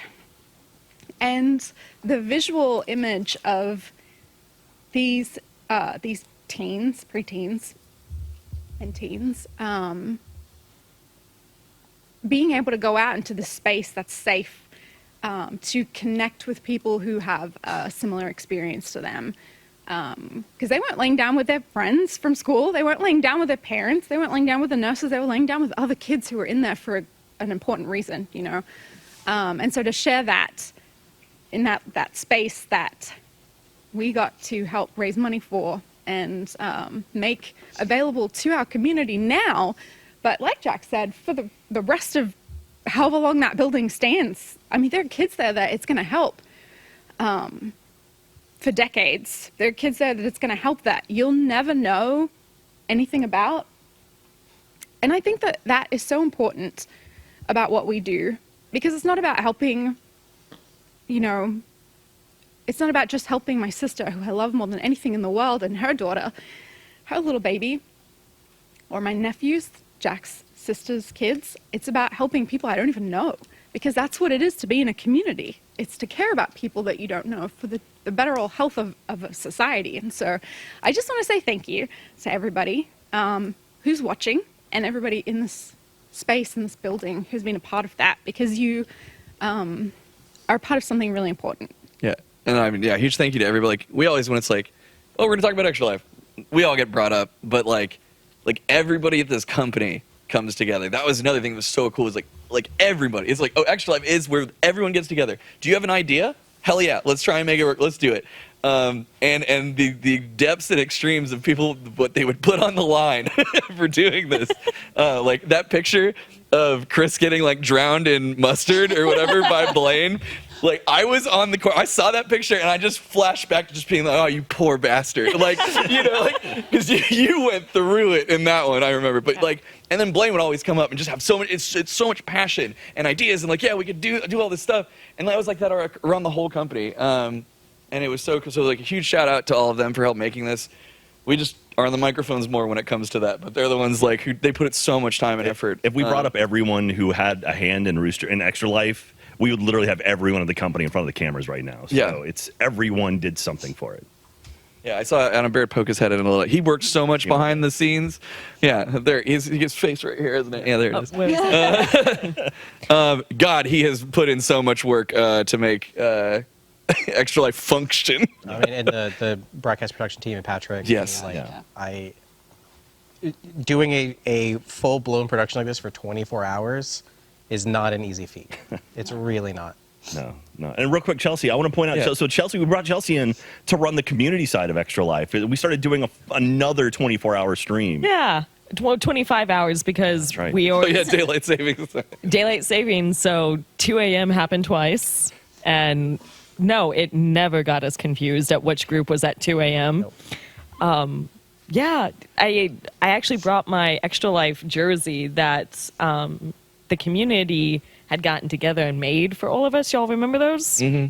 Yeah, and we started like the very first year we did it, we had not quite enough groups to fill 25 hours. And I was like, okay, we need to find like one extra group. Is like, I think it was a single streamer. She was doing shinies, like I Tinkerbell, I think. But the third, the fourth, the fifth year, we had so many groups that we actually had to do auditions. Yeah. That we had to be like, okay, they're all Rooster Teeth community groups located somewhere in the world. They all have these incredible ideas. Lindblad and I would spend so much time like going through the list of, okay, can we narrow it out by tech? No, everyone has really good fucking tech. Okay, can we narrow it out by their plan? Like I talked to Chad and Jack about it. It's like, okay, they want to duct tape someone to a wall and have like firefighters come and save them. And I'm like, hell yeah. He was a paramedic, I think, to be fair. It was like, well, how do we like guess it? And so by the end of it, we would actually end up shouting out, okay, there are these other groups that are also going on at the same time. And we were seeing them grow. We were seeing them actually go from, hey, we're doing a 6-hour stream to, we're at 36 hours. We're going to keep going because we just keep getting more and more money for all of the local hospitals. And that was the coolest thing about Extra Life is we did it for Dell Children's because it was here in Austin. But as long as you were a part of Extra Life and joined our super team, you could still pick the hospital that was in your backyard. And this last year when we did Extra Life, that was the thing that we really embraced. It was like, we've been doing this for so long. We have done so much for adults, children's. We want to make sure everyone is as supported as much as these community groups have been doing. Yeah. And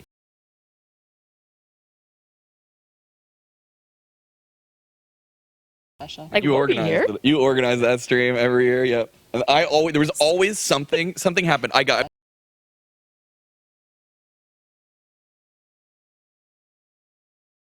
like you organize that stream every year. Yep. And there was always something happened. I would get sick, or like I got booked at a convention or something. I could never ever make it. I think I only made it to like one. There was always something that came up. Anyway, fun. Anyway, I'm sure we're running low on time, but I see in the chat right now, I see Too Spooky. I see.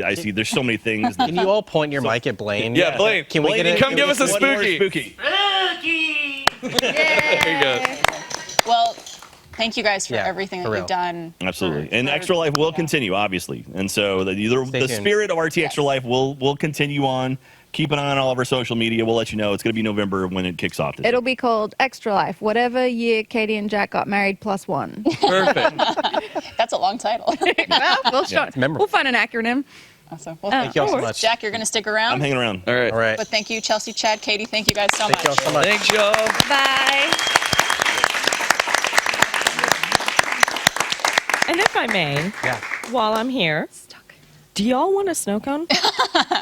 I would not say no to a snow cone. Actually, they have something called Yeah. dragon's blood. Yep, thank you. Because Oh, tiger blood. My hero. What camera are we on? I would On the like to overhead call cam. out. Are we still hot? Are the mics still hot? Yeah, we got Yeah. shout out real quick. Oh, yeah, we have a quick shout out from Chelsea here. We do. So, Casey Snowballs, which is a local Austin snow cone place, has come out for our final stream. They're actually out in the parking lot. So, everyone here, get one. For those of y'all that live in the Austin area, check out Casey Snowballs. It's good. This is sounding like a really weird ad read. Check I just out really Casey want to say, like, Sometimes we just like thank you. things. Yeah. Like, they're legitimately just coming out because they've been here with Rooster Teeth before. They wanted to come celebrate. They heard that we were shutting down, and they're like, hey, can we bring y'all some snow cones? That's so We love it. So, Well, thank you, Casey Snowballs, and Yeah. thank you, Chelsea. Thank you. Yay! Snow cones. Wait, does someone want to sit over here so I'm not sitting alone you're by all by yourself. myself? This is awkward. Well, you guys came before we even called you, and I love it. But we got the Inside Gaming crew here. Yay! Inside, where's your microphone? Did you lose We your got mic one more. already? We got another one. We got one more. Here you go. Oh, Jesus. Oh. Well, now I did have it. two. Anybody need one over there? Shelby still needs one. There you go. Do we Let's want just to? mix these things up. Sorry, Man, Mike. we're so We're organized. so sorry. Can we start some introductions over here? Go around the room. Oh shoot. Yeah. I don't mind introducing myself first for the Inside Gaming segment. Hi, I'm Kai.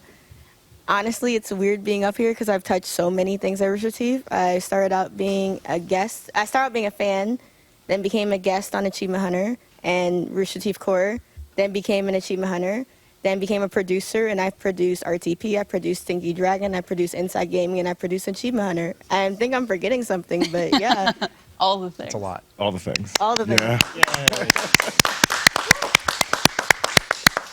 I was not prepared for introductions, surprisingly. I'm just coming off of a 5-hour delayed flight. So, hi, everyone. It's a good thing we are 2 hours Yeah. away. Yeah. When I found out, I said, for Blizz. thank God. Hi, everyone. My name is Blizz. I am the one who destroyed Rooster Teeth. Everything. Yeah. I think everything. Inside Gaming's office, or not Inside Gaming's office, Achievement Hunter's office, STF. STF, Gus is dead. Yeah, basically that's it. But yeah, I started as a little guy on the internet and tweeted at Rooster Teeth that I wanted to do work with them. And it worked somehow, and I scammed my way into this company just to destroy it from the inside. As Blaine is nodding, yes. But yeah, I'm one of like the main streamer peoples for Inside Gaming, and yeah, I don't know. I love my team. They're amazing.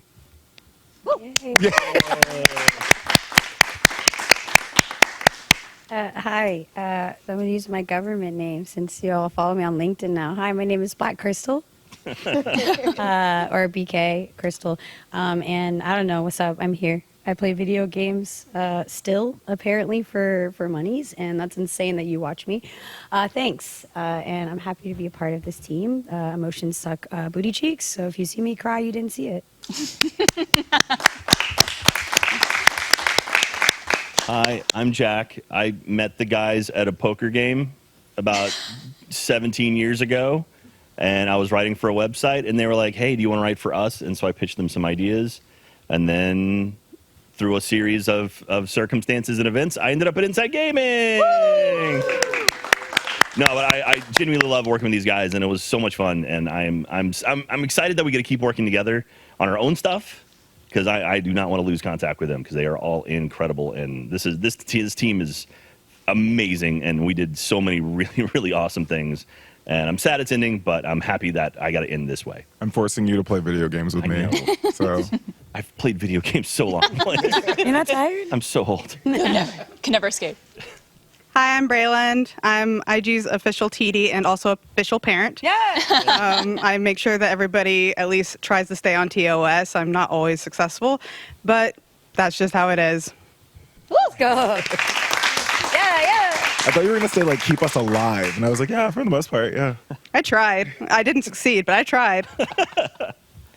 Hi, I'm Shelby again. I am the social media manager basically for Inside Gaming. Yes, you are. Yay. Before we move on to, memories and stuff, I do want to just announce that, the technical current line producer of Inside Gaming is Erin Porter. She is not here right now, but they would not be who they are currently if it wasn't for her. So shout out to her as well. Let's go. Ain't that the fucking truth? Love you, Erin. We love Erin. Yeah, so Inside Gaming, what a weird trajectory for Inside Gaming. So those of you who don't know, Inside Gaming started at machinima.com back in the day. It was actually Funhouse spawned out of Inside Gaming. All the people left from, all the guys left from Machinima, started up Funhouse. Inside Gaming lived with Machinima for a while. And then ultimately when somehow through our various compilations and mergers, Machinima got wrapped into Rooster Teeth. Like, I guess it got bought, parent companies, whatever, blah, blah, blah. And so we had started up the No here, doing a bunch of awesome news coverage and whatnot. And the No eventually transitioned it back into Inside Gaming. We brought back Inside Gaming again. And then that ran for a number of years, actually did really, really well. And then slowly, it started changing a little bit. People left, would move on, do different things. And then I started doing reads for Inside Gaming. I started doing news reads for Inside Gaming, where I was just reading a teleprompter. Evan, who's our writer, is amazing. He did a bunch of really great stuff. Love him.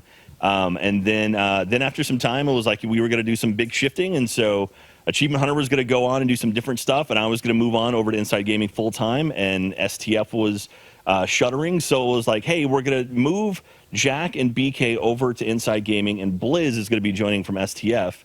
And it was going to be this news thing, and we were also going to do a streaming thing that were going to be two separate things with the same cast.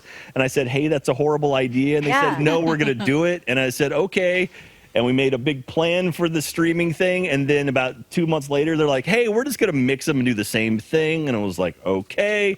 And then Inside Gaming was a bunch of different things for a while. And then eventually ended up just being gaming streaming, and it was a blast. And I loved it. And that's the story of Inside Gaming. Jack would say, hey, this is a bad idea, and everyone would be like, no, it's not. And then later on, it was a bad idea. And I'd be like, yeah, y'all should have listened to Jack. What the hell? Wild concept, listening to Jack. That's it, exactly. That's my MO here at Rooster Teeth. It's just no one listens to me, and then I'm like, And look where we are today because of not listening to Jack. If we listened to Jack, it would have been fine. Who knows? I said invest in NFTs, and we did it. Jack. Jack. Red State Jack. That sounds like Red State Jack to me. Someone get the glasses. No. No, we don't He's have dead. the glasses. He's dead. Do you guys We have a shot him couple like photos and stuff that you want to show? I see Kai by the computer. Oh, do we have photos? So Kai, I was going to wing Producer it. brain right there. Yeah, I was going to wing it, but Kai was like, yeah, we have photos. And I went, what? I'm so scared. Is there anything like illegal on there? Are we going to do TOS? No, Who cares? TOS. I don't have anything from the stream, thank goodness, because you guys did some crazy shit. Guys, I'm so sorry. This is how the stream but- ends, is that showing stuff from Inside Gaming. Yes, a lot of photos I have are actually from just the hangouts outside. So I'm gonna go with this photo first. I think I'm doing it correctly. Go for it. Outside gaming? Oh. So for those that don't know, this was Blizz's first day in the office. And Blizz talked about the tweet that he made to be like, hey, Richie, I would love to work with you. I was one of maybe 5 people that immediately sent it to Joanne, who was in charge of head of talent at the time. And I was just like, get this man on our Kai get this literally man in went, Austin. vouch, check your email. And I went, oh my God. I literally was just like, oh, why didn't you message me directly? I took it personally a little bit, honestly, that you did it. But that's one thing. I don't know when this picture was taken, but y'all know Team Friendly Fire, always and forever. This is a video of me and BK somewhere. That's my sister for life. The amount of things, if I did a slideshow of all the things between me and BK, there'd be too many to go through. I have a picture of me and Jack at the soccer game. I'm sorry, football. Football. Go Verde. Football Verde. Go Verde. Jack, just the amount of things that you showed to me, just showing me around Austin, like, you know, it's so hard moving across the country to anywhere new. And I am not a Southern girl. I'm from New York. And the amount of times Jack would just randomly hit me up, be like, hey, me and Katie, hey, me and Katie. I have a picture of Katie in here, too. When we went, I closed it. Oh, no. Uh-oh. It's a screenshot. That's her right there. How did you ruin the whole thing? beautiful How did I vista. ruin the whole thing? Well, the X is under the X, bro. Insane. There's more pictures in there. I'm going to show them during the next... Oh, someone's controlling it for me. So I'm going to show them during the next portion, which I believe is H and Dog Bark. Shelby, there's a picture of us at your Barbie party in there. Braylon, I didn't have the picture of us when at the Halloween party, but that would have been something else. But for anyone who's curious, though, like, Rooster Teeth extends past the content. Like, it extends outside these walls. Every single person on this stage, I've hung out outside of this place, these four walls, and like that. I think that's why I'm not sad.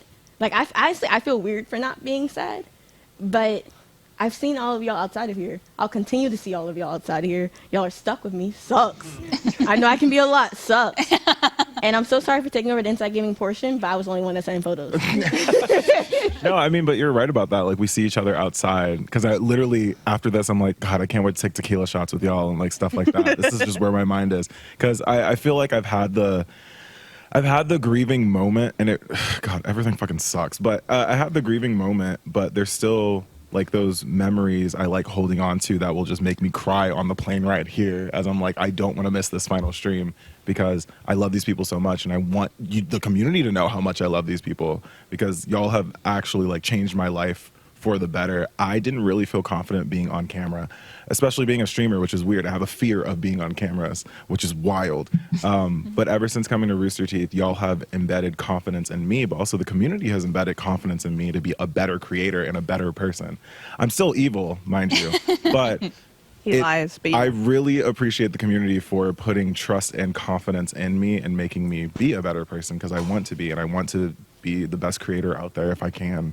So thanks, community. Thanks, Jack. Thanks, BK, Braylon, Shelby, Kai. Thank you.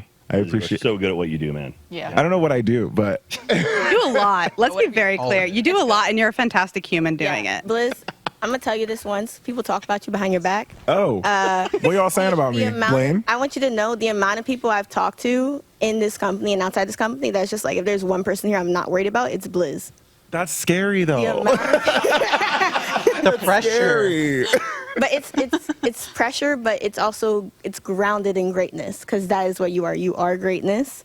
We're already seeing what you've done before the announcement, during the announcement. It's just it exceeds anyone's expectations of what they could have ever expected from you and what you could ever expect from yourself, and you are better than all of that. Thank you. Hold on. No emotions. No cry. Thank you. But also, I want this team to realize, too, and I've said it multiple times, we did not fail for Inside Gaming whatsoever. We did the best that we could do, especially with the resources we were given, which, if we're going to be honest, wasn't a lot of resources. So we tried our best, and I'm glad how far we made it, but also I'm glad about the community that we created, because those are some unhinged motherfuckers, and I am so happy to like call them, you know, insiders. What are they? Insiders. The iguanas. The iguanas. God damn it. What? Who are y'all? Everyone wants to go inside her, though.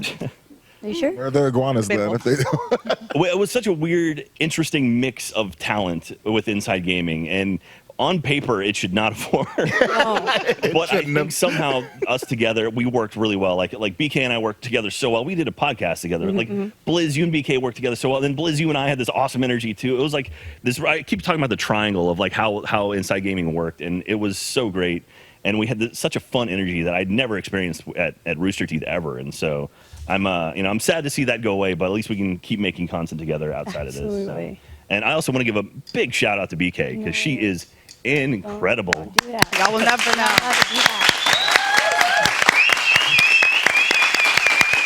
When she came in and joined Achievement Hunter, I was like, this girl is special. And so, that's why I approached her about the annual pass and got her to join me there. And if you start crying, I start crying. Swear to This God. is the thing. It's the last one, Liz. Swear Give to me God. this. I can't This look. was- This was the one you were supposed to cry on. But like that's why I knew like BK and I worked together so well, and I knew we were going to be okay with Inside Gaming, and then Blizz coming in and just adding that extra special bit on top. It was so great, and I'm so happy that we went out this way. So love you guys. I think we did. I think we went out perfectly because we finished twice technically. Yeah. I think that's really good. I don't know. Does this mean we finished together? Yeah, we finished together, and we finished 3 times. We could finish again. Yeah. Now we could all again. Everyone's gonna remember 9/11. That's when Inside will. Gaming ended. God, we're gonna need some fucking aftercare after this. It was April 9th and April 11th were our last streams. It was 9/11. Everyone's gonna remember 9/11 and Inside Gaming. Oh, I'll never forget almost getting Jack in a do-rag. I know we almost got Jack in a do-rag. It And a was so braided wig. close. A braided wig. There's still time. But I really enjoyed how Jack got comfortable with his jokes around us because it made the content so much funny. The inward breathing was hilarious. The out of context, hilarious. I don't want to know. Can I say the soft R? Hilarious.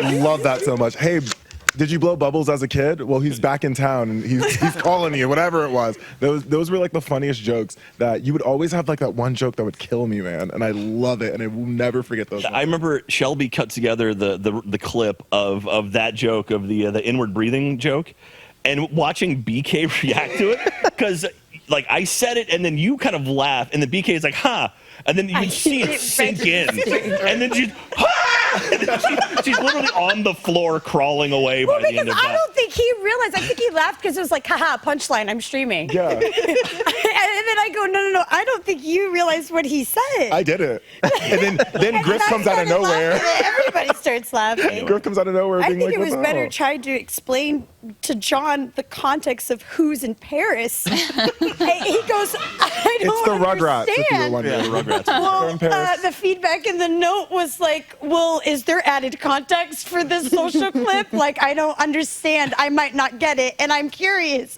if the audience will. And I said, and I just said a Spotify link of JC's. And I said, Paul so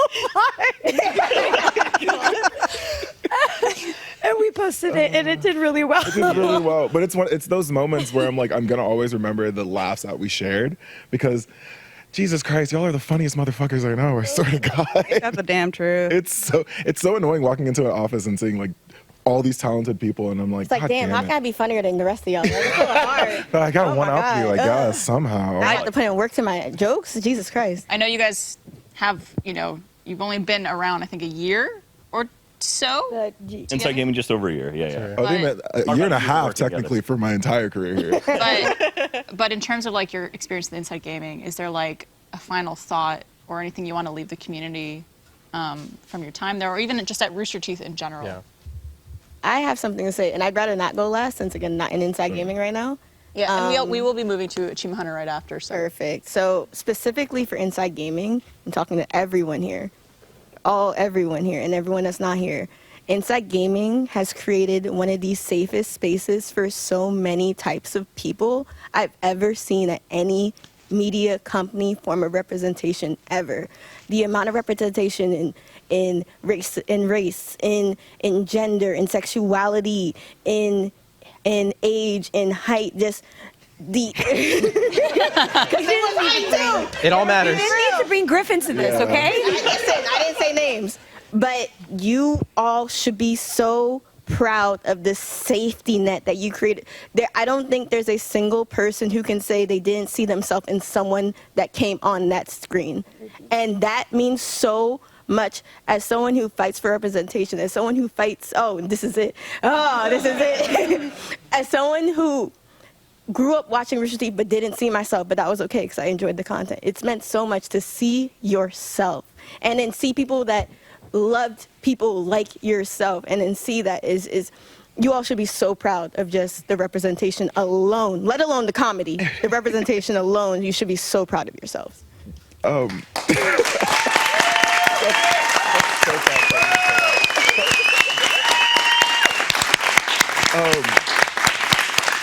So I'm glad I could be there to give straight white guys, a voice. They need Hey, bold straight white guys. guys. There you go. But Chance It's to finally be your heard. time. Finally, my time. That's the tea, though, because that's the main reason I wanted to do this is because I wanted to be able for the community to see themselves in the content, because there are black members of the Rooster Teeth, there are queer members of Rooster Teeth. They exist out there, but they don't feel like they can see themselves in the content. But now they can't say they don't see themselves in the content, and that's what's so fucking amazing. So my final words to everyone: first and foremost, whore members, and then second, the only reason I did this wasn't because of the pay. It was for the health insurance, it was for the community, and it was to work with these amazing people. And I'm so glad that I continued doing this because I am a better person because of this entire experience. So thank you.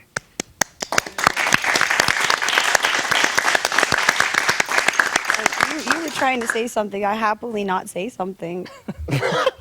Was I incorrect in seeing that? I mean, it was fine. The joke is over, so I can't say it now. No, I want to know. I don't even remember anymore. It's fine. I will go ahead and say my piece, though, because I feel like it should end on one of you two, because y'all were the faces. I do want to say, as my time with IG is ending, fuck. No, I refuse. What if you did? Let it flow through you. No. It's good. I will not. That this team could not have been a better match. Like, we loved each other. We respected each other. We were there for each other. And through everything. And I've said this before, and I'll say it again. Y'all will never, know how amazing everybody was, how intelligent, how much we worked and tried and listened to each other and actually worked so well to get everything we wanted done. And I am so blessed and I am so grateful that I was given the opportunity to work with these fine people. And I remember the joke. It was that Blizz always called me out when I was laughing at my fucking TD stand, because he was always like, every time he'd see me from behind, he'd just be like, Braylon is fucking losing her shit right now. And I was just all like, leave me alone. You're a part of the show. You have to. Yeah, so you're when a you part laugh, of it. you're a part of it. every moment of behind the scenes, on the camera. You were in on the bits. I don't give a shit. If you're a TD, you're a part of what we're doing. So you have to be a part of the show. That's something that I couldn't that was my favorite, was the fact that y'all accepted me. And even though I was behind the scenes, y'all were like, no, she's IG. She deserves to be heard. She deserves to make jokes. And Blizz calling me funny will always be a highlight of my fucking life. You never called me funny. Because Whatever, he's called me funny before. I've called you funny. Shut up. Funny looking. Shut up. I know, I make great faces. No pause. I just want to shout out Ash Hildreth, who is the editor for Inside Gaming. Yes. I don't know if you're in this room, but I do hope that you're watching. Love Ash. Saw him around Ash earlier. edited the streams and the VODs, as well as I may have provided feedback and guided the social clips. But after the first couple of clips, Ash really just knew their voices, knew their senses of humor, and really was nailing down that inside gaming and innuendos and jokes. I just want to give a huge shout out to Ash. Wait, Jack, before you go. Also, huge shout out to Aaron as well, who would constantly remind us that we are people and not just machines that have to keep going. Yeah. And that is the nicest thing that I've just ever had in a producer, is just someone to tell me that hey, you do not have to keep going. Please take care of yourself. Yeah, Erin, to her credit, she would always say this is a job. We love this. This is great, but this is still a job. You have a life. Take care of yourself. Make sure you're okay. Yeah. And enjoy this while you're here, but by all means, take care of yourself. And she was very, very adamant about that. And I can't stress how good that is to hear. Hey, Jack. Hey, BK. Are you ready for your test? Oh no. Oh God. Can you please thank all of the mods without your sticky notes to use for reference? I'll wait. Don't look at the chat. Give me the chat. A couple of them are even looking at you right now, right over there. No. They're in the room. Poison Arrow, Colin, Rygar, Okay. V2 Blast, Galaxy Queen, And others. There are literally so many of them right over there that you haven't even called out. Yeah, my heroes. I love our mods. Not even fancy notes. Can He's anyone pinned grab those notes? comments. Not NRD. NRD in the room. Yeah, NRD, Nubian Princess. Nobody. Rick's right over there. Right there. I'm gonna be honest though, this is more. This is more than he remembered last time. So progress. At least it wasn't just 3. He took the effort to make this happy. It was the only chance I'd get, Jack. Oh, please end it. Okay. Shut I it give down. you a D. Sorry. I give you a D. I think that's nice. You give me a D? Yeah. I don't think he'd take Nice setup, a or- quarter of them. Would I take your D? Severance. Yes! I want my severance. I want Isolate that, clip it. That's my new sub alert. it. You can follow me on Flip Twitch TV. That's a Black Crystal. Donate to my Kofi. Every time you sub, you'll hear him say that. Oh, God. Thank you guys so much to Inside Gaming for everything you guys Thank have done. you. Thank you for being here.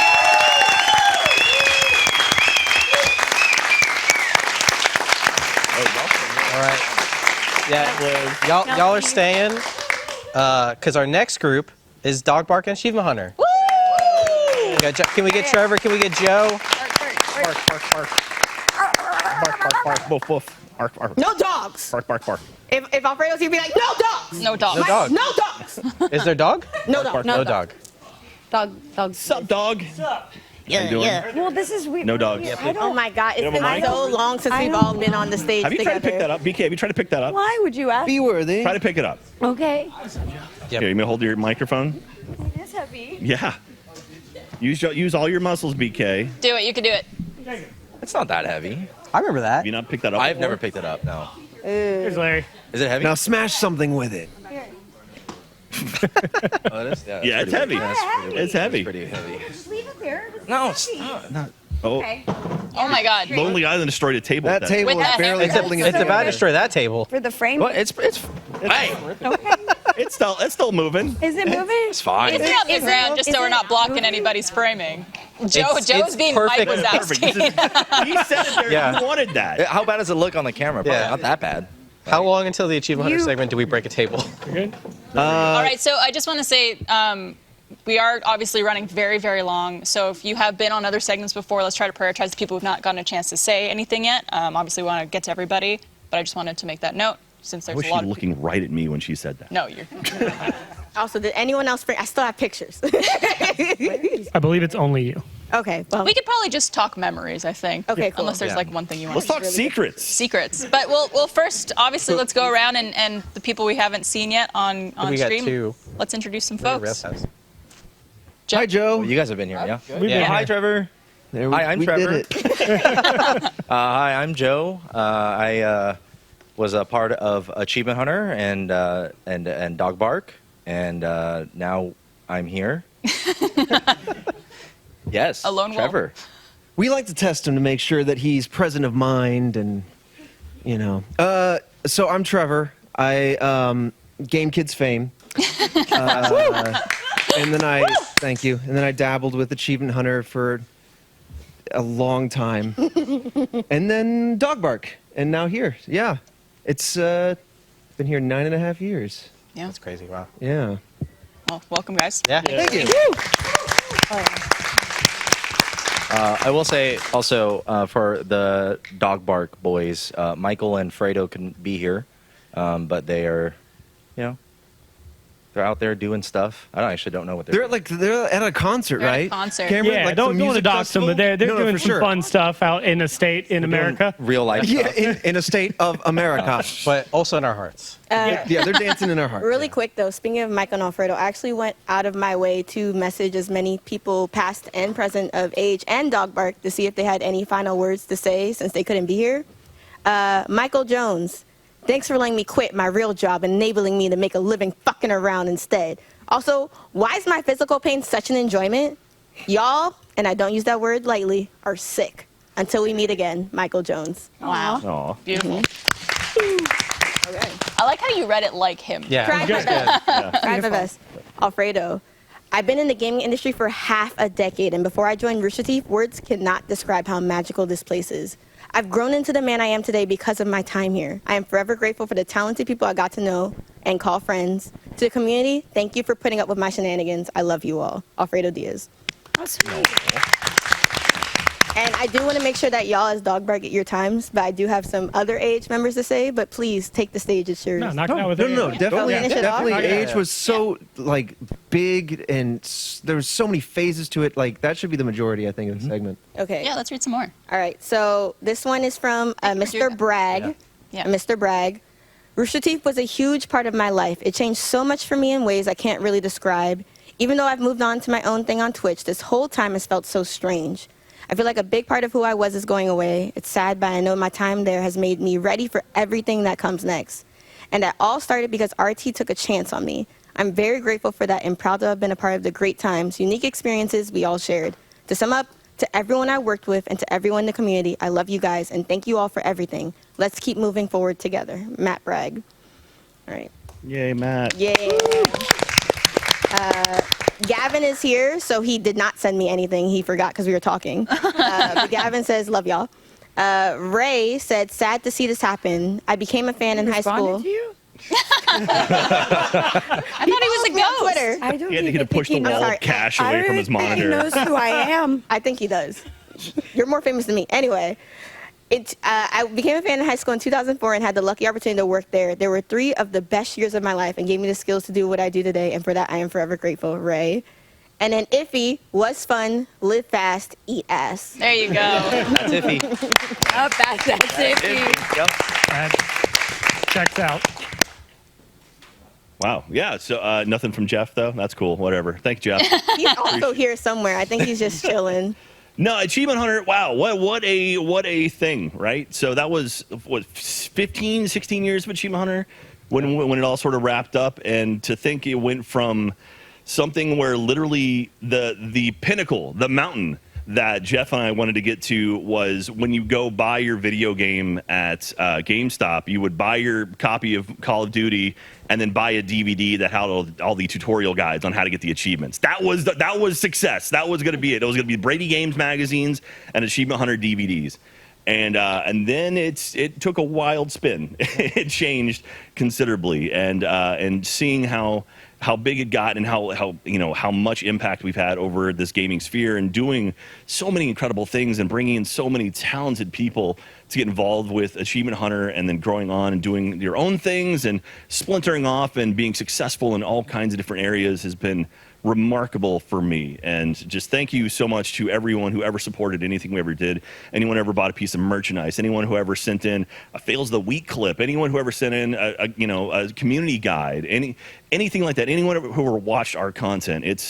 It's incredible how many people have been touched by Achievement Hunter in such a good way, where I still even literally last night I was at a grocery store and a guy working there was like, oh my God, I was such a fan when I was growing up. And that is wild to me that we've had that impact across the board. And so thank you so much, everyone. And if you see me out there walking around, if I'm at a theme park or something, please say hi. Please don't be afraid to come up and say thank you, or just say I enjoyed a video you did, or just whatever, fist bump, photo. I don't care. But I love seeing the community that we've helped. This community has really helped us grow and become what we are today. React and seeing you guys out in the wild, and I couldn't be a more fortunate person to get to do what I've got to do with my career. And that's because of you guys, and it's because of all of you guys up here. So thank you. Thank you. That's sweet.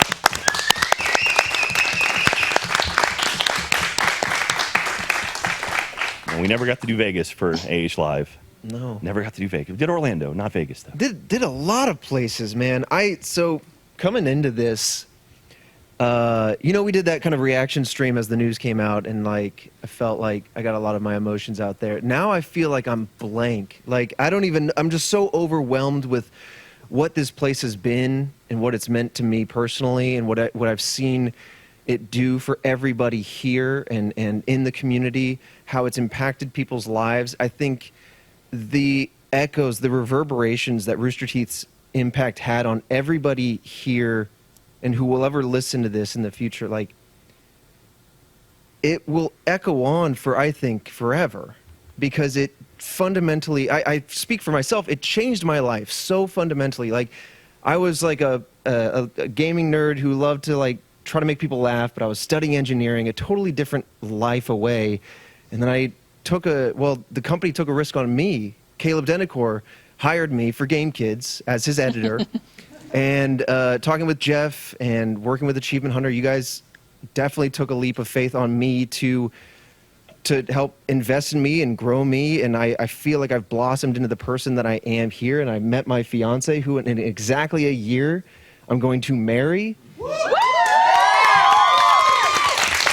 And I have, thank you. And across this room, across this building, across the internet, I've met so many people that I will be forever lifelong friends with. As Kai said in a previous segment, you're all stuck with me now. It's like I'm just a phone call, a text, a fax away. But I don't know, man. It's so hard to succinctly wrap up everything that Achievement Hunter has been, that Rooster Teeth has been. It's just so beyond words. It's just raw emotion. But God, we've done so many cool things, and I'm so grateful for all the people I've got to meet over its different kind of generations of Achievement Hunter, because each new phase of it challenged me to grow even further, and I was just so blessed to be a part of it. So thank you all for in the community allowing me into your homes through the screen, and for listening to us and supporting us. Like, truly, thank you. Thank you. Also, like, we don't talk about it a lot, but so when Jeff stepped down as kind of the ringleader of Achievement Hunter, Lindsay stepped in for a bit, and then Trevor took over. And then Trevor, you really expanded Achievement Hunter and really kind of made it more diverse. You brought in a lot of people, and I'm really, really happy to see what you turned it into. So thank you so much for that. I appreciate that. I had a lot of guidance and a lot of support. I will say that. It was a team that was hungry to grow and try new things. And, you know, I am with an amazing set of peers that helped all this come to fruition. But thank you. Of course, of course. Anybody else want to say anything, or should we start spilling secrets? Joe. Well, Hannah's in the back going, hold on, secrets? Secrets? What? I was good, and then Trevor said the whole like I love you, text Joe. Call away, and that got me because sorry in advance. For those who don't know, we're moving away in 2 weeks, and Achievement Hunter took a chance on me. Actually, you know, took a chance on 3 of us here at the same time, Kai and BK as well, and I know a lot of people have already kind of gone through the grieving in the mourning process, and I feel like I haven't really talked about it too much. A lot of people have just been so busy and caught up, and I've made the best friends and the best memories in these last couple of years that I never thought would ever come to me in my life. And the people here and the community, you guys are awesome. Everyone works so fucking hard, and they put their best forward like every day. And I'm gonna miss you guys, but man, I had a really good time just making the dumb shit that we did every single day. Got to go on tour, AH Live. That was awesome. Never thought I'd be on a stage wearing a fucking tube top and a miniskirt, but that happened. And truly, just thank you from the bottom of my heart to each and every single one of you guys here, anyone out there in the audience and behind the scenes. You guys are amazing, and I didn't really know what I wanted to say, but I'm trying my best not to break down. So, thank you. Love you, Joe. Love you guys. Thank you. Love you.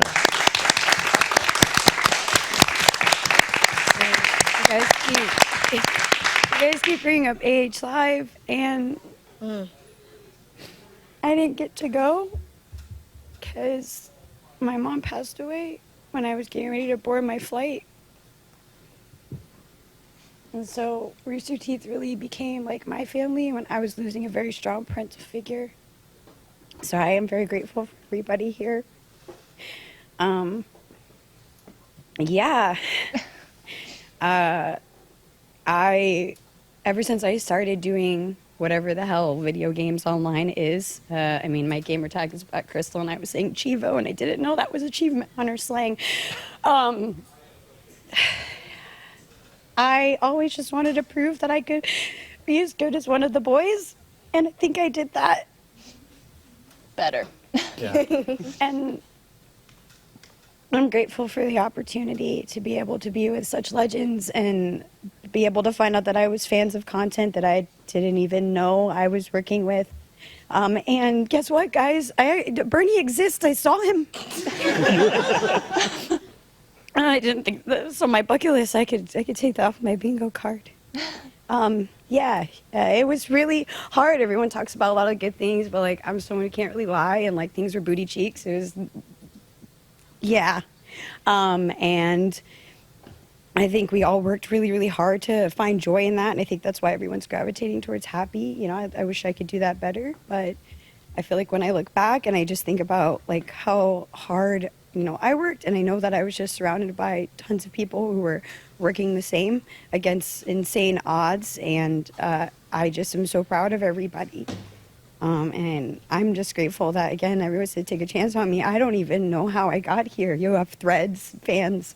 I think, like, I just was super lucky. And You're talented as fuck, BK. Thank you. Don't take that away from yourself. Thank you. I'm super lucky to have had a chance to work with y'all for what I've done, and I hope that we can all work like more in the future. And I know so many people are working on such cool things. And, you know, if you are missing Achievement Hunter content, maybe you could just follow Jeremy and see things happen next Wednesday or something.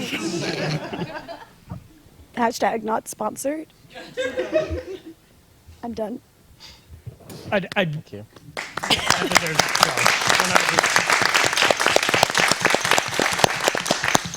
I'd be remiss. I know we talked a lot about age here, but someone else who can't be here that we haven't mentioned when it comes to dog bark is Jaron Martinez. When AH was going through all the changes that it was, Jaron really stepped up and kind of took the helm of the project that was going to house me and a lot of the other people here as well. And man, did that dude pour his heart and soul into making dog bark what it is. All of those funny bits. I can't remember all the late nights of Larry, myself, Trevor, Joe, Jaron, Michael, and Alfredo just sitting in that room ideating what dog bark was going to be, what, you know, how we were going to carve that new path. And man, there's so many funny ideas that we had. I wish that could have come to fruition in the short time that we had. But I know he's out there somewhere, hopefully listening. But man, that dude works so hard, and he deserves so much credit for everything you see on dog bark, including obviously the help from the amazing team that he had. But he deserves so much, and he obviously can't be here today, and I want to make sure he got a shout out. Let's go. But yeah. No, I mean, realistically though, you know, Cameron, like you, Jaron, and Larry really, I mean, you guys kept dog bark, I don't know, like succinct. Like you guys working really fucking hard together and with us to bring our wild and crazy ideas to life, and then also just putting in the work and the time to actually care about us as people, and to just like making it work. That truly is like the soul of dog bark, like the heart of dog bark is like you guys really helped us keep it going and help it get up, you know, get going from the ground up. So thank you. Well, thank to you guys. Yeah. It's real easy when it's a group of really hardworking people. If we're going to take a minute to talk about you know, the people that kept dog bark going, it would be completely unfair to not mention Jacob, as well as Sean and Perry, who are not currently here, as well as Ash, kind of the dog bark editorial team. But yeah, I mean, I'm going to kind of single out Jacob very specifically as like the leader. You know, it's so fascinating because, you know, Achievement Hunter was kind of this like machine, and we were running, and we slowly changed and evolved, and dog bark was such a in a lot of ways such a crazy different thing so quickly. And there's so much credit to give to Jacob and the editorial team of how they took you know, that and adding on like their editorial flair and the finding the way to bring their voice to your guys' voice as well, to really elevate that content. Dang. You're welcome. I see you had a Why is your Casey mouth so Snowball. blue? I had a snow cone. Oh, okay. Okay. Any other final thoughts, final words, Achievement Hunter? Jack, you as one of the founders should speak less, but I wanted to speak as another part of the New Guard. I think the day we found out, Hannah brought every person kind of front facing into a meeting just to discuss like what this meant for us and how we should respond. And I said it that day. Oh God, shit! I said that day, and I went to school for this. I was never a gamer. I never saw myself as funny. No one ever called me funny. And then for some reason, you know, this company that I grew up watching decided to pick me out of millions of streamers. Oh no! Decided to pick me out of millions of streamers to play alongside some of the best people that I grew up watching. I don't know why to this day, but through it I grew so much, and I genuinely think that because of Rooster Teeths, I can do anything. Like, I'm not worried about what's next because I proved I can do it here. So if I can do it here, I can do it anywhere. And you know, a lot of people say this of like, well, I've been watching Achievement Hunter for 15 years. I've been watching Rooster Teeth for 20 years. I've been here for 3. And it's just so insane to think of as much history as there was a little bit of imposter syndrome, thinking I don't belong on this stage because I wasn't a part of the extensive history, but I was a part of some of it. And the part I was a part of, I'm so proud of, to have gone from on camera to have made so many friends. And again, as you all know, like, I went through so much at this company, both behind the scenes and in front of the camera.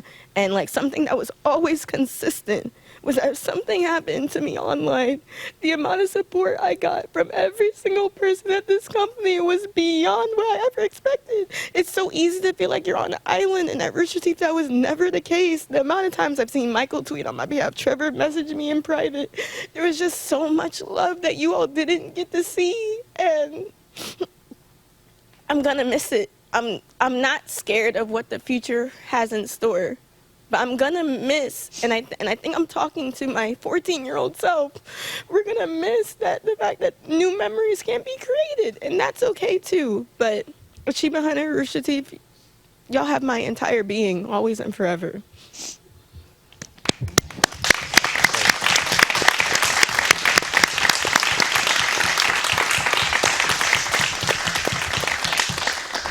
Wow, that was beautiful. That was really well said.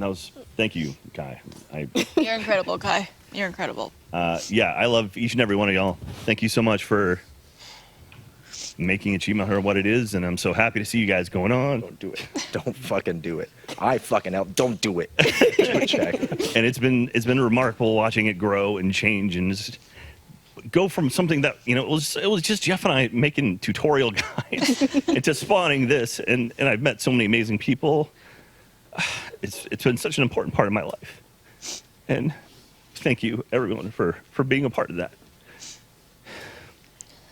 And it's gonna be around forever. So I mean, like we exist on the internet. Internet doesn't go away. Fuck. Fortunately. For better or worse. Did you ever think it would look like this, Jack? Oh God, no. I go back. We wanted to make DVDs of tutorial guides. That was our goal. That was the dream. But no, I couldn't imagine this. This is beautiful. This has spawned something so much better than anything I could have ever dreamed of. And thank you for being a part of it.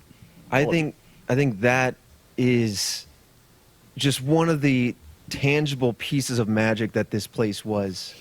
That it was just filled with dreams and possibility, and filled with the potential of anybody that had an idea and wanted to go do it, it could be done. And that might manifest into a whole other brand or show, or you might just see one and then it goes away.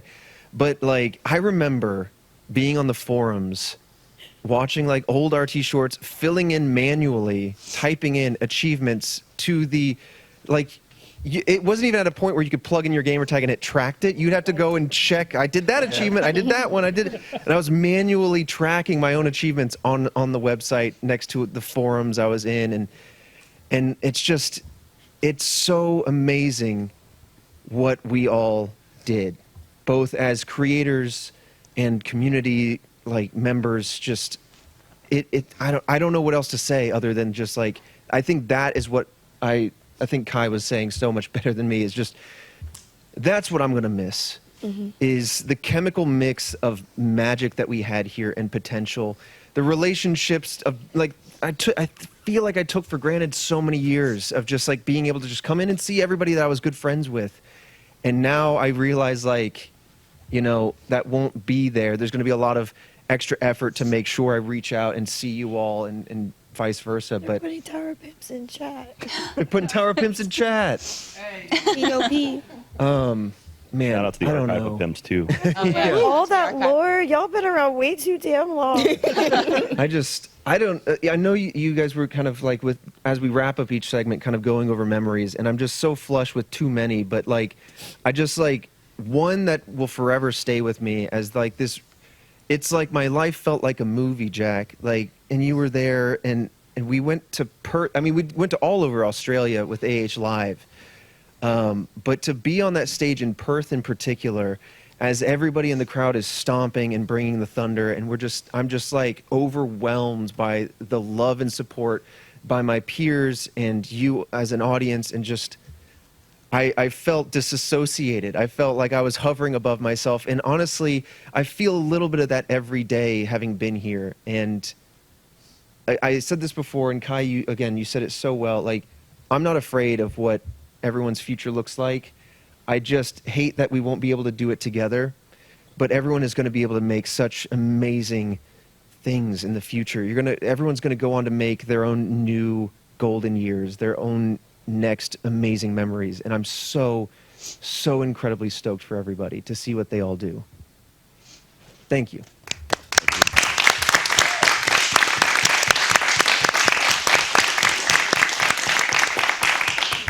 All right. Thank you, Achievement Thank y'all Hunter so much. / Dog Bark crew. Thank you, everyone. Thank you for Thank you. being here. Love you guys. They always know when to cue it up. Love you guys. Thank you so much. Thank you. Love you, everyone. Thank you. Twitch chat, my phone is at 13%. To the tower of pimps. Here's a history lesson. You were part of the books. Imagine 6 dudes running around and dropping down shots. Took one too many in the power call. Got busted gold tower standing 4 blocks. All right. Got trash in the gold relief. Converted. I knew this was gonna be hard, but it's a lot harder than I thought. It's like I'm grateful for the songs coming in, but also I'm just like, damn. Yeah. All right, so our next group, this is going to be an interesting one because they're the ones running this whole thing. Yeah. But let's get our Please, come on in. broadcast crew in here.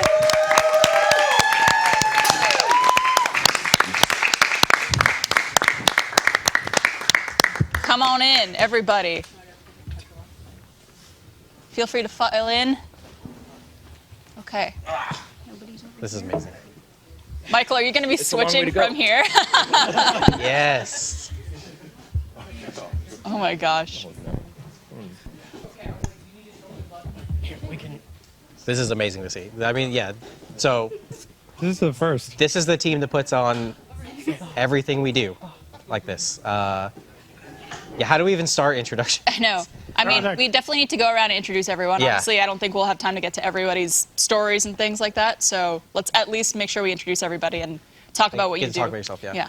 My name is Hector Gonzalez, and I wear a bunch of hats. I'm a producer for this department, but I'm also the equipment manager. I'm also the lead of Gallos Unidos, and I also led Fit for RTX and a bunch of other things.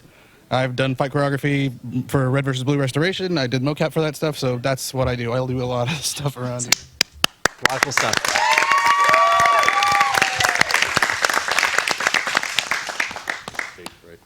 Hey, hi, I'm Ray. It's really weird to be on this side. I'm a cam op, I'm a DP. I've been able to cover RTX as a cam op for, I think, since 2017, so I've been able to see all that stuff happen. Yeah, I'm just happy to see this. This is awesome. Hello. Oh, wow, I can hear myself. I'm Mike Pirtle.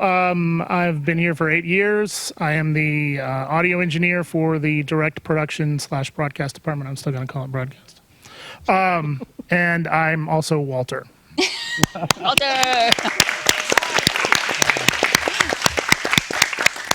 Hi, I'm Patrick Salazar. I was hired as a producer for the Rooster Teeth podcast by Brandon Parmahini and Gus, and then was asked to create this with this incredible team. So that's me.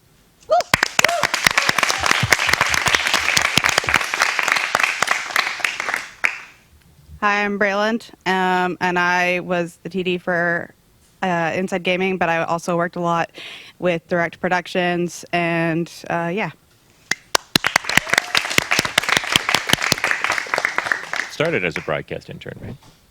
Only the intern for too long. I'm Cody. I light.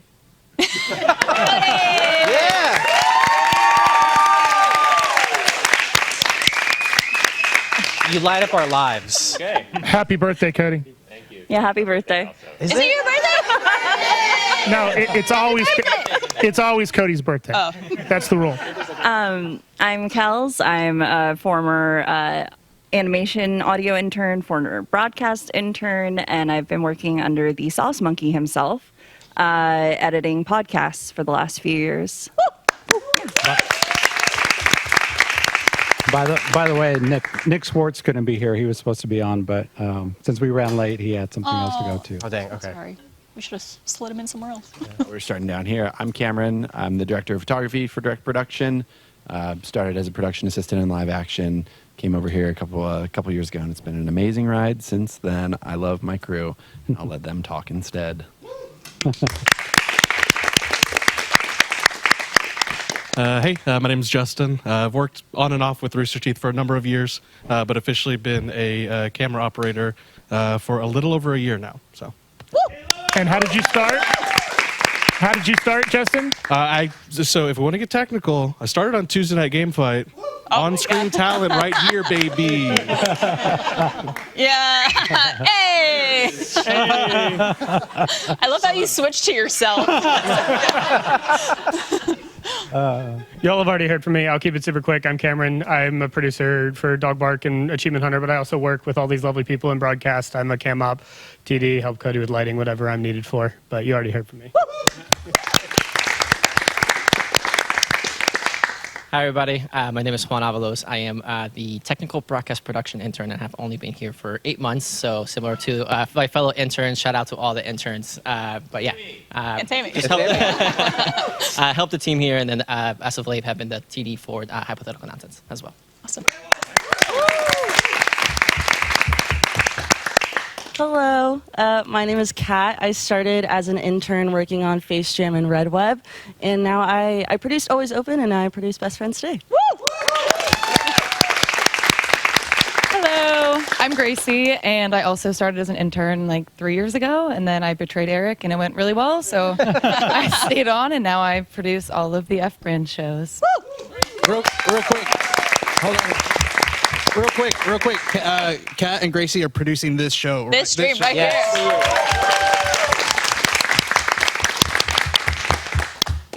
Hi, I'm Jillian. I started as a broadcast intern in 2019. Now I'm the line producer for Red Web, but this is my home, so yeah.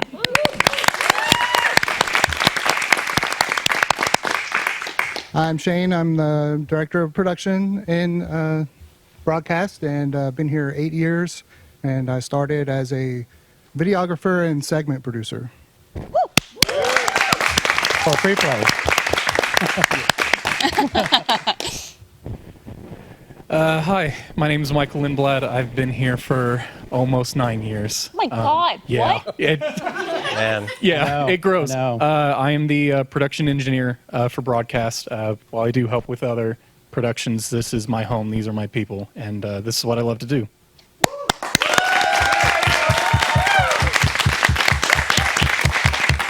Hey, I'm Fisher. I play Dan Marino on Best Friends Today. I'm also technical director with broadcast. Woo! Fisher! Don't you also play Jesus? My name's Tyler Stab. I've been here 8 years. Started the same day as Michael Lindblad as an intern, and Patrick found me on the side of the road and took me in.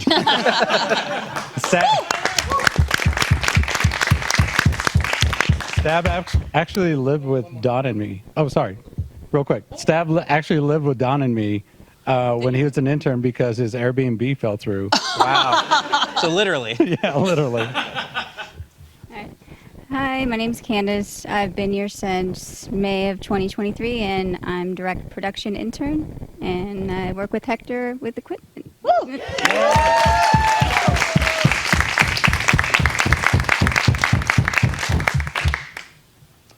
So, yeah, a lot. We've done a lot. Yesterday we were talking about, like, what are we going to talk about? And I think what we all really leaned into is that we're amazed at everything that we accomplished on this stage. We really are. And I remember before everyone showed up, and it was myself and Blaine, and who was my first intern. Blaine was my first intern, and Mariel and Adam Baird would help me out, and events were just horrid.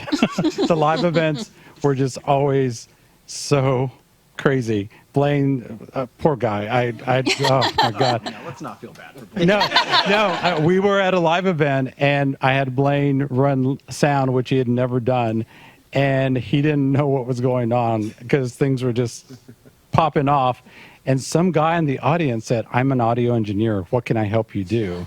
And saved our asses that night. And Oh my God. and then I got the ability to start an actual team, and I brought all these people in, and Shane took it over for me as I took over other things, and just the amazing things that we've been doing. But I want to know what y'all think is the best, craziest thing we've ever done in your mind. If you could choose. Yeah, if you could choose. I have a thing that's wild. Nothing will ever beat, to me, when we did Does It Do, and Gavin launched a paintbrush. I think we've talked about, we never like the context of it. He launched it from like back here and hit a wall like 45 feet up, and I've never seen so many jaws drop at the same speed. Oh, Jack's getting To this it. day, the craziest. Oh, get it, Jack. I mean, Yeah, that's oh, right wait, we above my can't get to desk. that. That's right. That hit 2 feet away from me when it landed on the ground. It was crazy. I mean, it almost hit everybody in the room too. That show was full of Are we able to see? serious Not see. near-misses. Yeah. Can't see.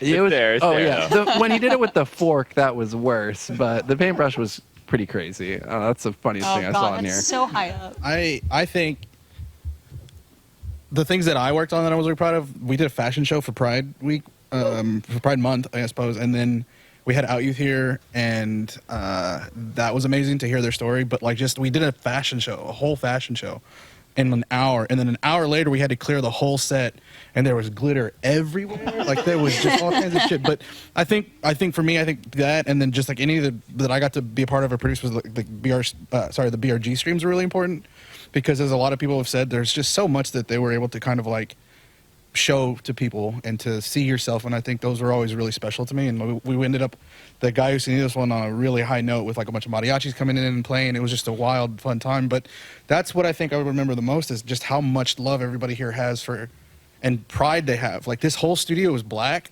because me and Shane and Michael and a couple other people came in on a weekend and painted it black. Yeah. Like all of this wasn't like this, and that's just how much everybody here cares about the work that we do to make this look as professional as we can. Yeah, it's not a specific single production, and they were represented earlier, so I don't want to talk too much about them. But shooting with BFT, on a weekly basis, pushed us to our creative limits and our technical limits, and it was always just so much fun. I don't want to measure the amount that they allowed us to do. Weekly we're doing podcast and all that stuff is great, but Best Friends Today comes in and it's like, hey, we're gonna eat all of the cheesecakes, and then maybe after that we're gonna go drive around and do a fast food challenge in the back of a car, see if we can order 12 meals that everybody in front of us ordered. And that was just a Tuesday for them, genuinely working with them and the rest of everyone here has been a pleasure. And I talked about it earlier, but starting on Tuesday Night Game Fight, like I wanted to be just like on-screen talent, and then we did it, and I was like, I made it. This is it. Season 2, let's go. And then we didn't. But then I emailed Patrick because I didn't want that connection to end, so I just kept bugging Patrick a lot, and I would just say, hey, I don't really know how to do much, but like if you ever need help, let me know. And then I got to help with Extra Life, which shout out to the Extra Life team. Wouldn't be able to do that without you guys as well. But I got to help out with that. And up until that point, I had never even touched a camera. I wanted to be an actor. I wanted to be on camera. And I did that pretty much every year after Tuesday Night Game Fight. And then that eventually led into like Shane like offering me like a job here. And like in doing that, I kind of realized like, hey, it didn't actually matter if I was on camera or behind camera. Like I just wanted to make really cool stuff with really cool people. And that's what I got to do. So thank you guys. On the topic of, I was thinking about you, Justin, and the crew that we have with us. A lot of folks are, especially our intern crew, have been here around a year or so. It's incredible to me how quickly you guys went from like, hey, I've never really operated a camera before, to like, I'm going to let Justin handle this one because he's already as good as I am at it. Like our interns are incredible at it. You guys just took to this stuff so quickly, and it's overwhelming. There's so much going on. But that's a commitment to what we're doing. That's a love for the game, I think, that drives you to learn that and adapt and become so good. So I just want to say I'm so proud of you guys. You guys have absolutely crushed it. It was the dream I got to have was getting to run around and do all the shows at once because I knew in here that you guys had it locked down and you crushed it. You're amazing. So thank you. I think one of the things that we definitely talked about yesterday that we loved was the live holiday special. Oh my God. which was like a hour and a half long, nonstop, multiple sets. Yeah, Saturday Night Live type of thing. Michael, do you remember that? Yeah. Oh, I remember that event. That was one of the first or second times I punched under you as director to TD. So I still had my nerves going into it, and being that I've never done something like Saturday Night Live, I was nervous the whole time, but that event turned out to be one of the coolest things we ever did. How we moved, every part moved together. The sets, the cameras, the crew, the producers, the director, everything about it felt right and felt good. And we nailed it. We had some mess ups. I think we were still testing something 10 minutes before going live. And then it just went right. Yeah. Yeah. It's not a live show unless something goes wrong, especially like a few minutes before. Yeah, cut to 5 hours ago when we were like, oh, we're late. Go. Can I just say, there's a lot of amazing people that work at this company, but I don't know that there's a team here that is as professional as y'all, but also as kind and as collaborative, and that really just always wants to make every show that y'all do the best it possibly can be. And there are so many things that we've done in this company that no matter who was on camera or whatever happened because of y'all, and I just really, really want to thank y'all for that. Absolutely. This was supposed to be a 2-hour live stream, and at no point, I think y'all knew it wasn't. Yeah. But at no point did we get slacks that were like, we got to wrap this up, like nothing, because y'all wanted to make this the best it can be, and it's just another example, and I really, really appreciate every single one of you. Thank you. Yeah, absolutely. Broadcast.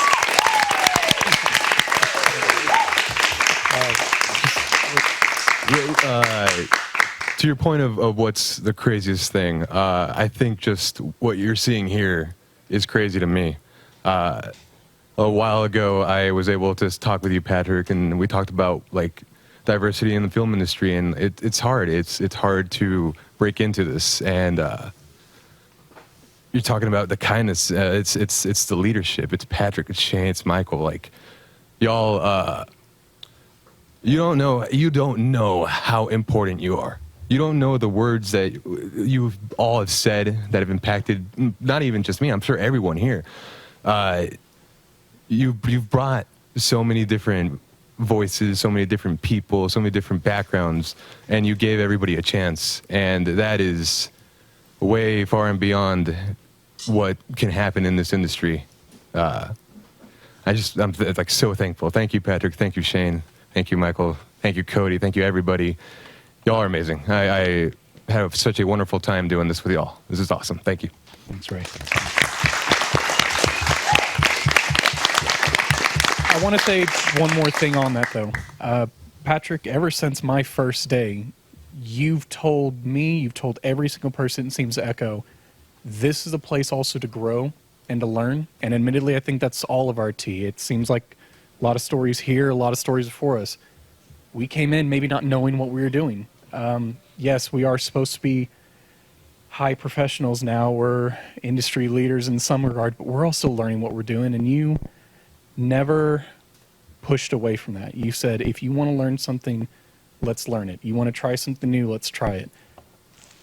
And between you and RT giving us the opportunity to go from simple podcasts to shows like Last Laugh to Tuesday Night Game Fight, a lot of us have never done anything like that before. I hadn't either. And you and RT gave a lot of us that first try. And you didn't push back. You didn't say, hey, you're not good enough. You said, let's do this thing. So I never forgot that first day you told me, if you need to learn from here, it's in a learning environment. And I've kept that to this day. And it seems like a lot of others are following that same step.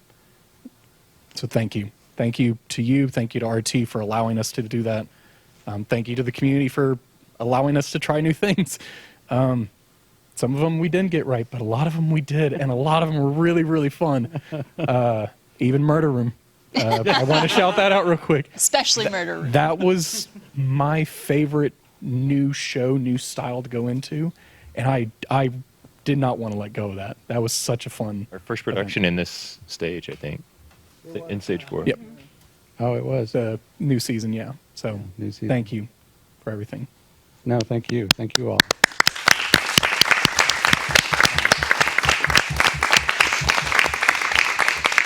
I think I do have to say that the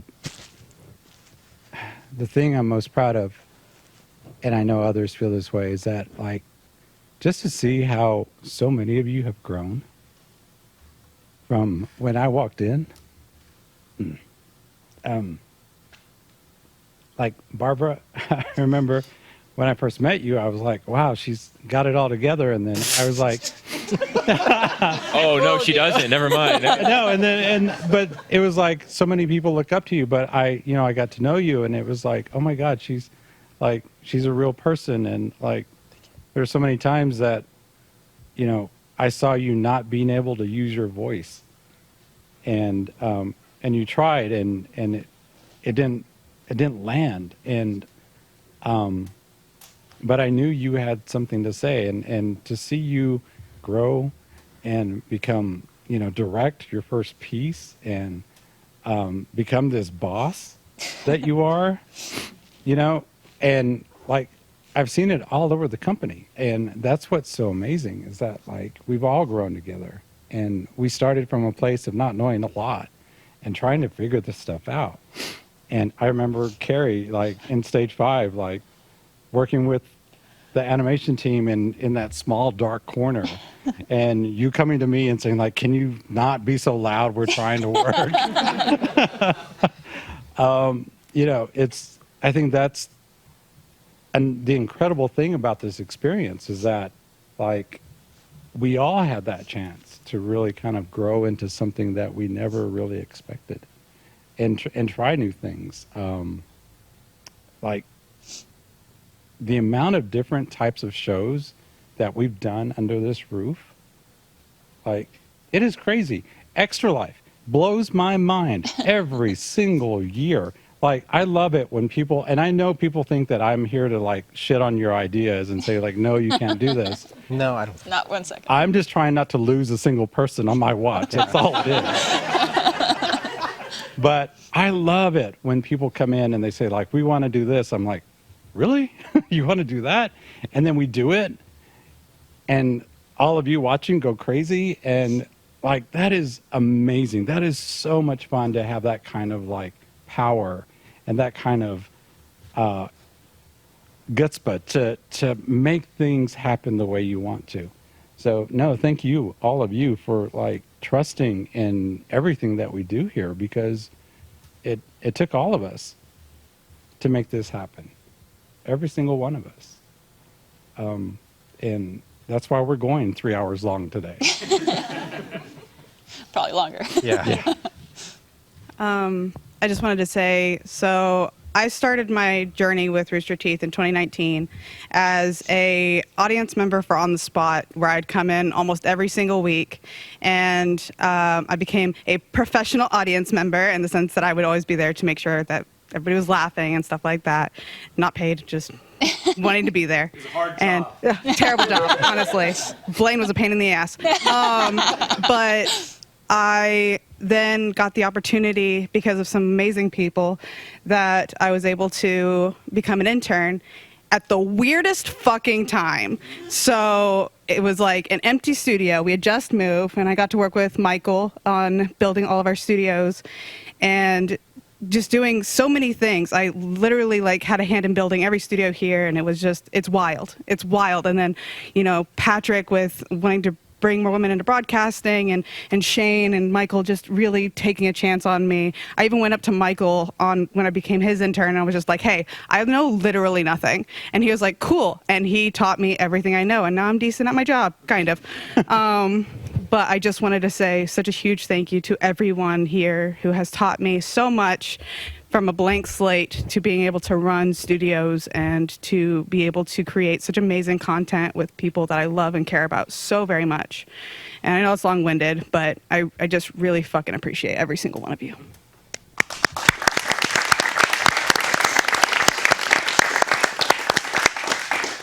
I'd like to shout out one particular thing, and it's horrific because it was a global pandemic that nearly brought the world to its knees. But when we found out about it, it was about 2 weeks before the entire city was shut down.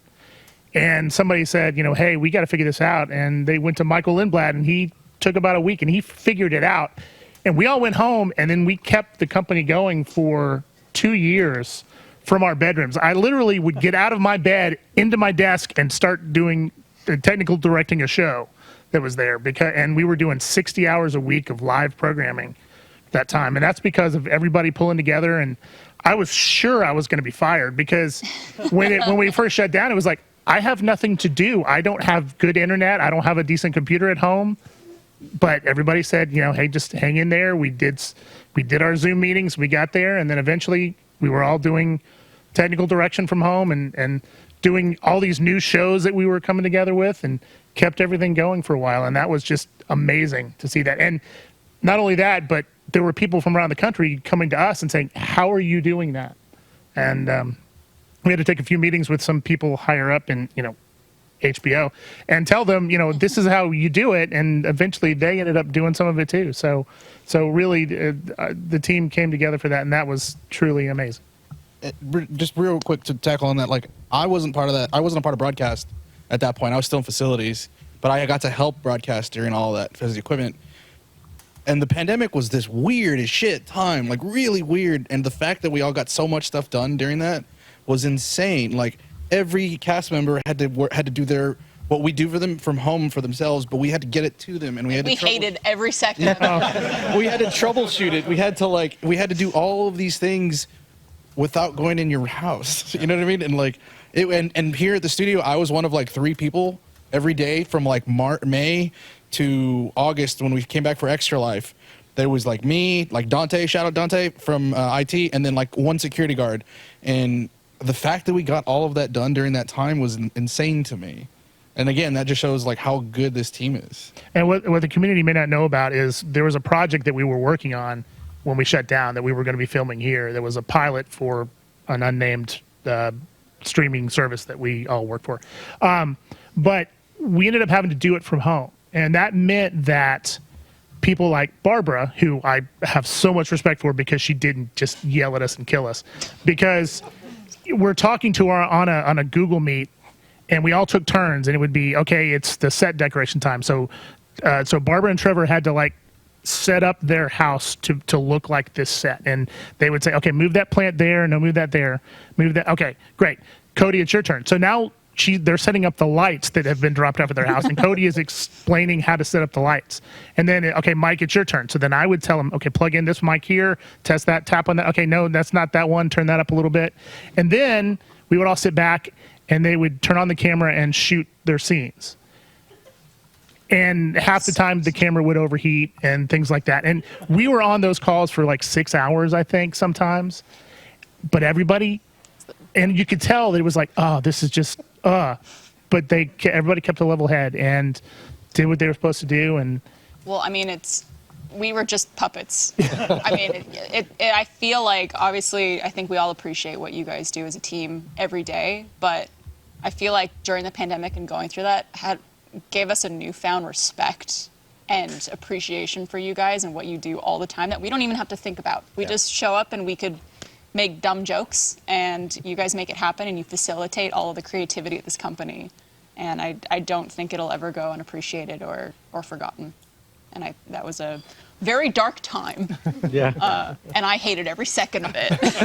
I think we were all jealous of our friends who were at home not working. Right. And we were working our asses off like all week long, And even coming back was like, okay, we have to come back, but you have to stay in that zone. You have to stay in that zone, and we all have to get tested with every 3 days or every other day or whatever it was. Yeah, it was a dark time is a good way to put it. Wild time. Anyone else? Yeah. I would just like to say, if Rooster Teeth was an NFL team and an NFL like in that level, these guys are the linemen. Like these guys get no credit. These guys get like from the grand scheme of things, like these guys work their asses off, and these guys just like put their heads down and go in, day out, stay extra hours after a show, before the show, clean up, throw up, clean up bodily fluids, clean whatever. I heard the stories, and I've seen some videos, and I don't want to see them again. But it's I was never a Rooster Teeth fan coming before this. I've seen maybe a little bit of Red versus Blue beforehand. I grew up in Mexico, which is a running joke, so I didn't have Rooster Teeth in Mexico. Well, okay. Yeah, but I just never saw it, and so Braylon here in front of me was the person that for years tried to convince me to come here, and I never thought I would do it, and being here just for a short 8 months and seeing the amount of talented crew members, cast, community members, it's so easy to see why people care so deeply about this company and love it. And a lot of people, when all this happened, kept telling me like, oh, it sucks, or like some negative comments or whatever. But it's like people are losing their livelihood. People are losing their family. People are losing the source of happiness, their source of memories. And even with all of that, like, as it's been said before, people have kept showing up here, doing their job like the goddamn professionals that they are, going through every comment, going through every meeting, going through every creative, showing up, doing the work. And it's so inspiring to see as an intern, just the reason why this company has been as successful as it has is because the tone has been set from the beginning of like the interns that came before me and everybody else, and just the amount of trust you get given from day one. It's like, all right, you're doing this, you're punching the show on day one. You are, you're moving all this set. You are have this responsibility. And even though you will fail eventually, and there are times that fail, they are so gracious with you learning and going through. And that's a environment that is not easily found. And it's all because of these group of people. So it's so easy for me as I come in, I get starstruck now by not only the cast, but this amazing fucking crew that I work with, and I truly look up to, and I'm constantly daily inspired, and it just means the world to me that I was able to be here for these last 8 months. Everybody says like I've been here this long or this long. I will gladly wear the badge of honor with being one of the last Rooster Teeth interns, and that's something that I will carry with me forever. So I just wanted to thank, honestly, every single one of you for being welcoming, opening, and just creating such an amazing environment. So. I'm sorry.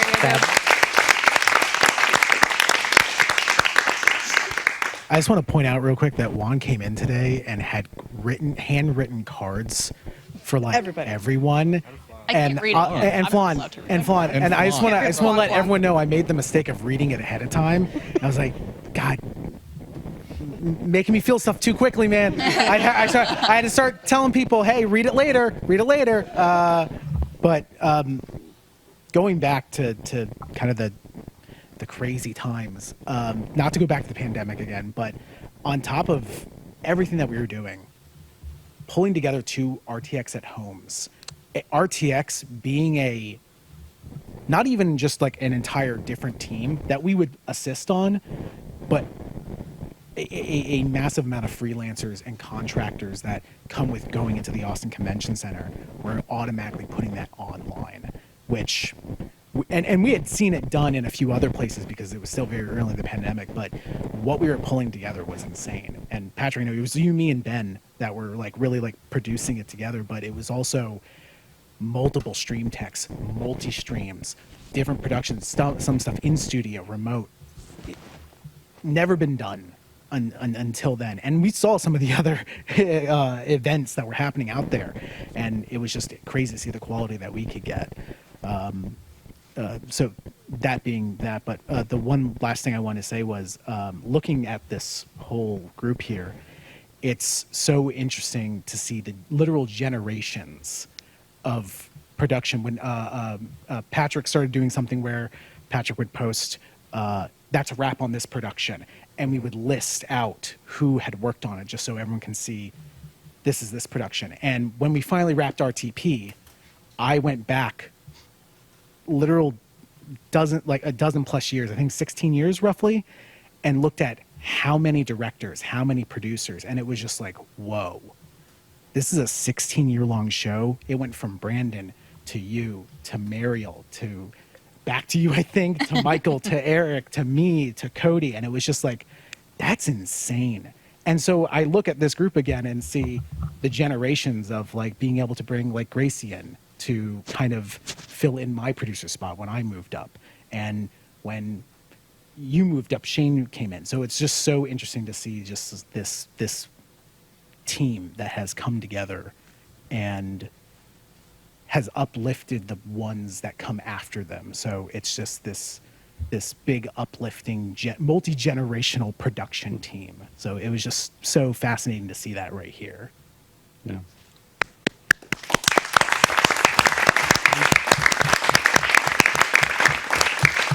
I'm sorry, I swear I'll keep this brief, but I would be remiss if I didn't say shout out also to my brother Britton, who has helped us several times over the years and also used to do the art for On the Spot and stuff. So I just really want to say really fast, shout out to him, love him. I just wanted to throw my own thanks out into the into the general everything, and also say I, like Braylon, started out as a serial On the Spot audience member, but I was very quiet about it, and I hope nobody remembers that. But I just wanted to thank all of the various audio teams, because I know I was the first audio intern in animation. Chris Kokinos took a chance on that. And then I was convinced by intern Mama Brooke, who left a long time ago, but to have the broadcast internship, and you guys took a chance on me. I was, I think, the first audio focused person. I was scared of cameras, but got over that. But I just wanted to thank you all for taking a chance on me. I wanted to thank Nick for taking a chance on me when he had a kid. And needed somebody to cover. And more than that, I wanted to thank all of the various people working on all the podcasts for taking a chance on me as their editor. Blaine and Chris on Good Morning from Hell, even John of Real Canon and everything. I really just wanted to thank everybody for giving me the opportunities. Thank you, guys.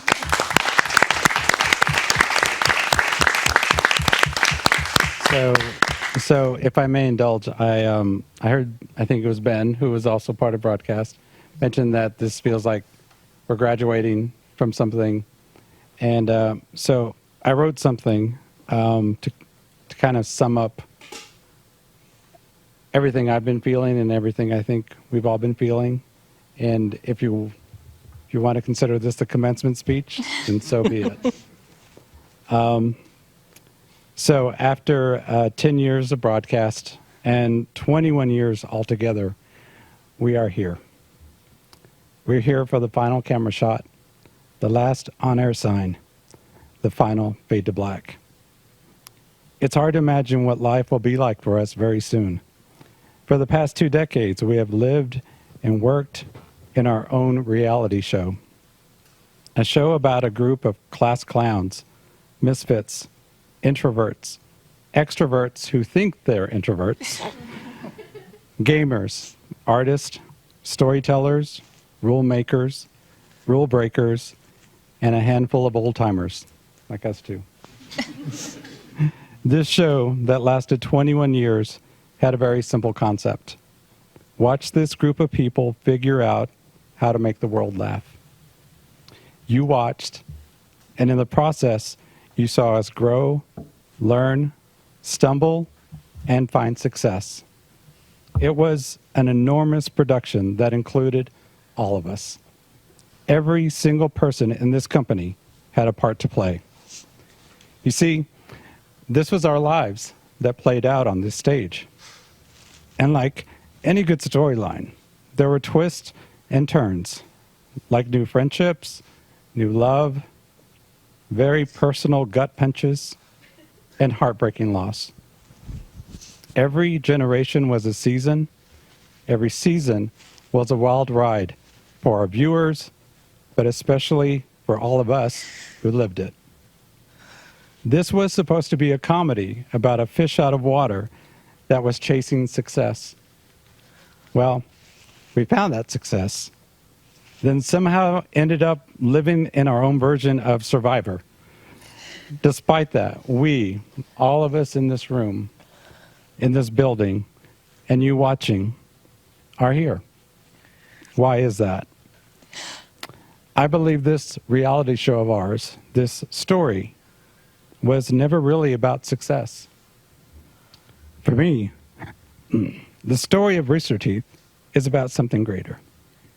It was about opportunity. The founder saw an opportunity in a game they loved and ran with it. That created opportunity for others. Others who wanted to do something they loved and work with people who weren't assholes. That was important.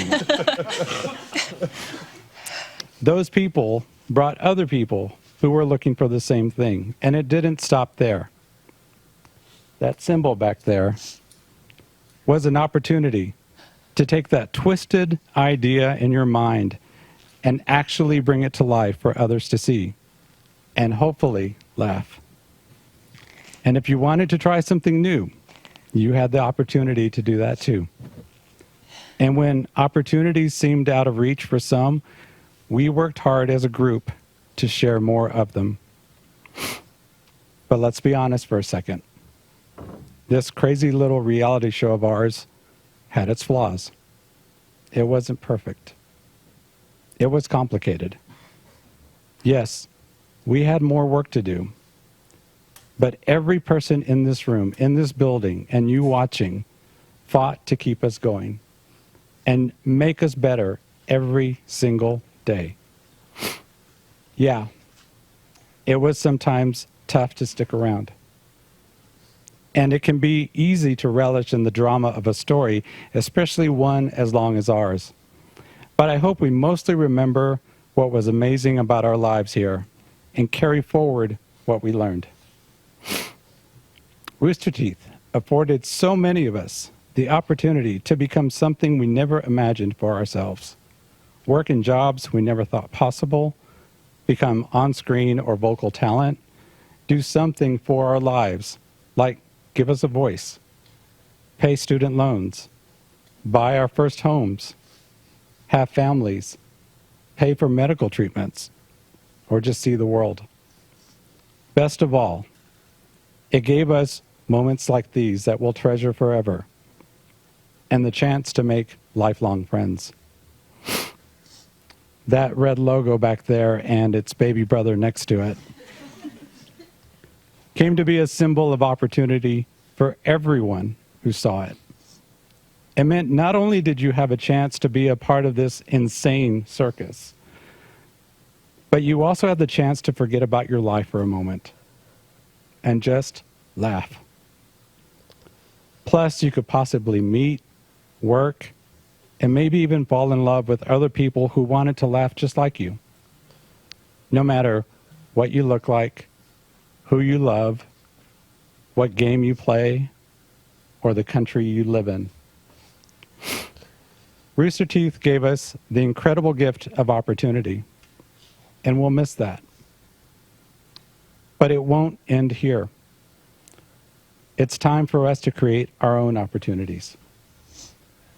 And as scary as that may sound right now, and maybe even lonely, just remember that a group of friends did the same thing 21 years ago.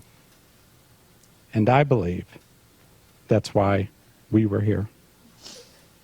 God damn.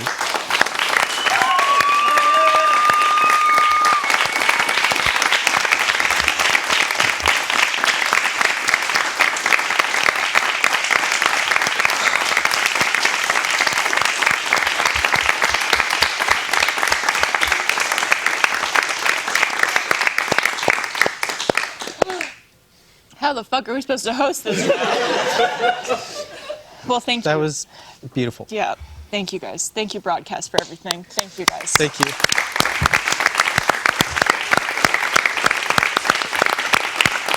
Thank you all so much. Oh, man. Stream's not over. No. Oh. I thought maybe I would make it. Oh.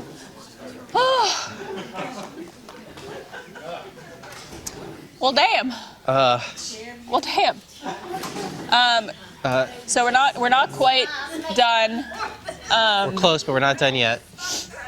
Hannah, I think Hannah's gonna say a couple things first before we get to our last segment. When you have to do this. Yeah.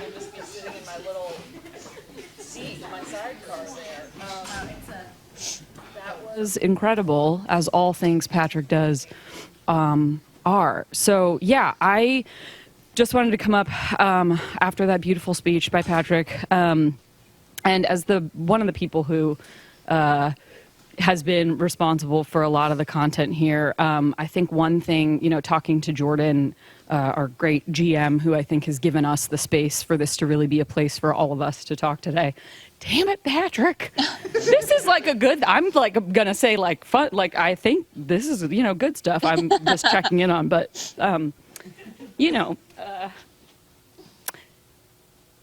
Jordan has said like 21 years is not a failure. It is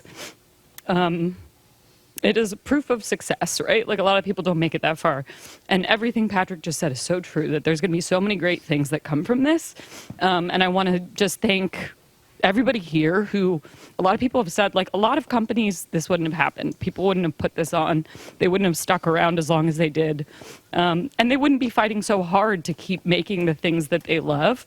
And so thank you to all of our teams here who've been so patient as we as leaders have tried to figure out how to do all this, because we are so proud of all of you and we're so grateful for all of you. And so we've been trying to figure out how to do a lot of this stuff ourselves. Our teams have been so patient with us. The community has been so patient with us. And I feel like, we're getting to a point finally. I asked Jordan repeatedly before I came on. We're finally getting to a point where I know the community has been waiting for more news about some of their favorite shows and things like that. And we're starting to get bits and pieces here. And I can't give any super specifics, but we've been working to make sure that a lot of our teams, a lot of the content, the shows that people love, if teams want to keep making them, that we can find any way for them to keep doing it. And so what I wanted to say, and Jordan, gave me the blessing to say, is that like, hopefully within the next week or two, you're going to be hearing from a lot of the people that you love, a lot of the shows that you love. You're going to be getting more of that information you've been waiting on. There are going to be a lot of things that are going to keep going on. I don't want to steal that thunder from those people and those teams when they get to make those announcements. So just please be patient as they figure stuff out and keep supporting them, because Jordan has said it too. It's a really hard time to be people doing creative things, and supporting the creators you love is so important. It gives them the opportunity to do the things that they love. And so please continue to follow all of these immensely talented, hardworking, wonderful people. Please support them in everything they're going to do when these doors close, because they worked so hard and they keep working so hard, and we're so grateful for all of them. And I'm just so grateful for the two of you. this is an immense service you've done for us, for this company. You never left, you never gave up. The two of you have been such immense beacons of strength and joy and creativity. You stood by us, you've stood by this company when it's been immensely hard. And I'm so grateful for both of you. And I know people have been giving you guys credit, as they should. But I know we've got exciting more things to do here. We're not right at the end, but I just had to say how much I appreciate the two of you in particular. Thank you so much. So thank you for everything you've done. This was supposed to be a happy thing. Patrick opened the floodgates. I was doing really well. I was back here the whole time. It was supposed to be a happy thing, basically to say we do think there's going to be a lot of good stuff that comes from this. And you're going to hear from the teams you love and the people you love, and everything won't look exactly the same, but it's still going to be really, really cool. I'm trying not to swear because I have a kid now, so. Thank you, everybody, for what you've done, and thank you. I think there's something really fun and exciting we're going to have right now, so thank you, guys. Anna, we love you. Love you.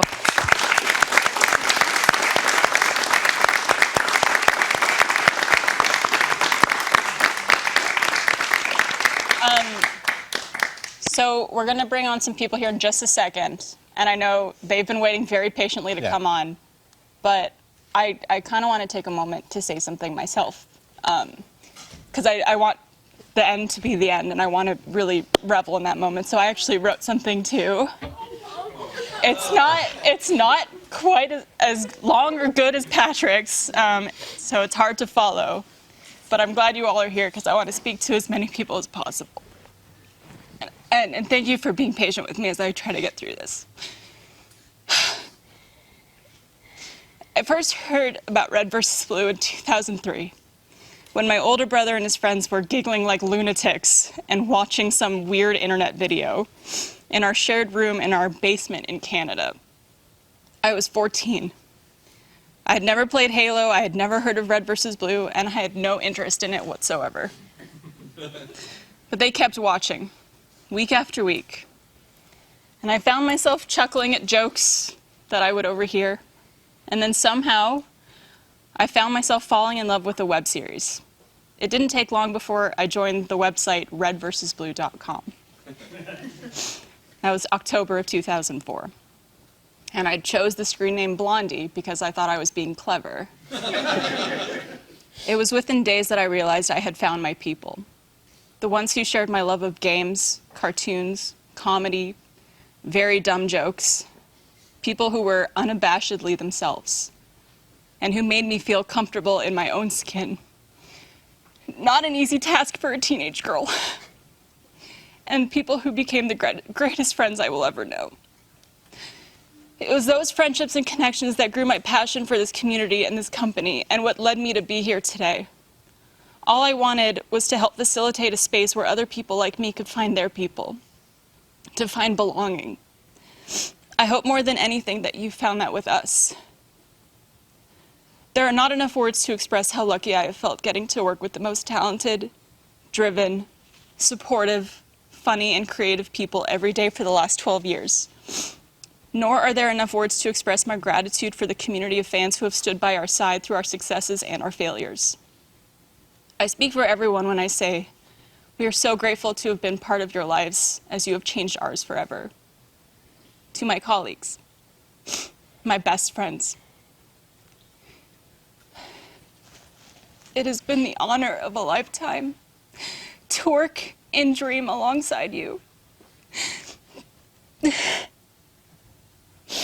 You have brought more joy, more laughter, and more meaning to my life than I ever thought possible. I know this is not the end of our friendships together, but rather the beginning of supporting each other on our new journeys. And you better believe I will be cheering you on endlessly from the sidelines in whatever you do next. And to Rooster Teeth. You are one of the greatest loves of my life. A very close second behind Trevor. And I'm so incredibly proud to have been part of it. I will never forget it for as long as I live. Thank you guys for everything, and thank you for helping me find myself.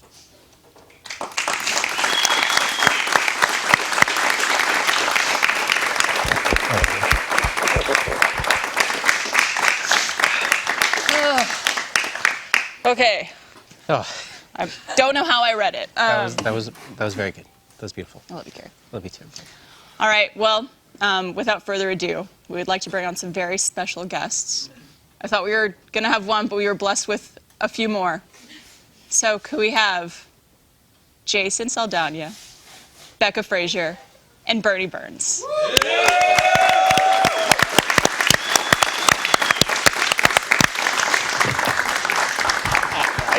Good to see you. Yeah, dude, it's been forever. Hi, yeah, it's been a while. I'd just like to say before we start, I want to know who the fuck programmed me after that fucking speech. Raise your hand. Are you who's in the programming department? Who put this together? It was us. I'll find. I have no authority anymore, but I'm gonna fucking murder you on Glassdoor. Murder. Hello. Listen, I've proven myself. If this goes poorly, I'm gonna quit immediately. I'll do it. Hi, everybody. Hi. I'm really glad. How are you guys holding up? Thanks. Very well. Can we get a round of applause for Carrie and Barb? They've been here for.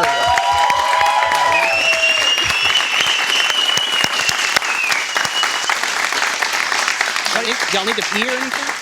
I've been able to sneak away. It's been good. We've peed a couple times. Yeah. Yeah. Get up in the couch. Yeah, that one's free. I'm actually wearing a diaper. An adult diaper. Okay. Yeah. Not a little. Just kidding. I genuinely feel like we started the stream like yesterday. It feels like it's been like. So, yeah. It's been, wait, we started at 2. It's 7:45 now. Yeah. Jesus Christ. Yeah. Amazing. That's like a third of Extra Life. Yeah. Yeah. Is it? I can't do math right now. I thought you fuckers didn't work after 5 anymore. Is that a special occasion for me now that I'm back in the building? Well, welcome back. Yeah. Thanks. It's good to be here. I flew back in from Scotland. I did not want to miss this. It's been an absolute joy to sit back there. Joy probably isn't the best word. Just to watch so many people that I've seen over the years, seen some of you walk into the doors for the first time and see this incredible group of people that are so supportive of each other and what you've grown into. I couldn't be any prouder of you guys. And I'm sitting back there honestly regretting every single day of the last 4 years that I haven't been here and been alongside all of you. I love you all very, very, very much. I just want you to know that right out of the gate. Love you guys. And I was sitting there thinking about you two in particular, because I don't know what you all think of for the first time that I met you guys, but I can recall very clearly the first time that I met each of you. Barb, I knew about you from the site. I don't know how many people know this, but I was convinced that Barbara was a fake account, that someone was posing. And I almost banned you a couple different times. Yeah. Too good to be true. But the story of how I met Barb, and I think, Becca, I think you were with me. Yes. We went up to RVBTO, which was a fan event, which was pretty much the inspiration for RTX, or proved that we could do it. It was a fan event they had in Toronto every year. And I went up there for the first one, and we just had a cookout. There are some photos people have shown where we used to do that all the time. We used to have cookouts. We did that a lot at 636. And we went out and got jalapenos. It was a recipe that I learned from Jeff. And we got these jalapenos, and it was a fan event. People were meeting up, and everyone was nervous and awkward, as people who live online tend to be when they get in person. And they were all chatting and things like that, and I sat down and started cutting jalapenos. And I remember this as clear as day. I was cutting these jalapenos, and there was a bunch of them there because there was about 80 people at the event. And then Barbara saw me cutting jalapenos, and she just, without saying a word, she sat down right next to me and just started cutting jalapenos. And I remember thinking, here's a person who pays attention and just wants to help. And I think about everything you've done over the years, the platform that you've had, and how you have been so gracious in sharing that with other people and sharing the opportunities that you've had so much. And not everyone does that, Barb, not everyone. And you're the kind of person who, when you see something and there's an opportunity to help, you've always done it. Yeah. Always done it. You say that I pay attention, but moments after that, I touched my own eyes. Yeah. I think the quote Thinking you of said, others. you and Britt, when your tears were streaming down your face, they carried the jalapeno with it. And you said, my tears are burning my face. Yep. And then Carrie, I saw you. I don't remember which PAX it was, but you were 16. Yes. And Yeah. you came up and you wanted me to. You had a program at your school where you needed a mentor, and you thought, I'll just go to Seattle, even though you lived in San Antonio. You decided to travel all the way to Seattle to meet me, asked me to do it. I said, absolutely not. I have no time for that, but I really like you. Seem like a nice kid, but there's no way I could do it. Hard no. You came back the second day of the con. You said, I said, no, I really, honestly, I wasn't fooling around. I just said, I just don't have time to do this. And the third day, you walked up to the booth, and I said, here's what I can do. I can do a phone call once a month, and you can grade your own papers. It's okay to say this now, right? I don't care. And I was your mentor in high school for a year, and then you came up and interned, changing out hard drives, right? Yeah, one of the first. I thought y'all were pranking me. You might still have been, but there was like a stack of like 20 old archive hard drives, and he said, "Oh, we have to plug these in every 6 months. So, can you just do that?" Sounds fake. It's looking back at it, and I just sat there every. Yeah. And then Barbara, when we hired you, Carrie, we hired you. Barbara, in your first week, you managed to piss off the entire American military, if I recall correctly. Yeah. And Carrie, I've a day's work. never said this before. Carrie infected the office with bed bugs. Which one's worse? Have we ever talked about that before? I don't think so. You were very careful not to. Right. I don't care anymore. It's really the first place I moved here. It was the cheapest place I could find, and I saw bugs all over my apartment. And I thought, it's just a cheap apartment. There's bugs everywhere. And then I found out that they were bed bugs, and lo and behold, the bag I took to the office every day and sat on our couch, they found one in there. Yeah. And this was like 2 months after I got hired, maybe. Yeah. And I was like, well, Congress? yeah. I was like, oh, I'm done. And I think you were really upset about it. And I remember we had a discussion about it. You said, I'm just really worried that if I gave bed bugs to the office that I'm going to be fired. And I said, oh, you're absolutely fired. But then recovered. We did call you bed bug for 2 years? Yeah.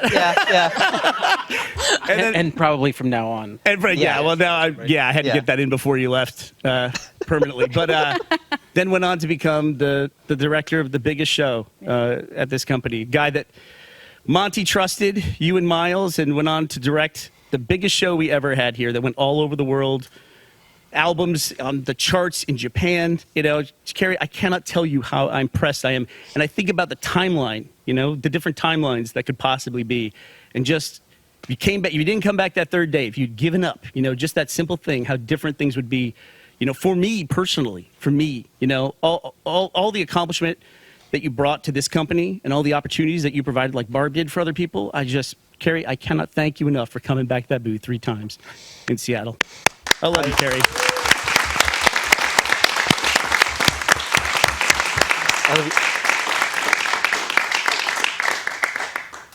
I love you too, man. And I know I'm not alone here in saying that you're the reason I did this. Before podcasts were a thing, I just put the commentaries on for RVB and just listened to them over and over again because I wanted to do this. I wanted to be here and to have the ability to not only get to do what I wanted to do, but to get to do it with y'all. I think I'm one of the luckiest people in the world, and I we owe so much to you all, and I just thank you so much. And yeah, sorry. And I'm sorry about that time I kissed you on the mouth, Carrie. Which one? Which mouth? They were doing a live stream for Ruby. I don't forget what it was exactly. It was a small team. How many people were on the team back then? 20. So I thought it'd be funny if I came in and interrupted the live stream and gave Carrie a fake kiss. Yeah. Where I came in really fast and covered his mouth and kissed the back of my hand. Missed my own hand somehow. Yep. Kissed Carrie square on the mouth. And that's how I knew they could never fire me. I was in. It was magical.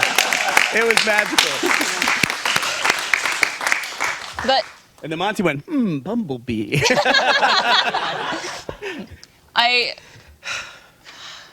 don't know if anyone here could adequately express what you guys all did for us. I mean, not a single person would be in this room if it wasn't for you. And starting this company and taking a chance on us and building up this amazing just community and world for us to be a part of. I still have the letter, Bernie, that you sent me when you were offering me my employment in 2011. I have it framed on my fridge at home. You guys were all so inspiring, and just like you showed us what is possible, what could happen when you have a vision and passion towards something, and it's just you changed all of our lives forever. And I'm really happy that all of you guys are here today. And Bernie, I'm so happy that you were able to come in for this, and it just means a lot to us. A couple people said something similar, but this company, I think, is what it is, and has created so many amazing shows and products and whatever, is because everybody here is willing to give people a chance, and that started here. Yeah. That started with y'all hiring a weirdo from a con that didn't know how to do this stuff and teaching him how to do it and letting him learn and fail and depending on who you are, succeed, if you believe in that I did. But I've heard stories like that from almost every group that's come up, and I think that at its core is what has made this company so special, is that this isn't about gatekeeping, it's about making the best thing and giving people opportunities, and I will forever be grateful for that. I really will. Yeah. Well, thanks. I mean, Red versus Blue was my show, and the website was redversusblue.com when we started. But Rooster Teeth, what Rooster Teeth was, a company, was started because I wanted it to be a thing that other people could come into to make shows and make their dreams come true, like Red versus Blue was for me. And Rooster Teeth wasn't necessary. It could have just been called Red versus Blue. But started Rooster Teeth so that those other people could come in and have opportunities. That's why Rooster Teeth exists. It exists for that. And I was considering myself to be a very creative person, but I could not have envisioned this group of people and all the people who work here today. I couldn't dream of it. I didn't have the capability of dreaming of all of you people and everything that you've been able to do. Like, I would never thought we'd have an anime that goes all over the world. And who would run that, Or, countless talk shows or Dungeons and Dragons shows, that people just die and want to see. I couldn't dream of those things. And you guys are like the fulfillment of the dream that I could not express to myself. And I'm just so grateful for you guys, and so grateful for everyone who's ever come in these doors and contributed to it and made opportunities for everyone. So if I've given, and the early guys have given anything to you, you guys have given it back tenfold. And thank you so much for that. On behalf of the guys who couldn't be here today, thank you so much for that.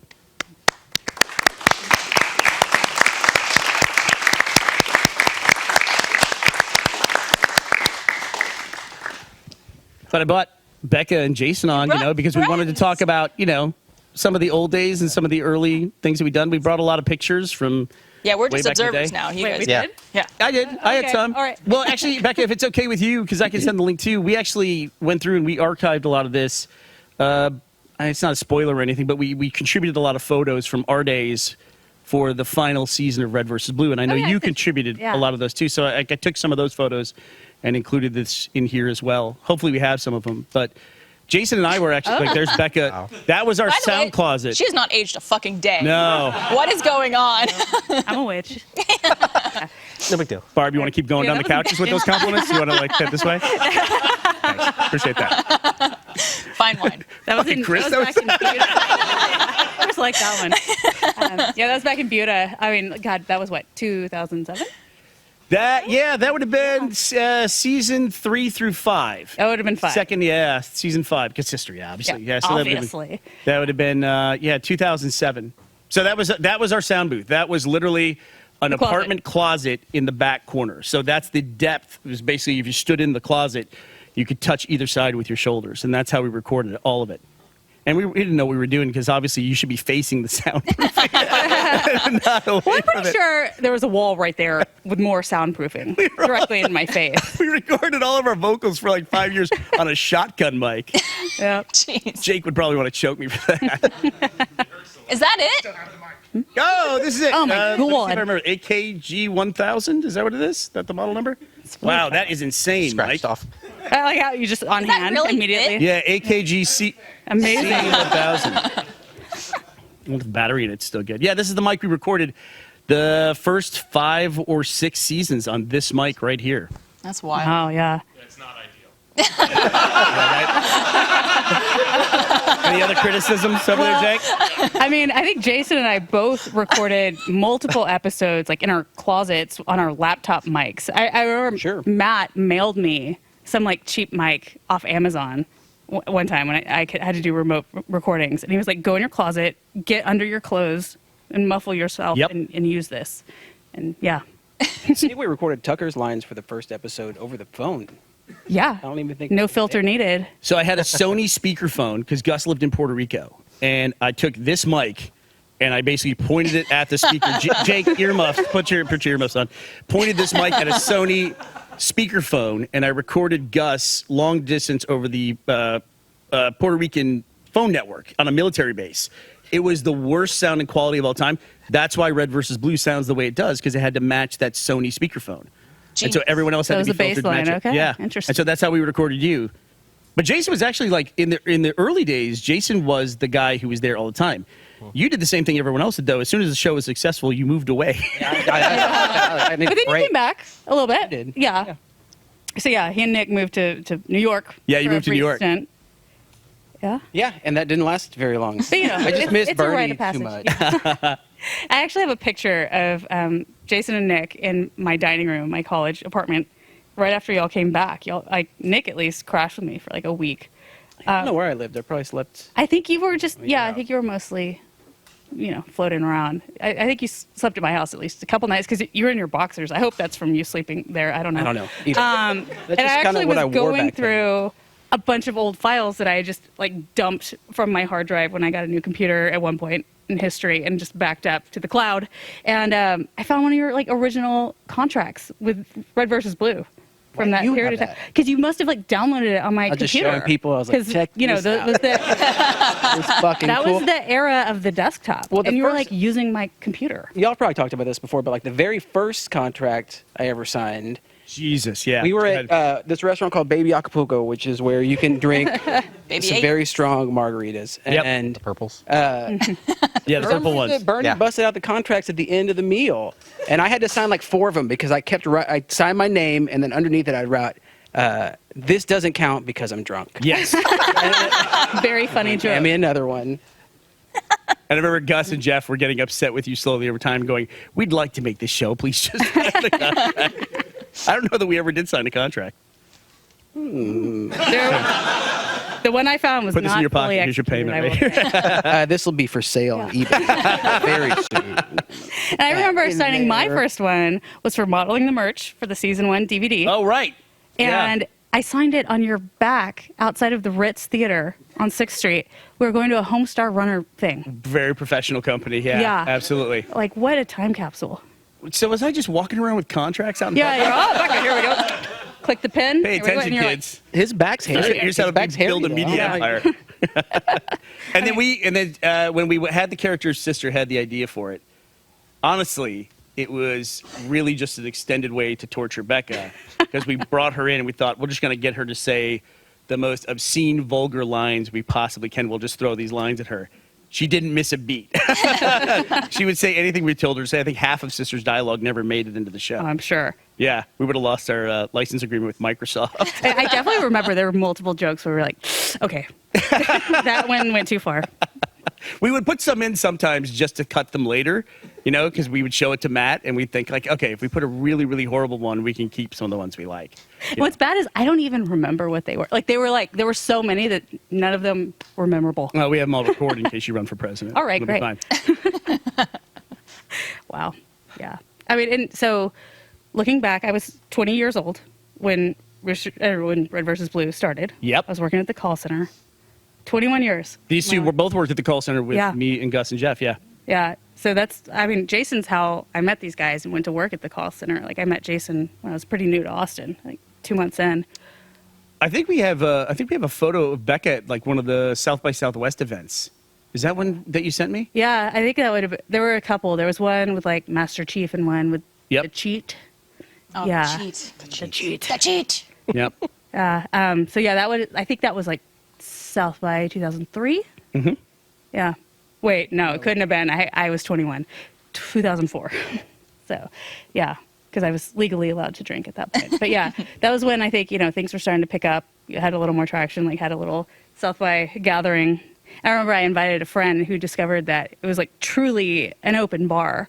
And he started ordering the most top shelf liquor in the joint. I was like, you asshole. You're ruining the spirit of the event. But yeah, sorry for that, Bill, whatever that was. That's why we're here today. Yeah. Yeah. Closing the Clear the air. now. Yeah, and James everything. Clarendon, it was you. Yeah. Yeah. Got your name. But you guys were there the whole time, like Yeah. through every office. Like, what was your favorite office that we were ever in? Oh my God. I know it wasn't the spare bedroom in Buda. No. That was a nightmare. I It like was the a sweaty downtown Buda nightmare. one though, where I Yeah. sat in the little laundry nook. Yeah, Jason showed up at the Buda downtown office, the apartment, and he brought a desk with him and put a desk in. You went and bought one at IKEA, and there was nowhere to set it up, so you set it up where the laundry machines were supposed to go. So the entire time Jason worked in that office, he was facing like the cold and hot tap the entire time, right there, tucked in the hallway. At that point in time, Oh my God, I remember were, that. Yeah. we were really only working on Red versus Blue, and that was it. And so, I was doing Yeah. the voice for Tucker, and then would help out doing all the, animation. But there wasn't a lot to do like the rest of the day. And so you guys were like, you could just keep coming over like when we're about to make the episode, but you don't have to come sit here all week. And I was like, no, I'm going to come sit here all week. So I did. Look for guitars on eBay. Yeah. Yeah. I found guitars on eBay. I'm too. sure you did. How about you, Becca? Which was your favorite office? I think I really enjoyed the Congress one, mainly because I worked 2 blocks away. And so anytime y'all needed me, you would call me over.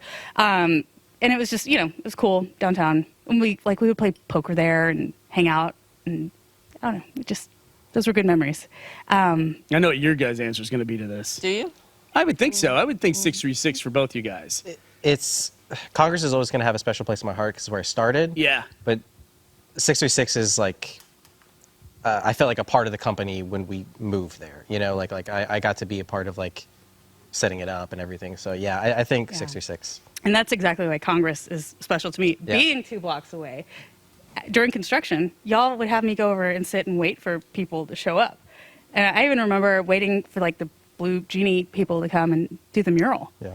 Oh, really? Yeah. Yeah. Who did this? I did this, or who did? Did Jeff make you go sit there? I don't know. I can't remember. I mean, there were a few. I know, like. And now you work in design and construction. Yeah, exactly. It all began right there, that moment. Yeah. No, it was just convenient, and like they're like, y'all do anything? No. Hey, in the booth, if we have the Monty all-nighter photo, it should be labeled that way. That was in the Congress office. My best memories in the Congress office were, that's the one I loved. I loved the Congress office. We were still like not even just a small group. I mean, it was just, just that tight original crew. And there's our new hire, Monty Ohm, and he and I, you can see the windows outside. It's pitch black night outside. We were probably there at 3 a.m. And we were just each working on our own thing. And I would look up at Monty every now and then, and we would just wave to each other or just give each other some kind of affirmation. And it was just crazy. And when you talk about being 2 blocks away, Monty and I, we were working so hard on season 8 and trying so hard to do something unlike anything else we'd ever done before. Carrie, I don't know if you remember this, but we got a hotel room, Monty and I, for like 2 weeks across the thing, and we would just trade in shifts. Monty and I would go have to do. It didn't occur to me to have the housekeeping service come and clean the room or anything. We would just go trade off where I would sleep and then he would sleep. And Monty would never sleep more than, I don't think, like 3 hours at a time because he was such an incredible machine. But yeah, that's what I think. That right there is like, I remember so many late night hours with Monty Ohm just sitting in that like really special place. It was just, I don't know. I love the Congress office so much. Just absolutely loved it. Yeah. And I found that office on Craigslist while I was sitting there in my little laundry nook, not working. Do you remember the day we went to look at it was the day that like 40 birds died in downtown Austin or something, even more than that? What did y'all do? Like that's a pretty minor amount of bird deaths in one day. So we went to go look at the office, and while we were driving down there, they evacuated all of downtown Austin because I said 40, but they found like 40 dead birds and then located, I think, another like 200 or something. And somehow we like got in before the cops closed Congress off on our end. And so when we showed up in downtown Austin, we parked right in front of the office. There's no one on the streets because it was the apocalypse, apparently. And we thought, wow, this is super convenient. Let's get this place, because we had no idea. And then Matt even stepped on a dead bird, like as he was walking towards the office, and we thought, that's weird. And then we found out later, yeah, the birds dropped dead in Austin, and then on the other side of the world in Australia, a bunch of birds dropped dead at the same time as well. Like on the exact. Weird omen. Weird omen, yeah. that is weird. Yeah, for that office.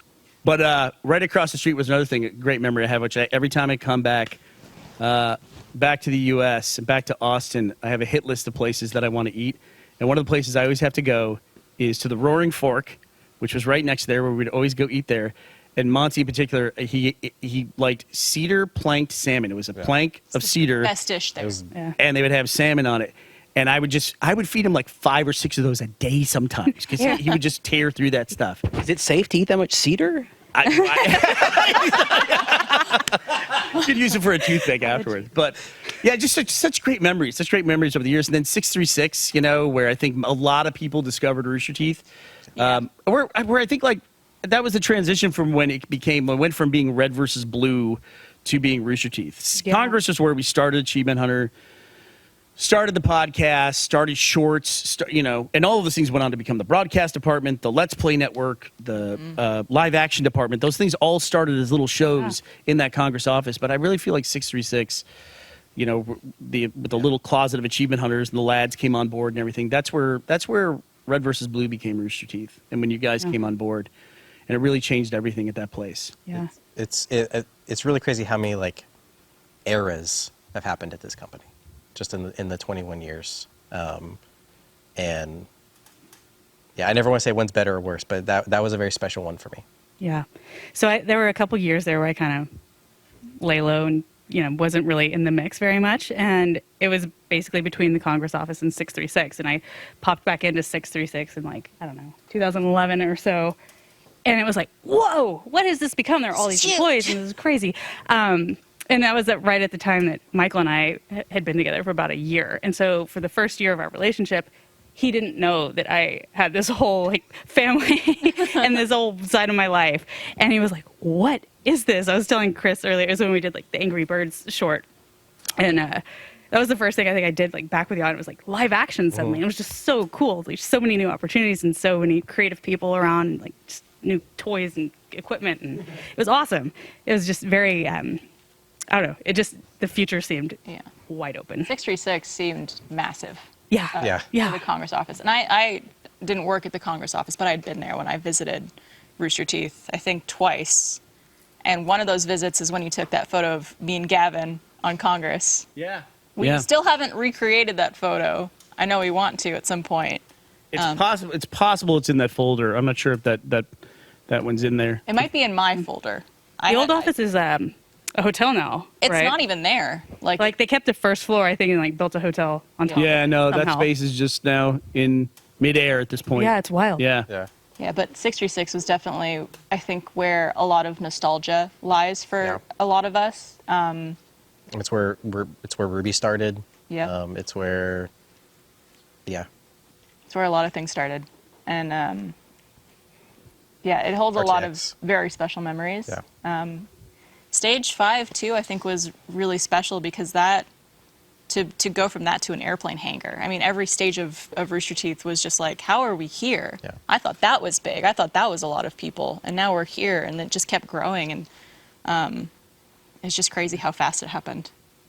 I do think it is a disservice for me to not mention here as being one of my favorite offices, because it was here where I became a full-time employee and got to just love coming to work every day. And there was even though there were a lot of employees at that time, it was so small and intimate and just spontaneous. Yeah. I never knew what was going to happen for that day. My days were never booked out. I never had an agenda. It was just kind of free form, be creative and follow what interests you for that day. And Bernie almost stole our office. Yeah, he did. Tried to steal our office. We did have the nicest office, for sure. When we were moving into that marketing room here in Stage 4, Bernie kept claiming he was going to take it. It was a very nice office. Yeah. That's now the Inside Gaming office. Is it really? Yeah. Yeah. It was Gibson Guitars was in there before or something like that, right? Yeah. Yeah. Well, I feel like if you fight for it, it makes you appreciate it a little bit more. But I was rousted out of there pretty quickly. I mean, the Yeah. marketing department was like 16 people. Yeah. And you're very young. I had brittle bones at that point in time. I think that Already. was an RT life, It was, actually. Yeah. But Carrie, you guys were just saying that's like, when you think about, there's so many different eras here too. I always come back to, I was here 17 years. But 21 years is just, it's such an incredible amount of time. And 21 years, when you think about it, it is a generation. The company lasted a generation. And I think that's important because, in a civilization, every 20 years, we call the people that live within that same civilization, we call them by different names because we recognize that the world has changed so much in that period of time that the people born at the beginning of that 20-year period have a completely different experience than the people who were born at the end of the 20 years. And there's so many shifts that happen. And to watch what everyone in the company has gone through, there's been so many shifts that have happened with us as well. And to watch how everyone has adapted and shifted along with it. It's been really incredible to watch. And I can't think of anything else that's going to be like that for a long time. Simply because the generation that this company lived in was such an incredible time of change. There were so many different things, like social media didn't exist. Yeah. Barb, we're on a podcast where we were learning about the word selfie for the first time. And we thought it was so stupid. Yeah, we thought it was the dumbest word ever. It was Ashley who thought of it, right? Yeah. And it was just, there's so many changes. And everyone here was able to navigate all of those changes. And sometimes we did it with grace. Sometimes it was, we had to try it 2 or 3 times to get it right. But we always tried, and we always tried to adapt. And like Patrick said, we always tried to be better. And I can't thank people enough because some of those days were hard. There were some things like the term parasocial that didn't even exist, and things that when we started were we had an incredible sense of community engagement and hiring people that understood what we were doing and were from the community. As that shifted over time, and we had to navigate those things as well. But just the ability for everyone here to adapt, I think it's going to carry you all forward. This group of people has probably 3 or 4 careers worth of experience at this point, I think. And as I watch you guys go out into entertainment or whatever you do next, I can't wait to see what everyone here does, because the experience you're going to carry with you and the creativity that I've seen you exhibit over the course of the last generation of Rooster Teeth is just fills me with an incredible amount of hope and optimism, and I can't wait to see what all of you do next. That's true. The amount of creative stuff coming out of y'all.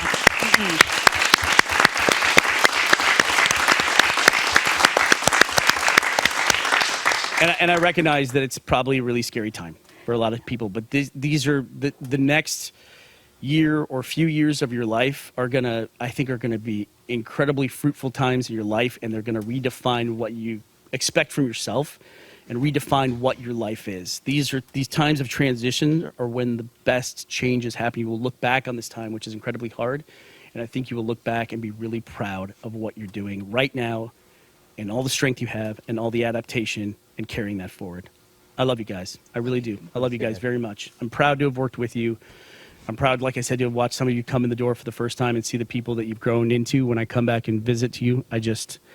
I can't express that enough. And that goes for not only people in this room, but all the people who have ever walked through the doors at Rooster Teeth. I think about you all on a daily basis. I had a feeling that when I walked out the door myself, that I could finally put it behind me. I can tell you from experience, that doesn't really happen.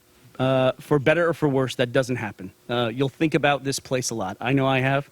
Thought about all of you, thought about all our experiences together, and you'll carry it for a really long time. And I hope you'll carry the good things longer than the bad things. Yeah.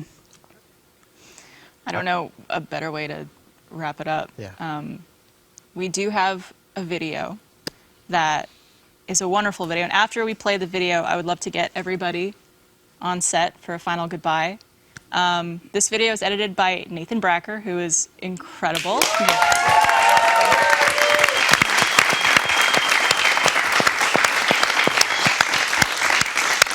So without further ado.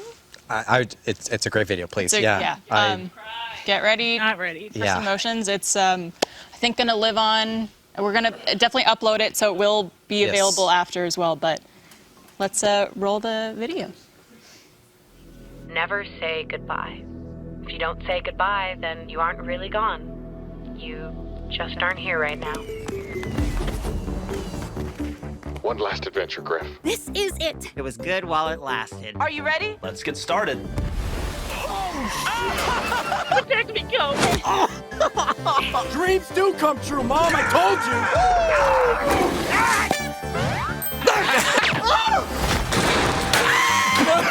you. No!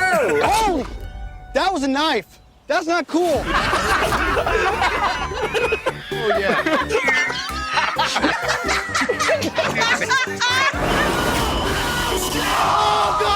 Oh, God! I hate him. Oh, my God. I remember thinking community is no longer defined by location. Community is defined by shared interests. Thank you so much, everyone. Rooster Teeth community, you guys are the greatest on the planet. We love you.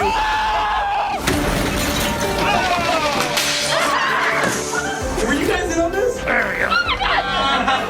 He's flying floor, I knew it! I landed in another place! Shut up! What is happening here?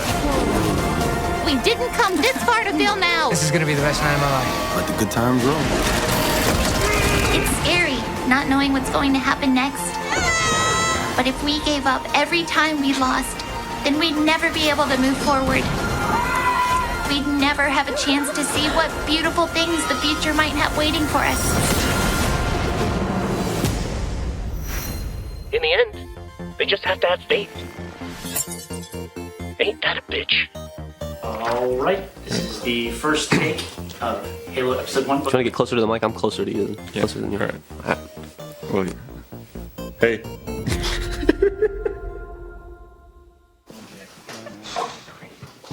Thank you guys.